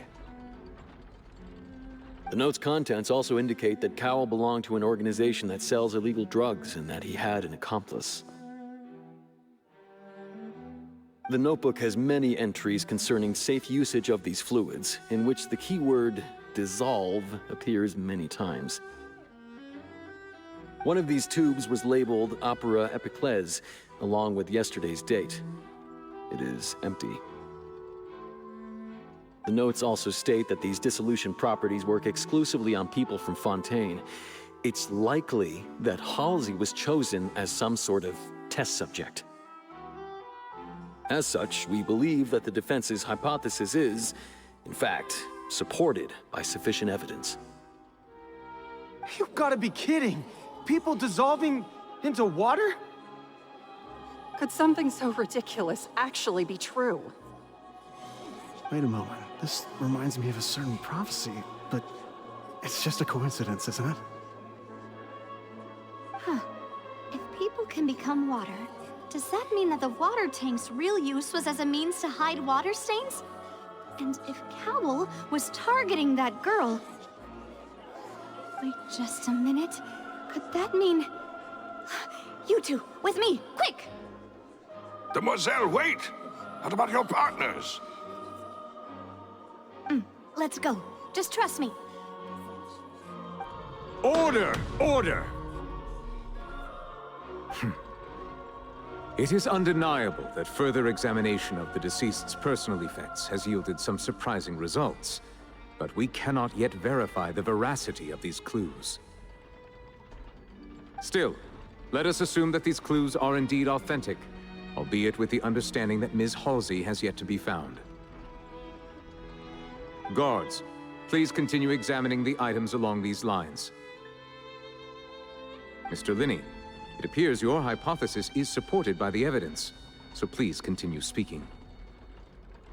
Of course. Thank you, Your Honor. If we uphold this hypothesis, I believe that many of this case's seemingly unrelated clues can be connected together. Right! Like the metal hook! That one didn't make sense at all. Let's think about this. Cowell's methods must have something to do with that water from the primordial sea.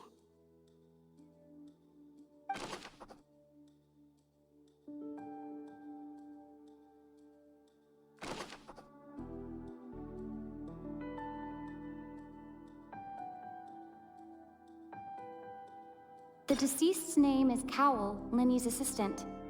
He would have been able to...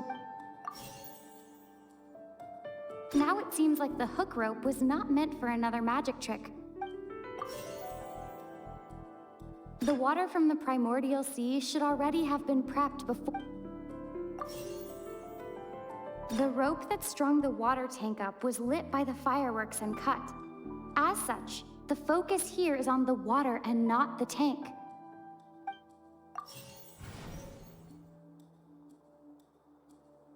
I remember there was something else within the inner layer of that box. was in the magic box on stage the entire time. Did she have something to do with this? I remember there was something else.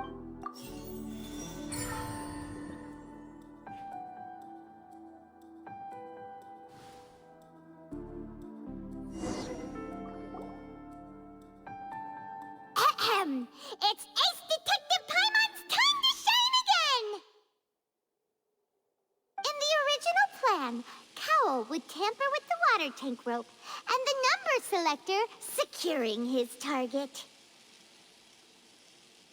When the magic box containing Halsey was lowered, the metal hook would retract gradually and pierce the balloon at the top of the box.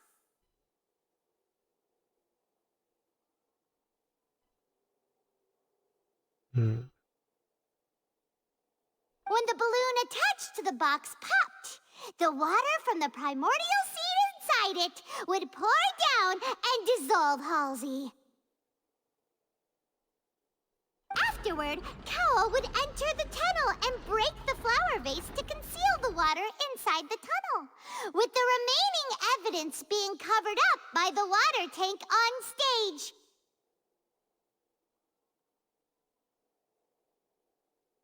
But he encountered something unexpected in the tunnel, and wound up being fatally hit by the same water tank he meant to use to cover his tracks. Huh. That does make sense. That actually links together a lot of the more confusing pieces of evidence.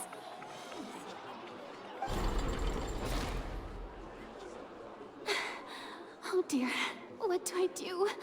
Even I think they sound convincing now. Have I falsely accused an innocent person? What a humiliation. Now, it seems like the only point of contention remaining is the exact circumstances that led to Cal's death. His notes mentioned he had an accomplice who could be related to the situation. On that note, the guards have just contacted me indicating that they uncovered new evidence. I shall now invite him on stage to share it with us. Thank you, Your Honor. We were just inspecting the luggage of the other people involved in this case. And we found an identical sample of the water from the primordial sea among Linny's personal effects. What? That can't be.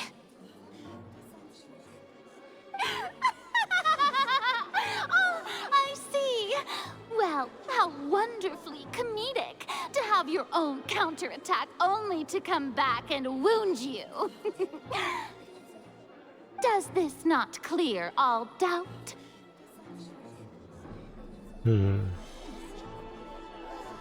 My dear citizens, my loyal audience, allow me to present my reasoning and bring this performance to a swift close.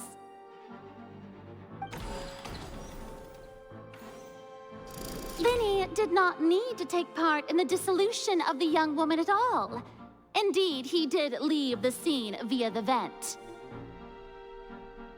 Having made modifications to the props beforehand, his accomplice Cowl then caused Halsey to vanish using the water from the primordial sea. But upon his return, in cruel avarice, Linny desired sole credit and prepared to do away with his partner in crime. Ultimately, he knocked Cowl out, and the tool meant to cover the crime up also became a murder weapon. Now, as much as I regret having come to such a viciously straightforward conclusion, it does seem that the famed Fatui is quite the cold-blooded and ruthless organization. Am I right, Mr. Linny? We've used up all the evidence we collected. There's no way for us to make a rebuttal here. Is this the end of the road?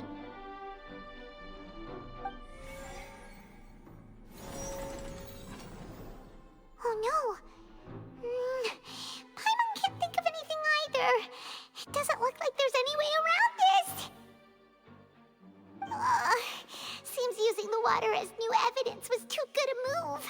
Why did this have to happen now? I think we've all seen enough now, and we have ample witnesses to my flawless reasoning. I believe this is indeed the finale.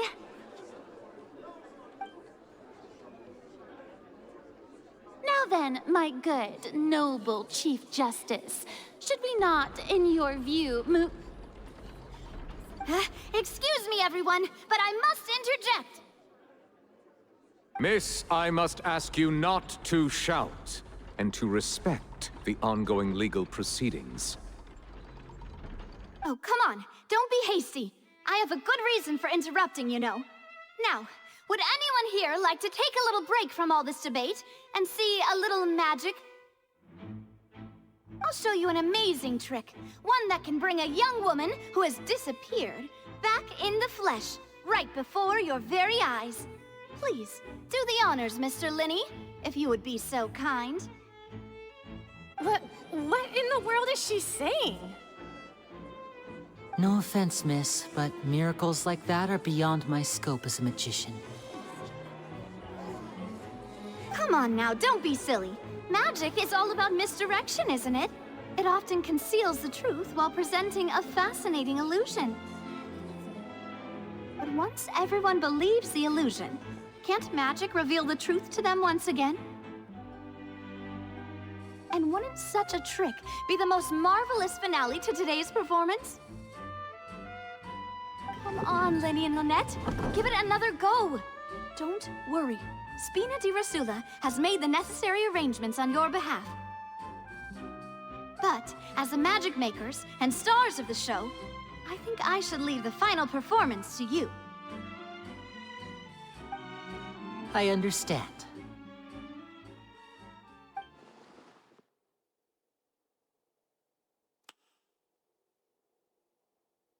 And voila!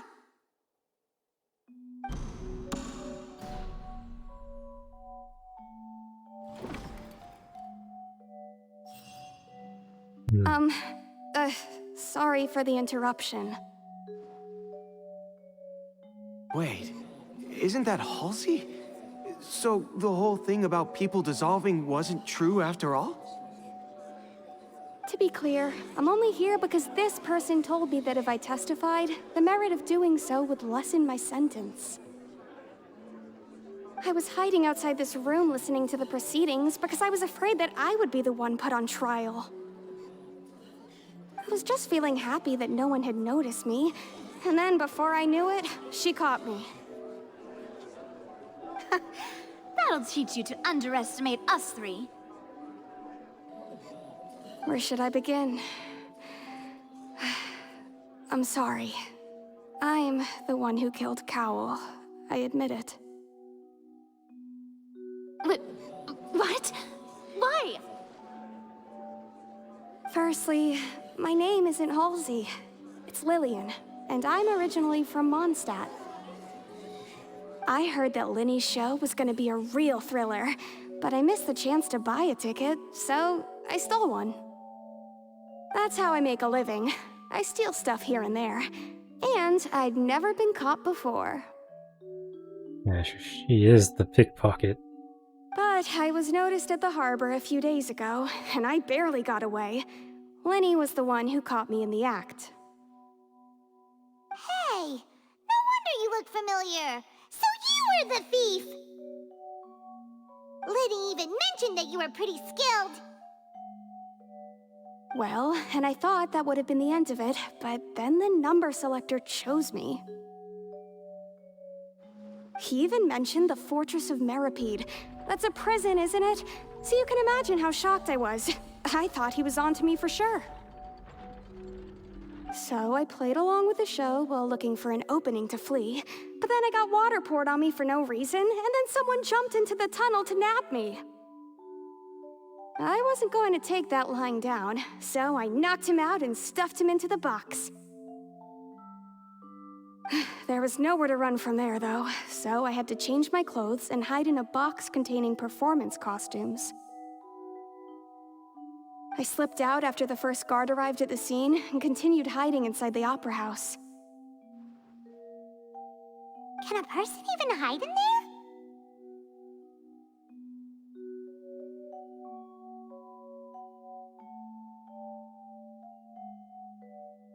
But I swear, I didn't know that the water tank would fall down. Really, I swear it. Had I known that, I wouldn't have put him in the magic box. I may be a thief, but I'm no killer. Well, that makes everything pretty clear now, doesn't it? This time, we need to tell the entire story from Lillian's perspective.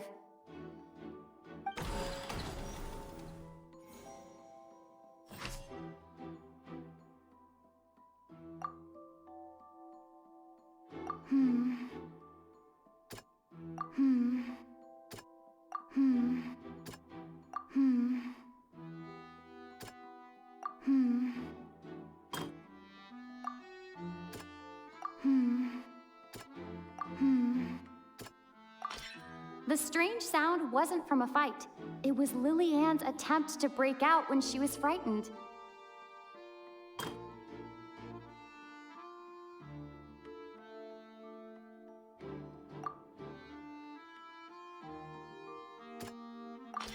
The flower vase was not broken to cover anything up, but was smashed during the struggle between Lillian and Cowell.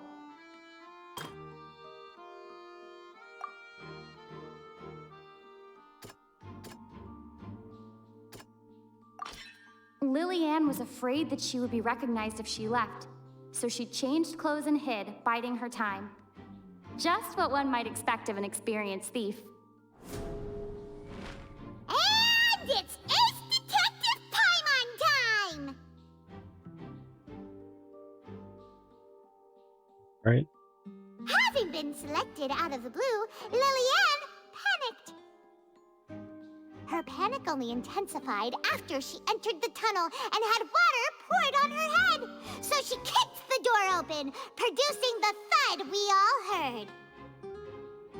Hearing the commotion, Cowell leapt into the tunnel, only to discover that Lillian had not dissolved. He did not know that Lillian was not from Fontaine, but was a thief who made her way in by stealing a ticket. Mistakenly believing that the water from the primordial sea needed time to take effect, he tried to force Lillian back into the box. The two broke the flower vase during the struggle, but Lillian came out on top, knocking Cowell out and putting him in the box. With no way of escaping, she changed her clothes and hid in the costume trunk until the performance ended.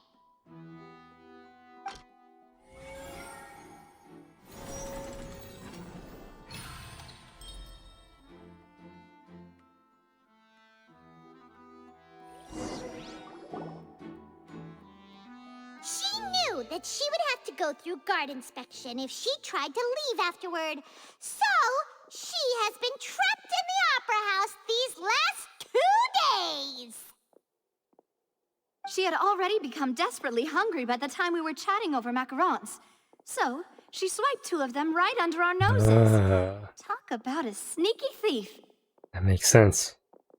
At this point, all the events that happened in the tunnel have now come to light. Ah, so that's the whole story.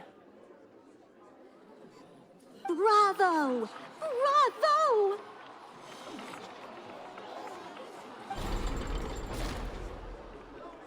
Now then, Lady Farina, do you wish to speak against the defense's statements?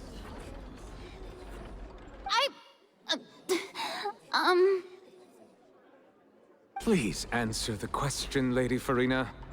Also, if I may add, the trial has not yet ended.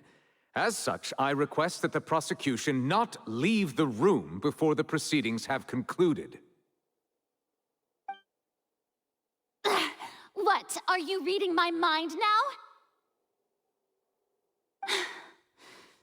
No, I have no further arguments. I admit defeat. But really, could you at least have left me with some dignity? Wow, look at that! She's like a deflated balloon now. If there are no objections, then as the Chief Justice of Fontaine, I shall once again repeat the full sequence of events. The actual perpetrator of the serial disappearances, Cowell, selected his next victim from the audience reservation list. With some modifications to the selector, he could ensure that the pre-selected young woman would be chosen. To cover up any evidence while committing the deed, Cowell thought of allowing the water tank to fall, which would conceal the water left behind after the young woman was dissolved. He also tampered with the rope suspending the water tank, using the fireworks at the end of the performance to cause the tank to drop and hide the watermarks. He poured the water from the primordial sea into a balloon during the preparation of the magic box and stuck it to the box's lid.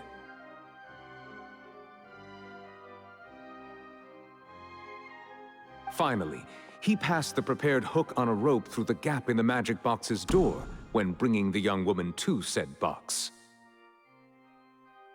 When the magic trick officially began, the box containing the woman was lowered into the tunnel, tightening the hook rope and bursting the balloon containing the water. If all had gone to plan, the young woman would be dissolved at this time. However, Lillian was not from Fontaine, and thus fled the box with a loud noise. Realizing that there was trouble, Cowell entered the tunnel and met Lillian. Thinking that the waters had not yet taken effect, he decided to proceed. However, his opponent was more capable than he thought, and he was overcome, knocked unconscious, and placed into the magic box, and thus became his own final victim. Lillian, according to her own statements, then changed clothes and hid until the performance ended, before hiding in other parts of the opera house. As for Linny, he was in the underground structures within the opera house, and was thus ignorant of these happenings. From this reconstruction of events, we can conclude that Linny, the accused, is in fact innocent.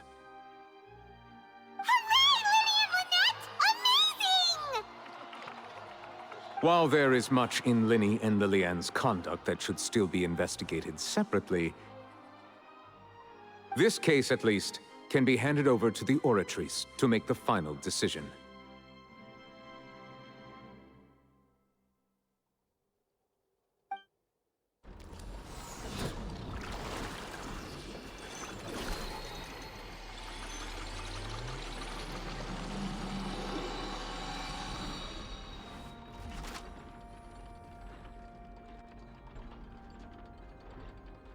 As such, Linny and Lynette are officially declared not guilty.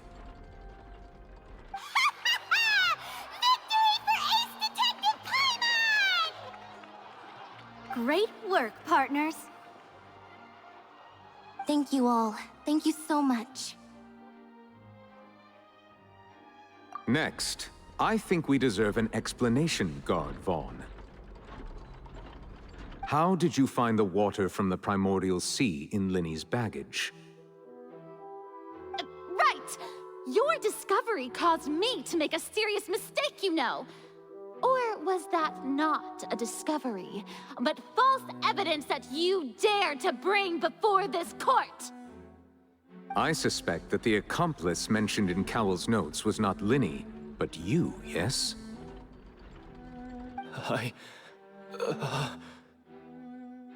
I'm sure you know what you must do to lessen your sentence. Shitting himself. Speak quickly! Unless you want to earn yourself a one-way ticket to Coupon Town. I was just following orders. We were supposed to place blame for the serial disappearances onto Linny, and thus cause suspicion to fall on the Fatui. The higher-ups said this was the best opportunity to do so. And now that your plan has fallen through, and the secrets of the water have been revealed, you have become a liability to said higher-ups, yes? Therefore, you would be wise to tell everything you know and seek the protection of the guards. Yes, I'll tell you everything I know. Our boss discovered that the water can cause people to dissolve.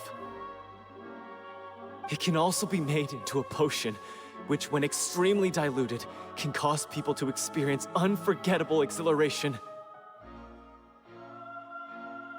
We've been in this business for a while now, and have made decent mora off it. The disappearances were also the boss's idea. I mean, this is the boss we're talking about. The...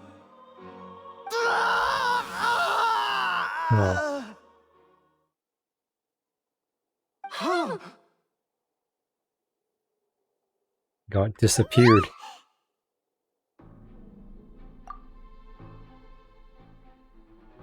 And now he can no longer talk. Such ruthlessness. I shouldn't have expected any less of them. An outrageous act. All present, please submit to inspection immediately.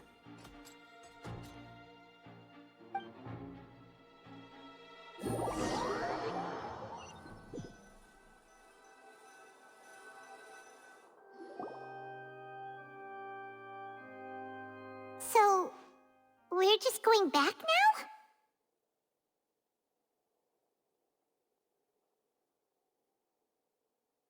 That's true, but... Traveler, Paimon, please wait. Lenny... I know you may not want to speak to me right now. Maybe you don't even want to look at me. But still, let me thank you again for defending me to the end, even after you learned that I'm a member of the Fatui.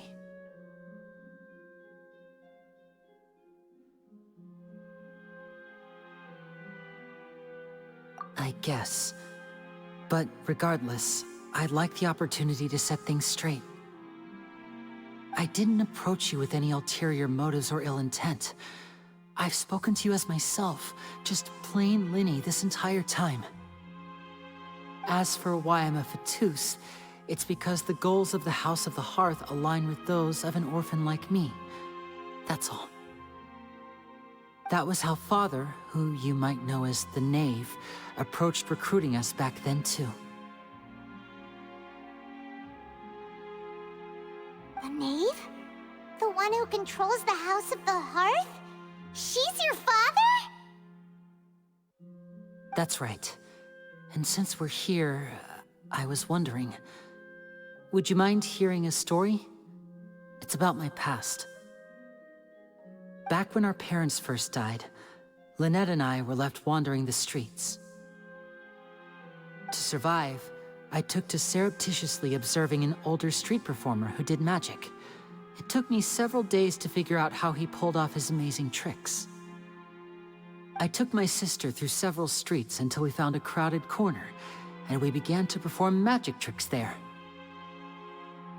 To my surprise, we proved to be pretty popular, and we could at least stop worrying about where our next meal would come from for a time. But I didn't want my sister to remain a street rat together with me forever. Before long, an aristocrat came to me and claimed that he wished to take us in after watching my performances. So you went from orphans to nobility just like that? That was how we felt at first too. As if fate was on our side and we could say goodbye to those painful days. But I gradually discovered that while we were called foster children, he was really after my talent for magic tricks. He would constantly take me to all sorts of banquets to garner attention, which he would then use to expand his social circles. That doesn't seem too bad either. Better than roaming the streets at any rate. It took a while for me to realize just how dark his heart really was. After one particular performance at a banquet, I discovered that Lynette was not on the same return vehicle as me. I waited a long time after we returned home, but she did not come back. I went to that noble's bedroom and asked him about her whereabouts. The answer he gave me was, she caught the eye of the most eminent person at the banquet, so I sent her over as a gift. I mean, you'll be able to perform your magic regardless of who your assistant is, yes? Oh no. So he was gonna... But wouldn't Fontaine's laws deal with such people? As far as outsiders are concerned, this is a relationship akin to adoption or foster care, and they have their ways of escaping the eye of the law. I managed to ferret out the location of the mansion of that so-called eminent person, and hurried through the night. But by the time I leaped over the walls, avoided the guards, and made my way in, all I saw was the moonlit ground covered in blood, and the knave standing there in the darkness. So, she'd already taken care of that guy. That's right. She had rescued my sister before she could come to any harm, and had even discovered several girls hidden in a basement, all of them orphans. Father, I mean, the knave, might have seen something in me, and so she made me an offer. The House of the Hearth welcomes you, for your interests align with ours. Here, none will ever betray you. Indeed, betrayal shall never be permitted here. I was hesitant to trust her. I mean, I had just been betrayed by nobles. But she was also quick to destroy the noble who had taken us in at first, giving us back our freedom. Oh, so that's how the two of you joined the House of the Hearth.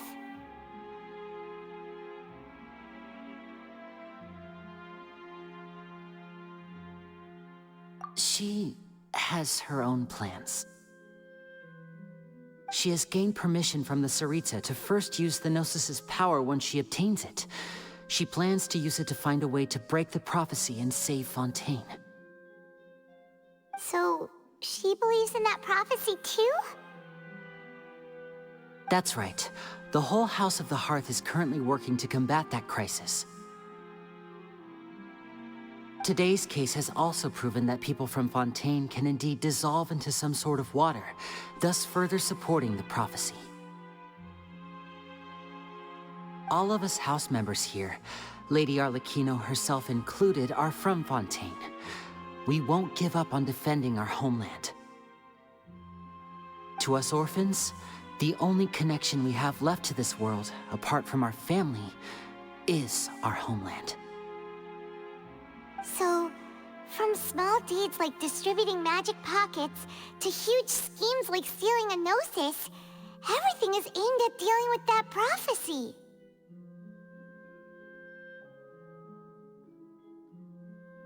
It's all right. I understand. The only thing I can do is relate all this to you. I just hope you can understand that even as a member of the House, I have never stopped making my own decisions, and that I believe what I'm doing is right. If you should need anything at all in the future, feel free to find me. I will do my best to help you, as plain Linny.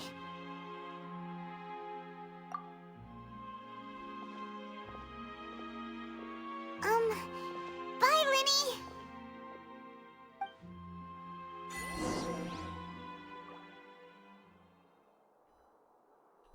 Take it easy.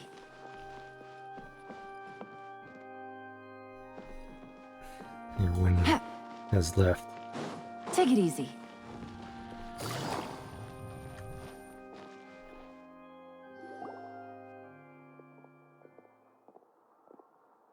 Hey there. What was with the disappearing act you pulled right as the trial ended? Were you looking for us, Navia? Well, this whole thing isn't exactly over, is it? I do feel that we're getting closer to solving the serial disappearances case, though. Don't you think so, too? Huh? What's wrong, my dear partner?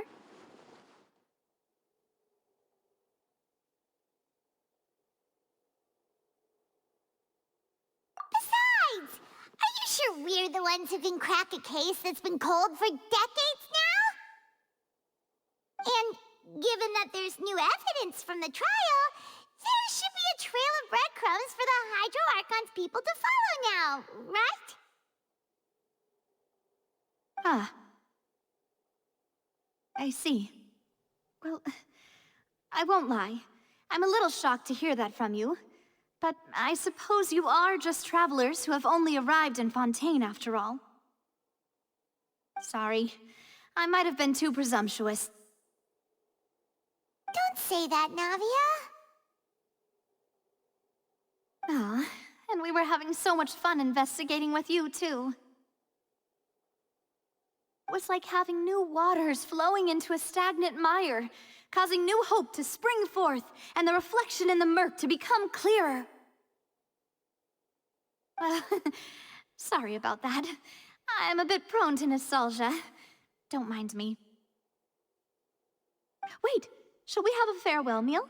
You know, to commemorate our time as partners? Huh? Do we really need to get that formal? Well, guess you really did treat us as partners, huh?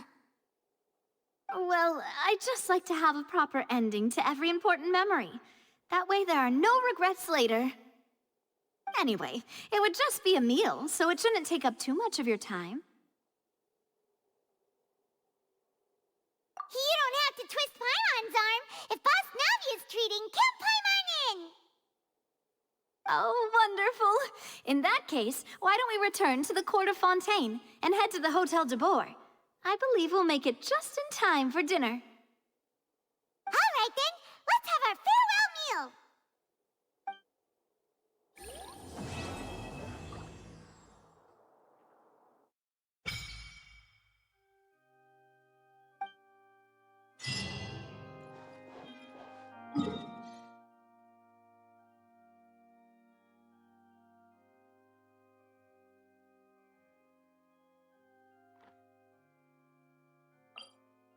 Boy, almost capped.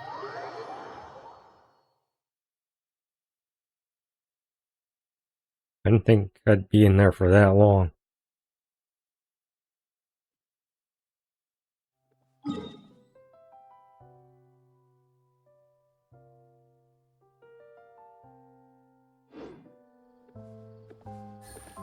Where is it?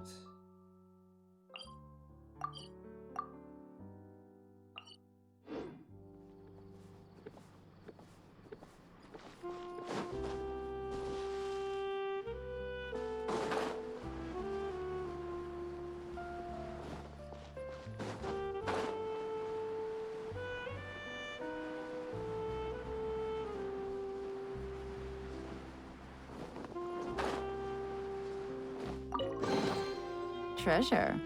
One way to draw your target out of hiding.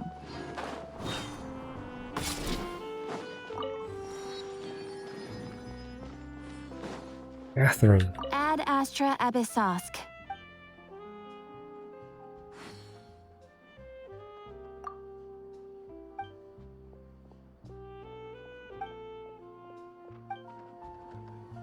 Ad Astra...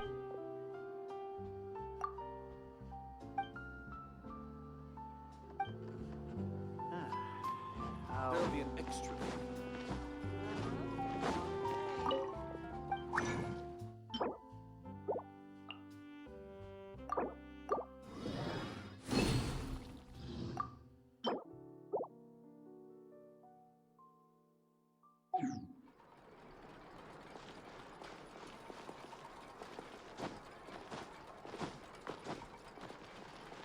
Time itself is a science.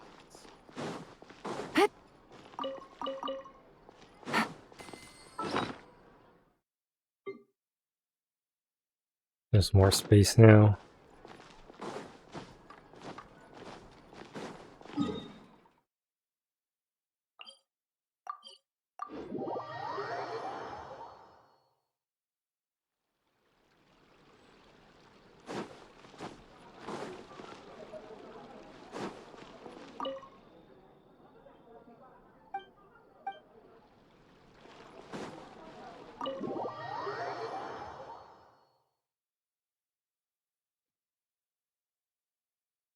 I came here several times with my father when I was little, but stopped eating here as often after growing up. I hope the food here will be to your taste. Oh, don't worry. We haven't eaten at a hotel like this in a while. Paimon's getting excited already. In that case, I'll go order for us first. Please wait here a moment.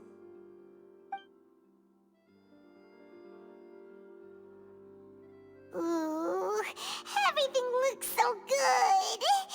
People in Fontaine sure know how to enjoy life.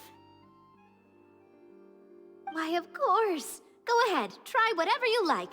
If the food's good, I'll make a group reservation for the rest of Spina di Rosula next time. And if it's not? Well, then I'll still bring everyone. Albeit with only one dish per table. You, sure have your own way of doing things. Oh, we called this a farewell meal, but we could also treat it like a victory feast, right? We did just win that case after all. Oh, true. Very true. In that case, boss, we'll have another 2 dishes. Huh? Paimon didn't mean that you had to order even more food.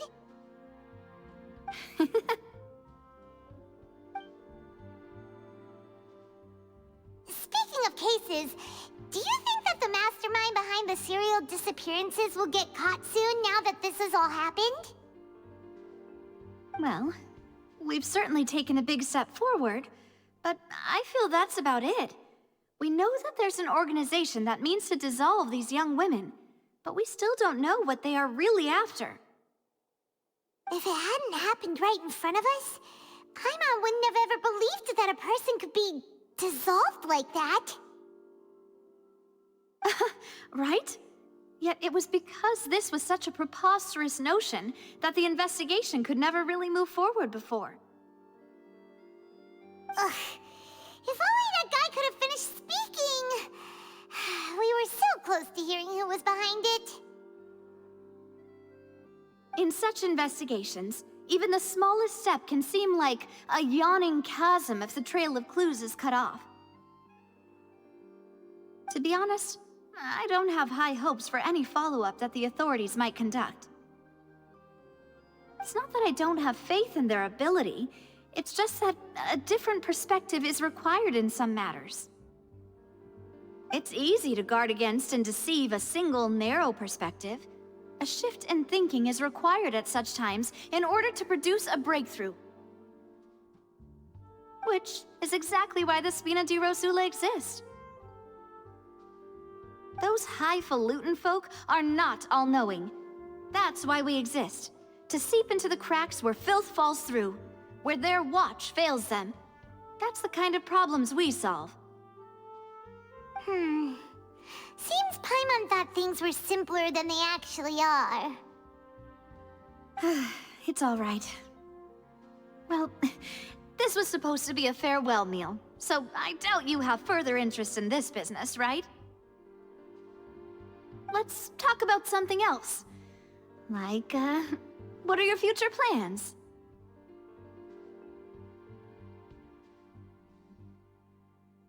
That's true. We didn't have a chance to speak to her after the trial ended. It didn't really seem like the right time or place to do it anyway. I see. So, your primary objective, which has been foiled so far, was to have a chat with the Hydro Archon. I've heard that there's a long line of people waiting to meet Lady Farina. I suspect you'll be waiting for quite a while, considering that you missed your chance today. Yeah, we've heard that she's super popular here in Fontaine, and that it'll be tough getting any of her time. Well, would you consider some more, unique ways? Perhaps even methods of, let's say, questionable legality? Guess that's Spina di Rosula's boss for you. Chock full of sketchy ideas. Well, what did you have in mind? Well, one way would be to infiltrate a performance troupe at the Opera House, only to abandon your act at the play's climax and ask to speak to her after the performance. I'm sure Lady Farina would be eager to see the ending, and would agree in order to finish watching the play, don't you think? Could you suggest something a little more practical? This plan seems pretty hard to pull off. We'd have to go learn how to act, and acting's really hard. All right, here's another. Find a way to conceal yourselves under her bed. Then wake her up in the dead of night and demand answers. Don't let her go back to sleep until she answers all your questions. I can personally testify that this one works. When I'm sleepy, I'll do anything as long as I can finally get some sleep. That might work, but that's not really the problem. The problem is we don't want to get ourselves arrested. Ah, valid point. I overlooked that part. I was just thinking about leveraging a person's desire for sleep. All right, no more joking around. Perhaps you could... Oh, I don't know. Cut the line when she's on a break. You did defeat her in court, clearing citizens of hers from false accusations. False accusations she had nearly upheld personally. I imagine that she feels quite ashamed about the whole thing. You mean that if we catch her while she's on a break, she might be too embarrassed to refuse? Oh, that does make some sense.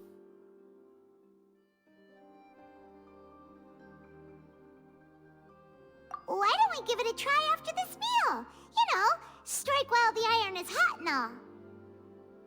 Huh? Paimon, did you drink my Fanta? Font? Was this your drink? Sorry about that. Paimon wasn't really paying attention and the cup was right next to Paimon. Would you like to order another? No, it's fine. We're just about done here. Alright. Honestly, Paimon wouldn't recommend Fanta anyway. It tastes kind of salty and icky. Is that so? Huh. Well, in that case, we'll have to blacklist the Fanta here then. If we're all finished eating, then I'll go pay. Yeah, we're stuffed. Thanks for the treat, Navia.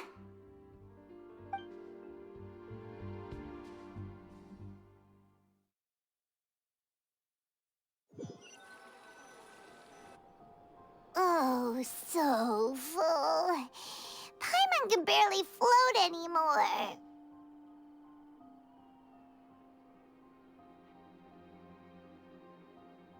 Nah, that would be so... normal. You know, like you. Okay. As for expenses this month, we're left with... Hey, Navia! What are you doing over there? Oh, nothing. It was just a meal, you know? Nothing the Spina di Rosula can't cover.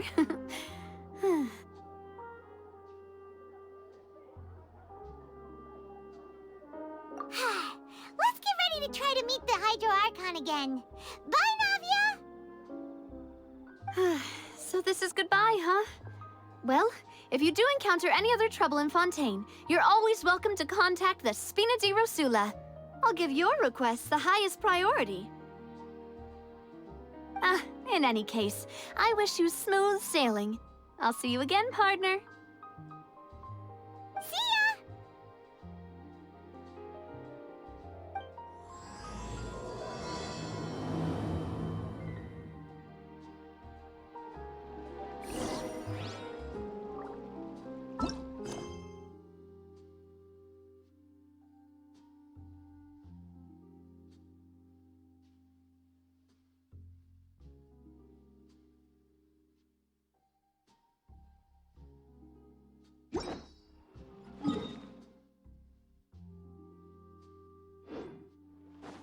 Take it easy.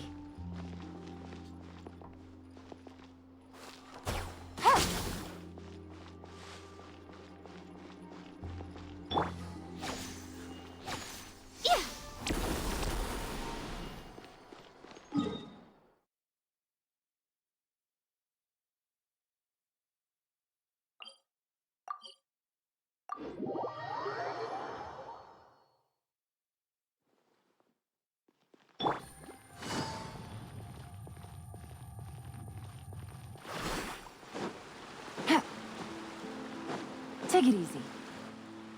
There aren't many people around anymore. Looks like that boat we took to Araneas might have been the last one. Vache. Looks like we're back here again. Huh? Traveler? Are you hearing voices again? Ugh. That's kind of spooky. Are you sure we don't want to come back in the morning? Vache? Vache. Hey, why are you still walking towards it? There might be something nasty in the water. Huh? Hang on. Paimon can kind of hear a voice. It's calling for Vache, right? Hey, Traveler? Stop walking! Come on, wake up!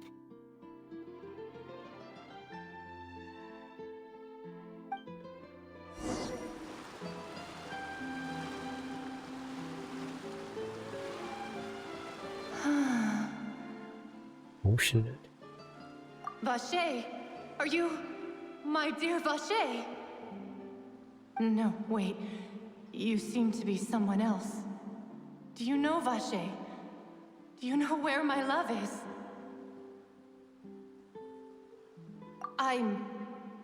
Wait. Who am I?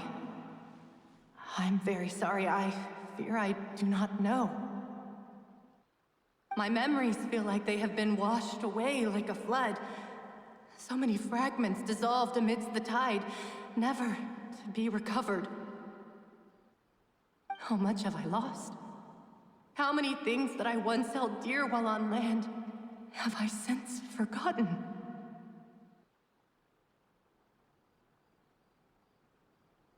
Yes, that is what I was once. But now, I am but the consciousness of one who has lost their form. I do not know how I came to be like this either. I only vaguely remember being covered in light blue water, and then all grew dim.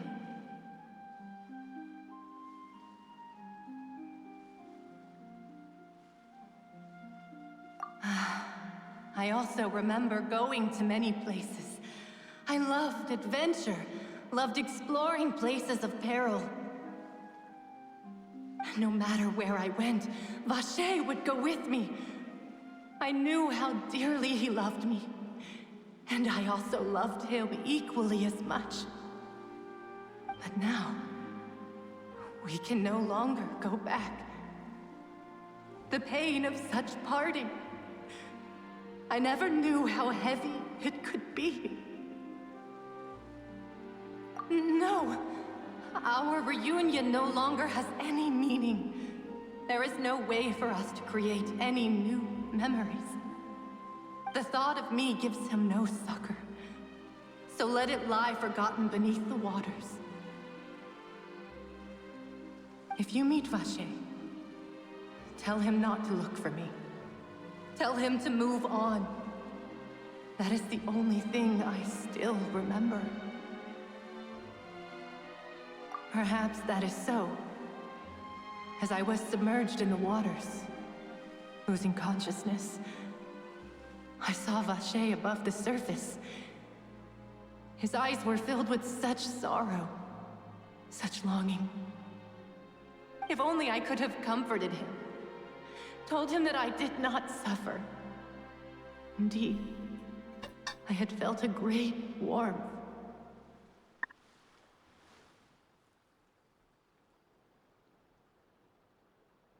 Is that what you call it? Dissolving? If anything, I consider it a form of release. It was a state of neither fear nor frenzy, with only an endless peace, like the water's still surface. I could also liken it to being a thirsty person who drinks water for the first time, and only then sees how they have lived for so long in a world of endless want and anxiety.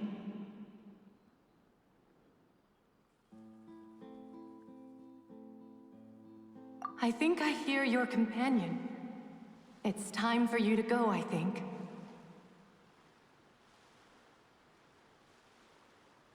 Farewell, then. I am glad that you were able to sense my presence. Remember, if you see Vacher, tell him not to seek me out any longer.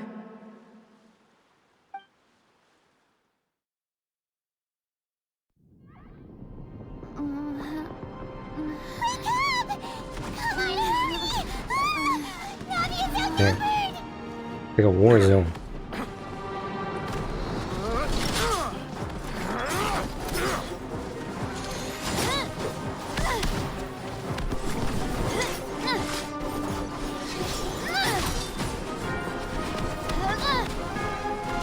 Demoiselle, look out!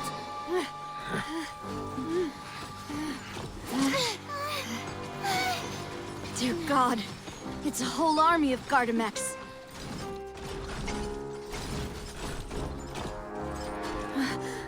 Clorand?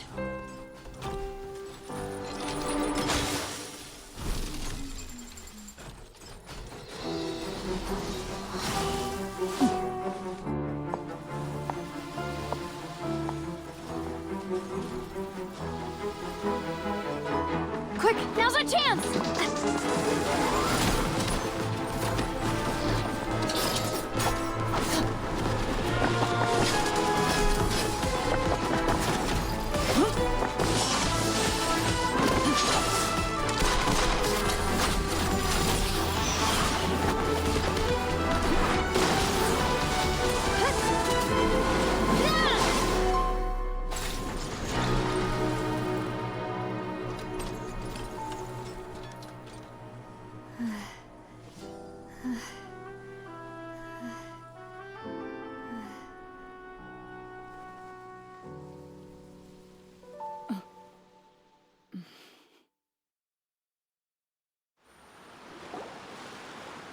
I should thank you for lending us your sword there, Clorand. But before I do so, could you explain how you managed to show up here? I followed you.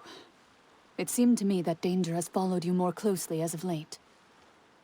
I believe that following someone without their knowledge is actually called stalking, is it not? Mr. Callus's last wish was for me to ensure your safety, and I will not betray his trust. He would do the same, were he alive today. Do not speak of my father! Sorry, Demoiselle. I was not strong enough. Thank you for your aid, Miss Clorand, but do keep an eye out for your manner of speech. I believe we all wish to avoid unnecessary emotional harm. Sorry, I did not consider your feelings. Whatever. What else do you know? How did you come to the conclusion that I'd be in grave danger? I doubt I know much more than you, but I believe that the mastermind behind the serial disappearances is very powerful. Your performance tonight will almost certainly attract their attention. I'm sure they've known about me. To be honest, I'm shocked it's taken them this long to act against me. And what about these Gardamex? I thought only those associated with a Maison Gardiennage could control them. None of these mecha have serial numbers. I was sure to check a moment ago. They are not the ones used by the authorities to enforce the law. I can only conclude that some powerful or wealthy party must have obtained them via illegal means, deploying them as a private force of sorts. What? Your point being that they're out of Spina di Rosula's league, then? Yes. Be careful, and do not act rashly. I will continue investigating no matter what. We will bring the truth to light. That's My father's true last wish. Regardless, thank you for your help today, Clarand. But if you get any ideas, tell me first. I don't much appreciate being followed. I do not think that they'll strike again anytime soon. So I shall stop following you. Good day, all.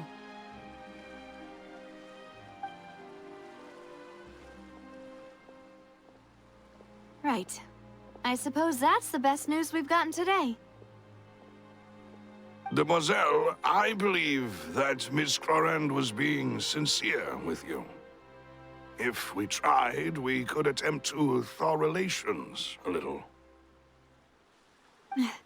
I know, she's... Oh,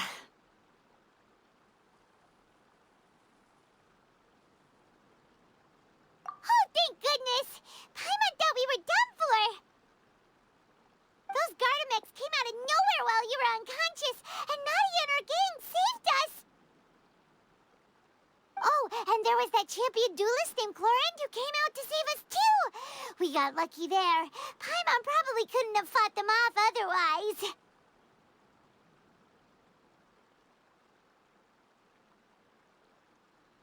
Oh, come now. Forget all that polite talk. That wasn't really a farewell meal we had back there. Not for me, anyway. In truth, I hope that every meal we have together shall be a victory feast. As such, we're still partners. There's no need to thank me. It will take 50 years for me to match Demoiselle's magnanimity. If it were me, I would have joined the Spina di Rosula on account of her goodwill long ago. All right, you two. That's enough. Actually, Navia, how did you know that we were in danger? You sure did show up in the nick of time. Well, to be honest, you're the one who tipped us off, Paimon. Huh? Really? Paimon contributed somehow? Ooh, Paimon's even more amazing than she thought! Yes, all thanks to you grabbing my drink by mistake. How did that help? After we parted ways, I was on the way back to one of our bases when I suddenly thought of what you said. That the Fonta tasted kind of salty and icky.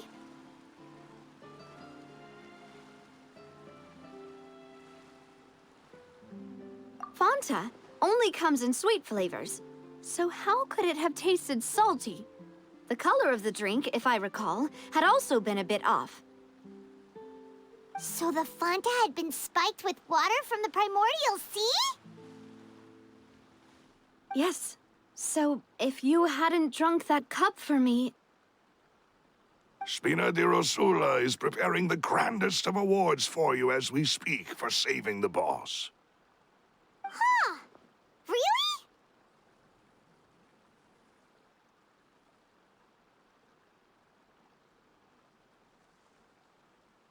I sent people to Hotel de Boer to investigate, but whoever did this left no trace at all. That's when I figured out that you might be in danger, and hurried here as quickly as I could. But why would they go after us, too? All we did was defend Linny in court and help clear his name. Ugh, now we're caught up in this mess, too, aren't we? Well, you did foil a plan that they were probably pretty proud of, and almost got their name in the process.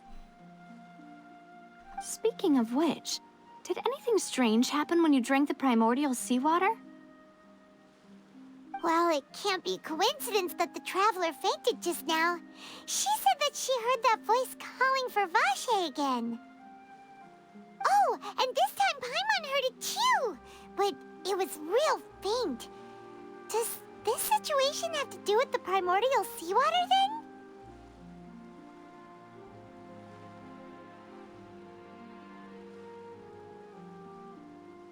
Does that mean the primordial seawater raises someone's sensitivity to hydro when it's used on people who are not from Fontaine? That doesn't sound like too much of a bad thing, to be honest. New intel? While you were out cold? Well, let's hear it, shall we?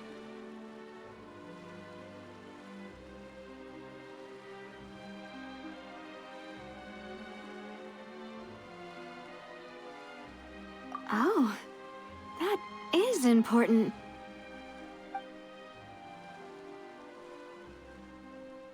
Vache. That name doesn't ring a bell. I suppose he hasn't stepped forward as a witness in court lately. Since he saw that young woman dissolve, he was at least at the crime scene. But he never gave testimony or any information regarding people dissolving in the primordial seawater. Could he have been threatened?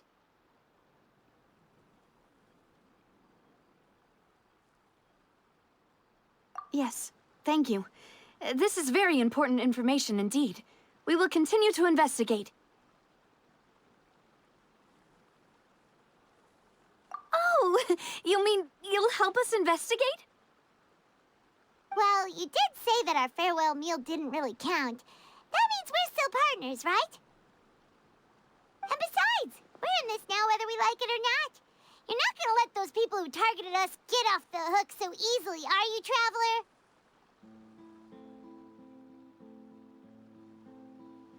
Demoiselle, do try not to look quite so pleased. You are the face of Spina di Rosula, after all. You talk too much. Well, in that case, let's head back to one of our bases, shall we? I'll arrange accommodations for you. We also have some plans to go over, and hopefully we can deepen our bonds as partners. But we'll take that one step at a time, I guess. Don't worry, you two. With us around, our base is definitely secure.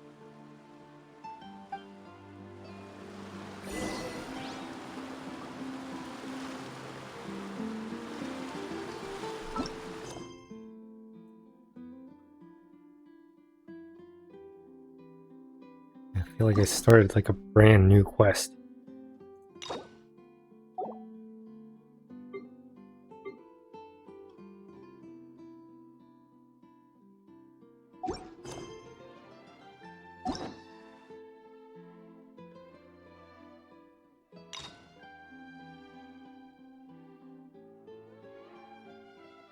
That was Act 1. Should probably stop at the end of Act 1. Oh man.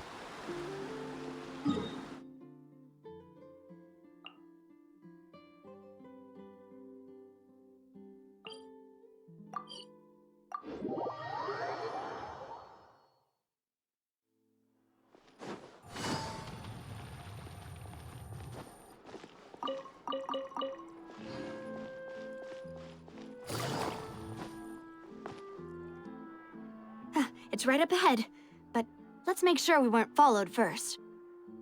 I've been keeping watch, Demoiselle. I haven't spotted anyone suspicious thus far. Huh, very good. But let's not let our guard down for now. I shall find rooms for our respected guests. Thank you, Malus. Now, let's continue, Traveler.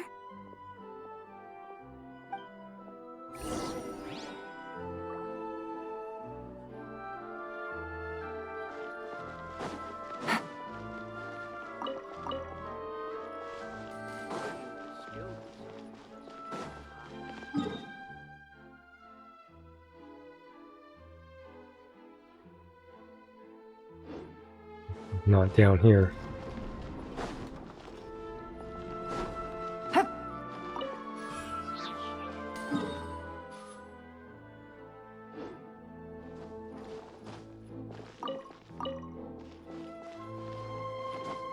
Unless it is.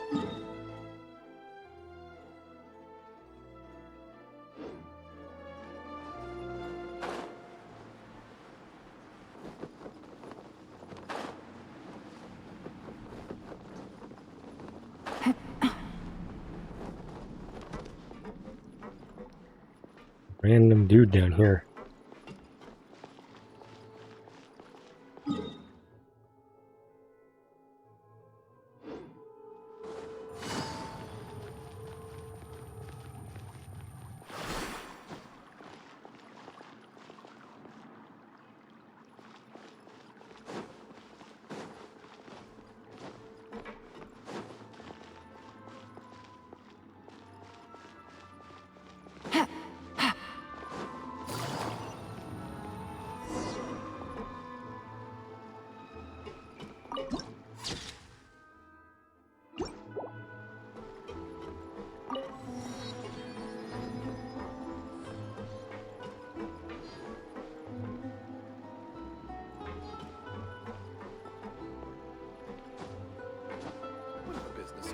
Gotta keep up with the changing times.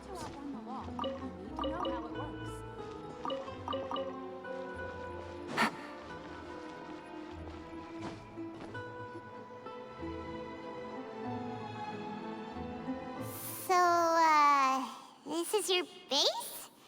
It's not quite what Paimon imagined. Your accommodations have been arranged. Under the present circumstances, I can confidently say it's the best we have.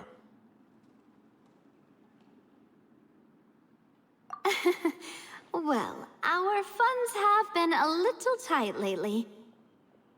After all, we don't allow illegal or unethical profiteering. In fact, our funds often come from citizenry who support us. Seems like it's tough times for everyone. But if you have the support of the people, that does sound like it's worth it. To be honest, our financial situation was a lot better back when my father was in charge a few years ago. I'm afraid I'm not quite his equal. Your father... he was the previous boss of Spina di Rosula, right? How did he... Demoiselle, if you'll allow me to explain. No. I'll explain it myself. I suppose I couldn't run from this topic forever. And as partners, this is something I hope they can understand. My father's name is Callus. Yes, the same one they call Callus the Unfaithful in the streets. 3 years ago, he was accused of murdering his own friend. But he chose a duel to defend his honor instead of standing trial. He died in the duelist's ring. Oh no. But I do not believe my father was a murderer. I'm sure he was set up. At the time, I believed that if he only stood trial and was duly investigated, something amiss would crop up and prove his innocence. But strangely, he not only requested the duel himself, but rumor has it that even after being seriously injured, to the point where he could be deemed as having lost the duel, he refused to surrender, determined to die in the arena. 3 years later, I still don't understand why he did that. How could he protect his honor if he's dead? If anything, he gave up his chance to defend himself. The closest piece of info I have is that my father had been investigating the serial disappearances case at the time of his death. Ah, so that's why you're so determined to get to the bottom of that case. That's right. I've also tried to investigate the murder my father was implicated in, but I haven't found a single new clue in my countless reviews of the investigation records. However, I believe that if the murder case is related to those behind the disappearances, they must know something. I must know what really happened. Was my father coerced? Framed? Even if he really did kill his friend, I must get to the truth. If only he'd been more open with me when he was still alive. He even hid the fact that my mother died due to complications when giving birth to me. And now, here I am investigating his death. You really are a handful, aren't you, Papa?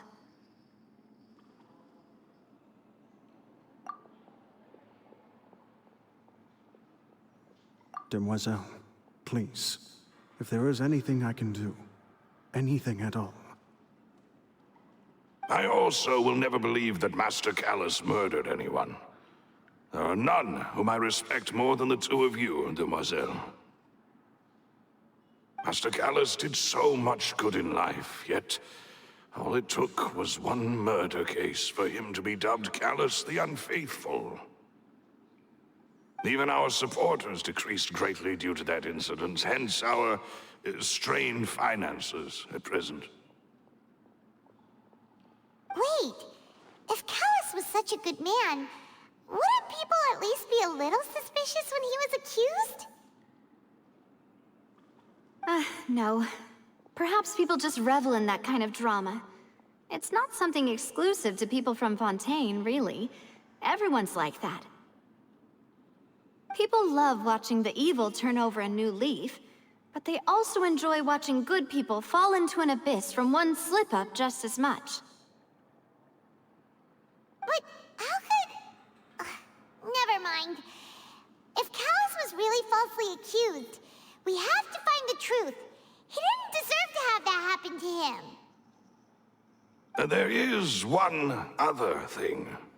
Master Callus's opponent in the duel was Ms. Clorand. Oh, her? Well, then, isn't that as good as saying that she was the one who killed him? Yeah, that's not the sort of thing that you can just let go and move on from. Ms. Clorand has always placed great emphasis on the honorable nature of the duel. If her opponent doesn't yield, she will not stop either. She knew Master Callus beforehand and greatly respected him, but seeing how he was resolute in the arena, there was only ever one choice she could have made. It's not that I don't understand her at all, but I just can't deal with this yet. Don't worry, Navia. Paimon knows how you feel. You don't have to force yourself to do that. Afterward, Ms. Clorand told us that at the start of the duel, Master Callus requested that she ensure Demoiselle Navia's safety.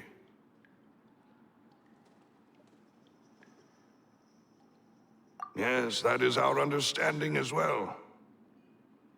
Oh, Papa. What madness drove you to ask the person who killed you to take care of me? All right, anyway, that's the information I wanted to share with you. Even if it did sound like I was just complaining towards the end.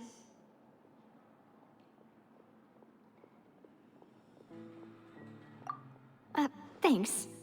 You two should go and rest. This was quite a day after all. Yeah, Paimon's feet. Please, relax and get some sleep. We will ensure you rest soundly.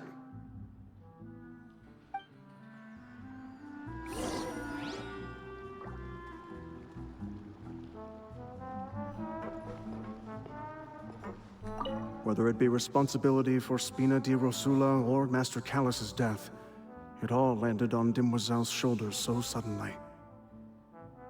This won't do. I must become stronger.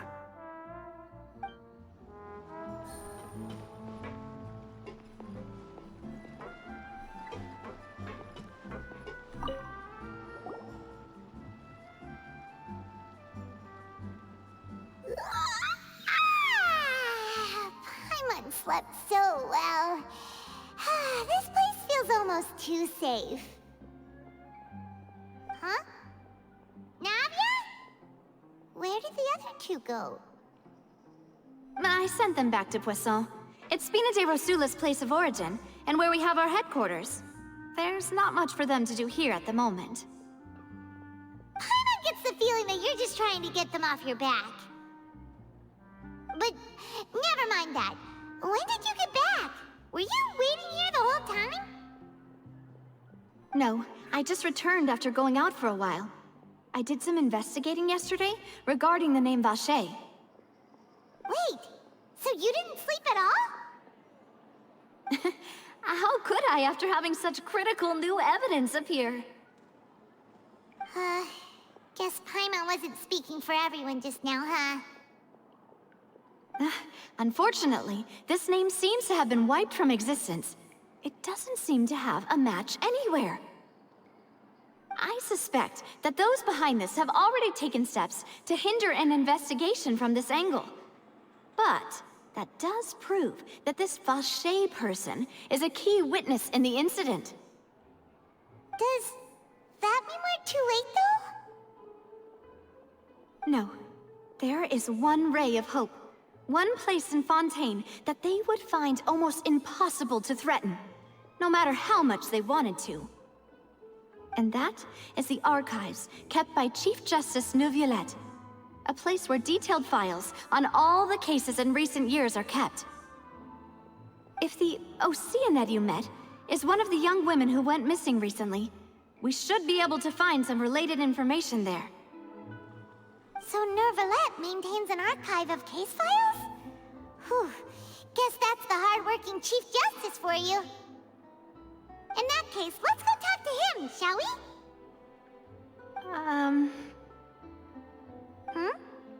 Aren't you coming along, Navia? Did you get tired? No, it's nothing. Let's go see the Honorable Chief Justice. Adventuring underground is way more fun than I thought.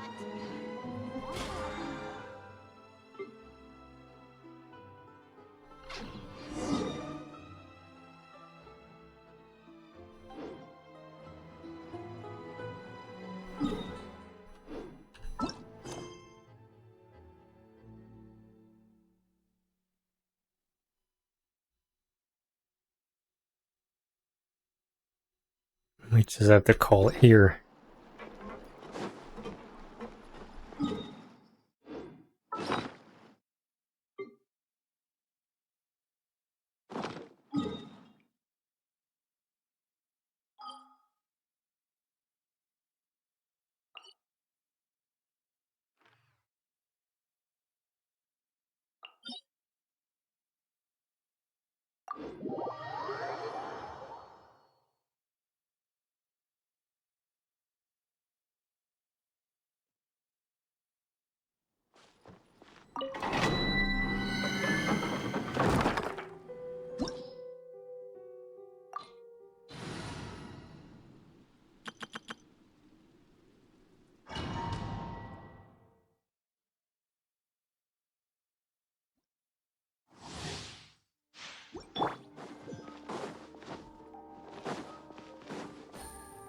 Take it easy.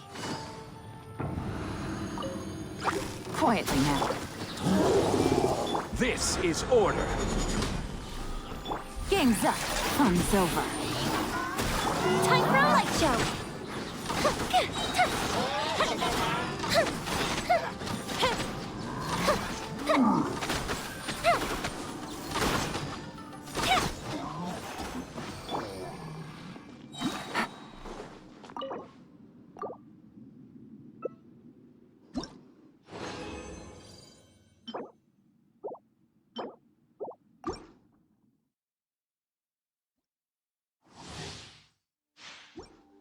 Take it easy.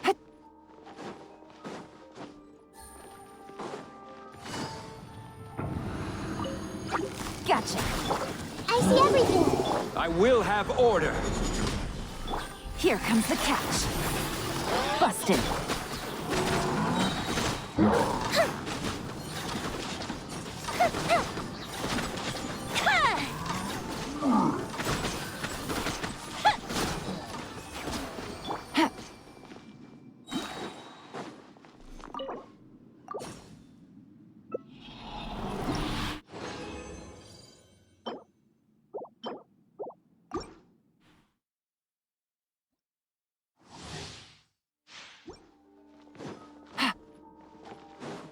Take it easy.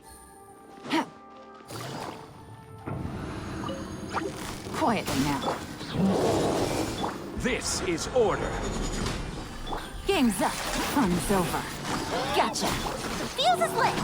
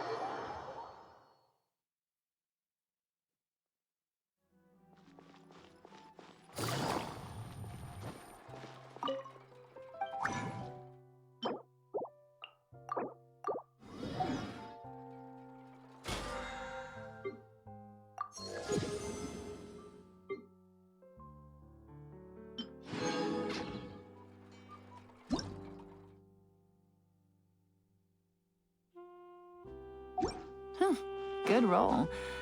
All right, maybe I'll take Add Ast...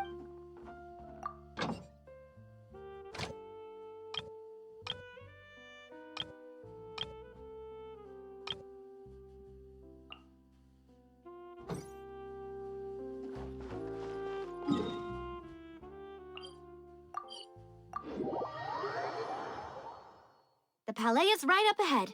Come on.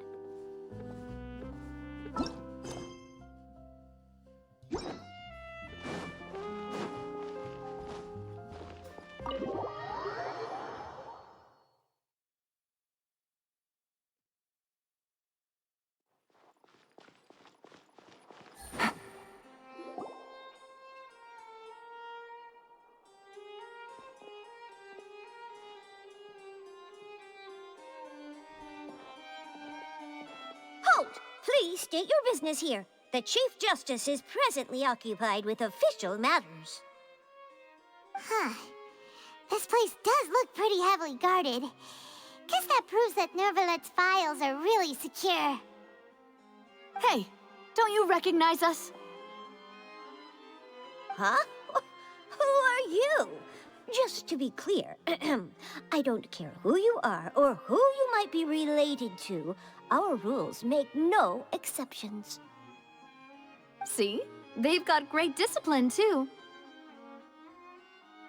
Yep. Paimon can tell.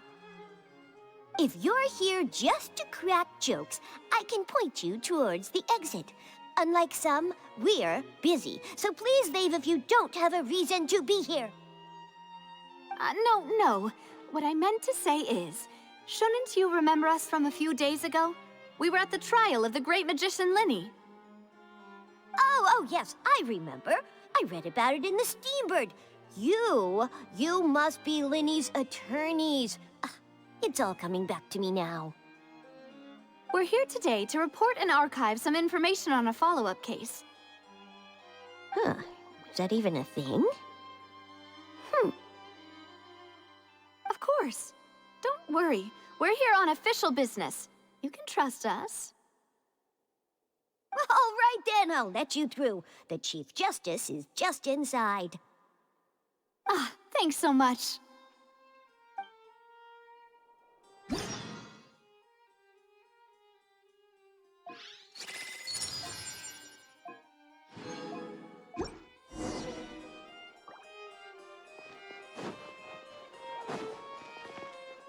Yoink.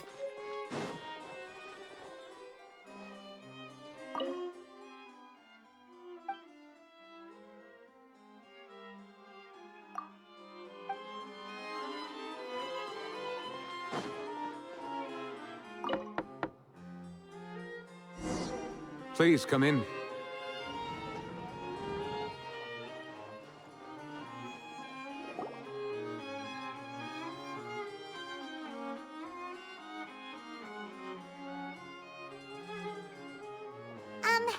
Sorry to barge in, Monsieur Nervalet. We only lied to get in because we didn't know any other way. It's all right. Please let me know how I may be of assistance to you. So you're not mad at us? We're looking for a man called Vacher. He may have been an eyewitness in the serial disappearances case. If we can find him, we may be able to unearth some key information on the case. Ah, I see. In that case, please wait here a moment while I browse through the files.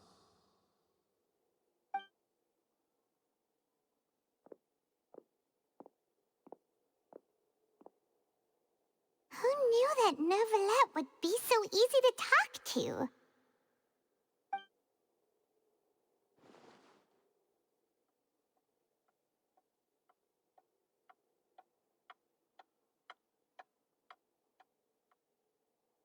Unfortunately,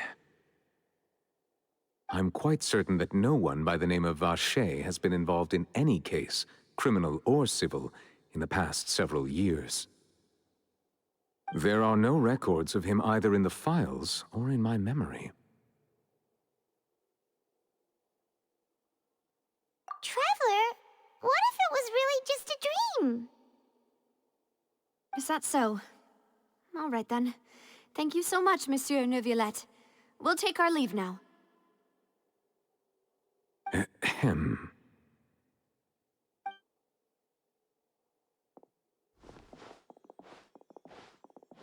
Miss Navia, I can understand how you feel. Your father, Callus, was a truly exceptional man. We deeply regret his passing. And what are you trying to say, Monsieur Neuvillette? Are you trying to console me? Extend your sympathy? Or just express some tendril of regret? No. You are not trying to do any of that. I can hear it in your voice. There's no emotion behind your words. You only said those things because you felt like you should. It's just like last time. After my father took his place in the duelist ring, I pushed through the guards to talk to you as a last resort. You even told me then that you thought there was something fishy with the case, yet you still allowed the duel to go ahead. In your eyes, the value of a human life is nothing compared to those cold laws you hold so dear. If you truly regret my father's death, then why didn't you call a stop to the duel? Why? Years. Why didn't you give me the power to stop him from throwing his life away? Why did you just let him die, despised and hated by all? Everything was hanging on a thread at that moment.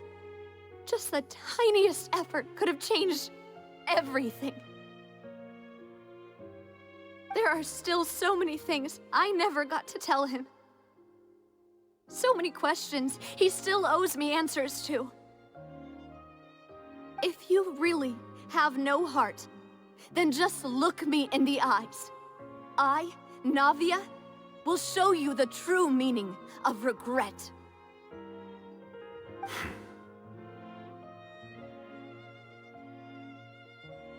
I'm sorry, Miss Navia. You and my father are truly alike. You keep all kinds of things in your heart and never say a word to anyone. It's not so much that you can't feel, but that you would never express anything. Oh well. In any case, everyone already knows full well the apathy of the Chief Justice. My apologies for taking my emotions out on you, Monsieur Chief Justice. Let's go, Traveler and Paimon.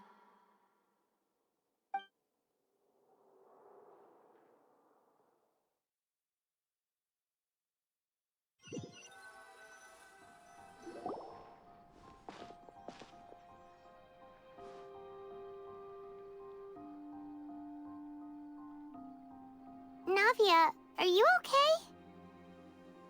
I'm fine. Rain. It's raining. You're right. Wasn't it still sunny when we went into the building? And there shouldn't be any active trials today. How strange. Now that I think of it, on the day my father was convicted of murder, it was also raining. What is it? Did you think of something?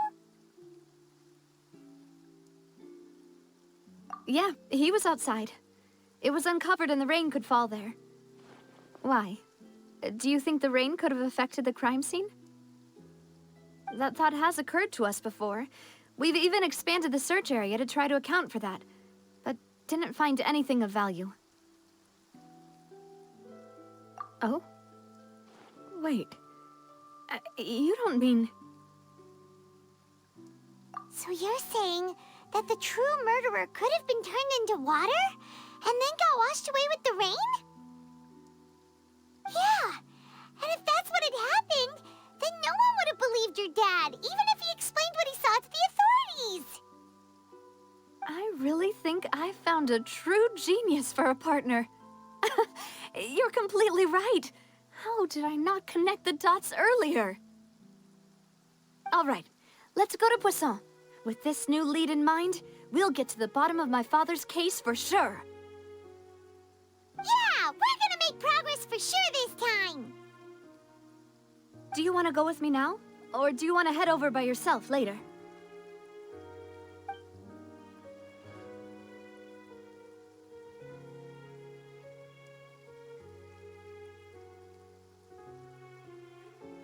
All right, then I'll wait for you at Poisson.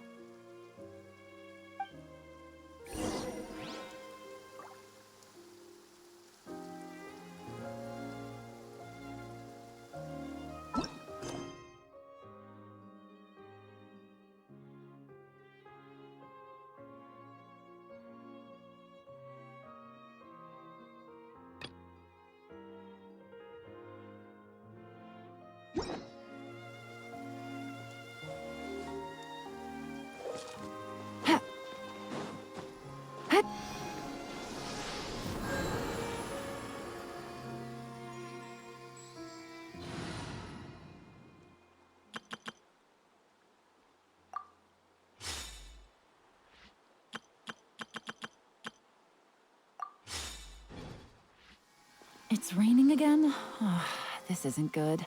If the rain washes away the traces, it's gonna set us back a long way.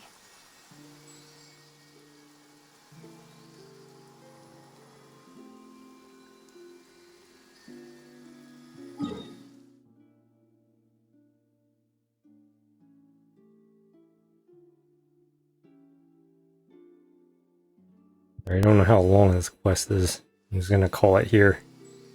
Continue tomorrow.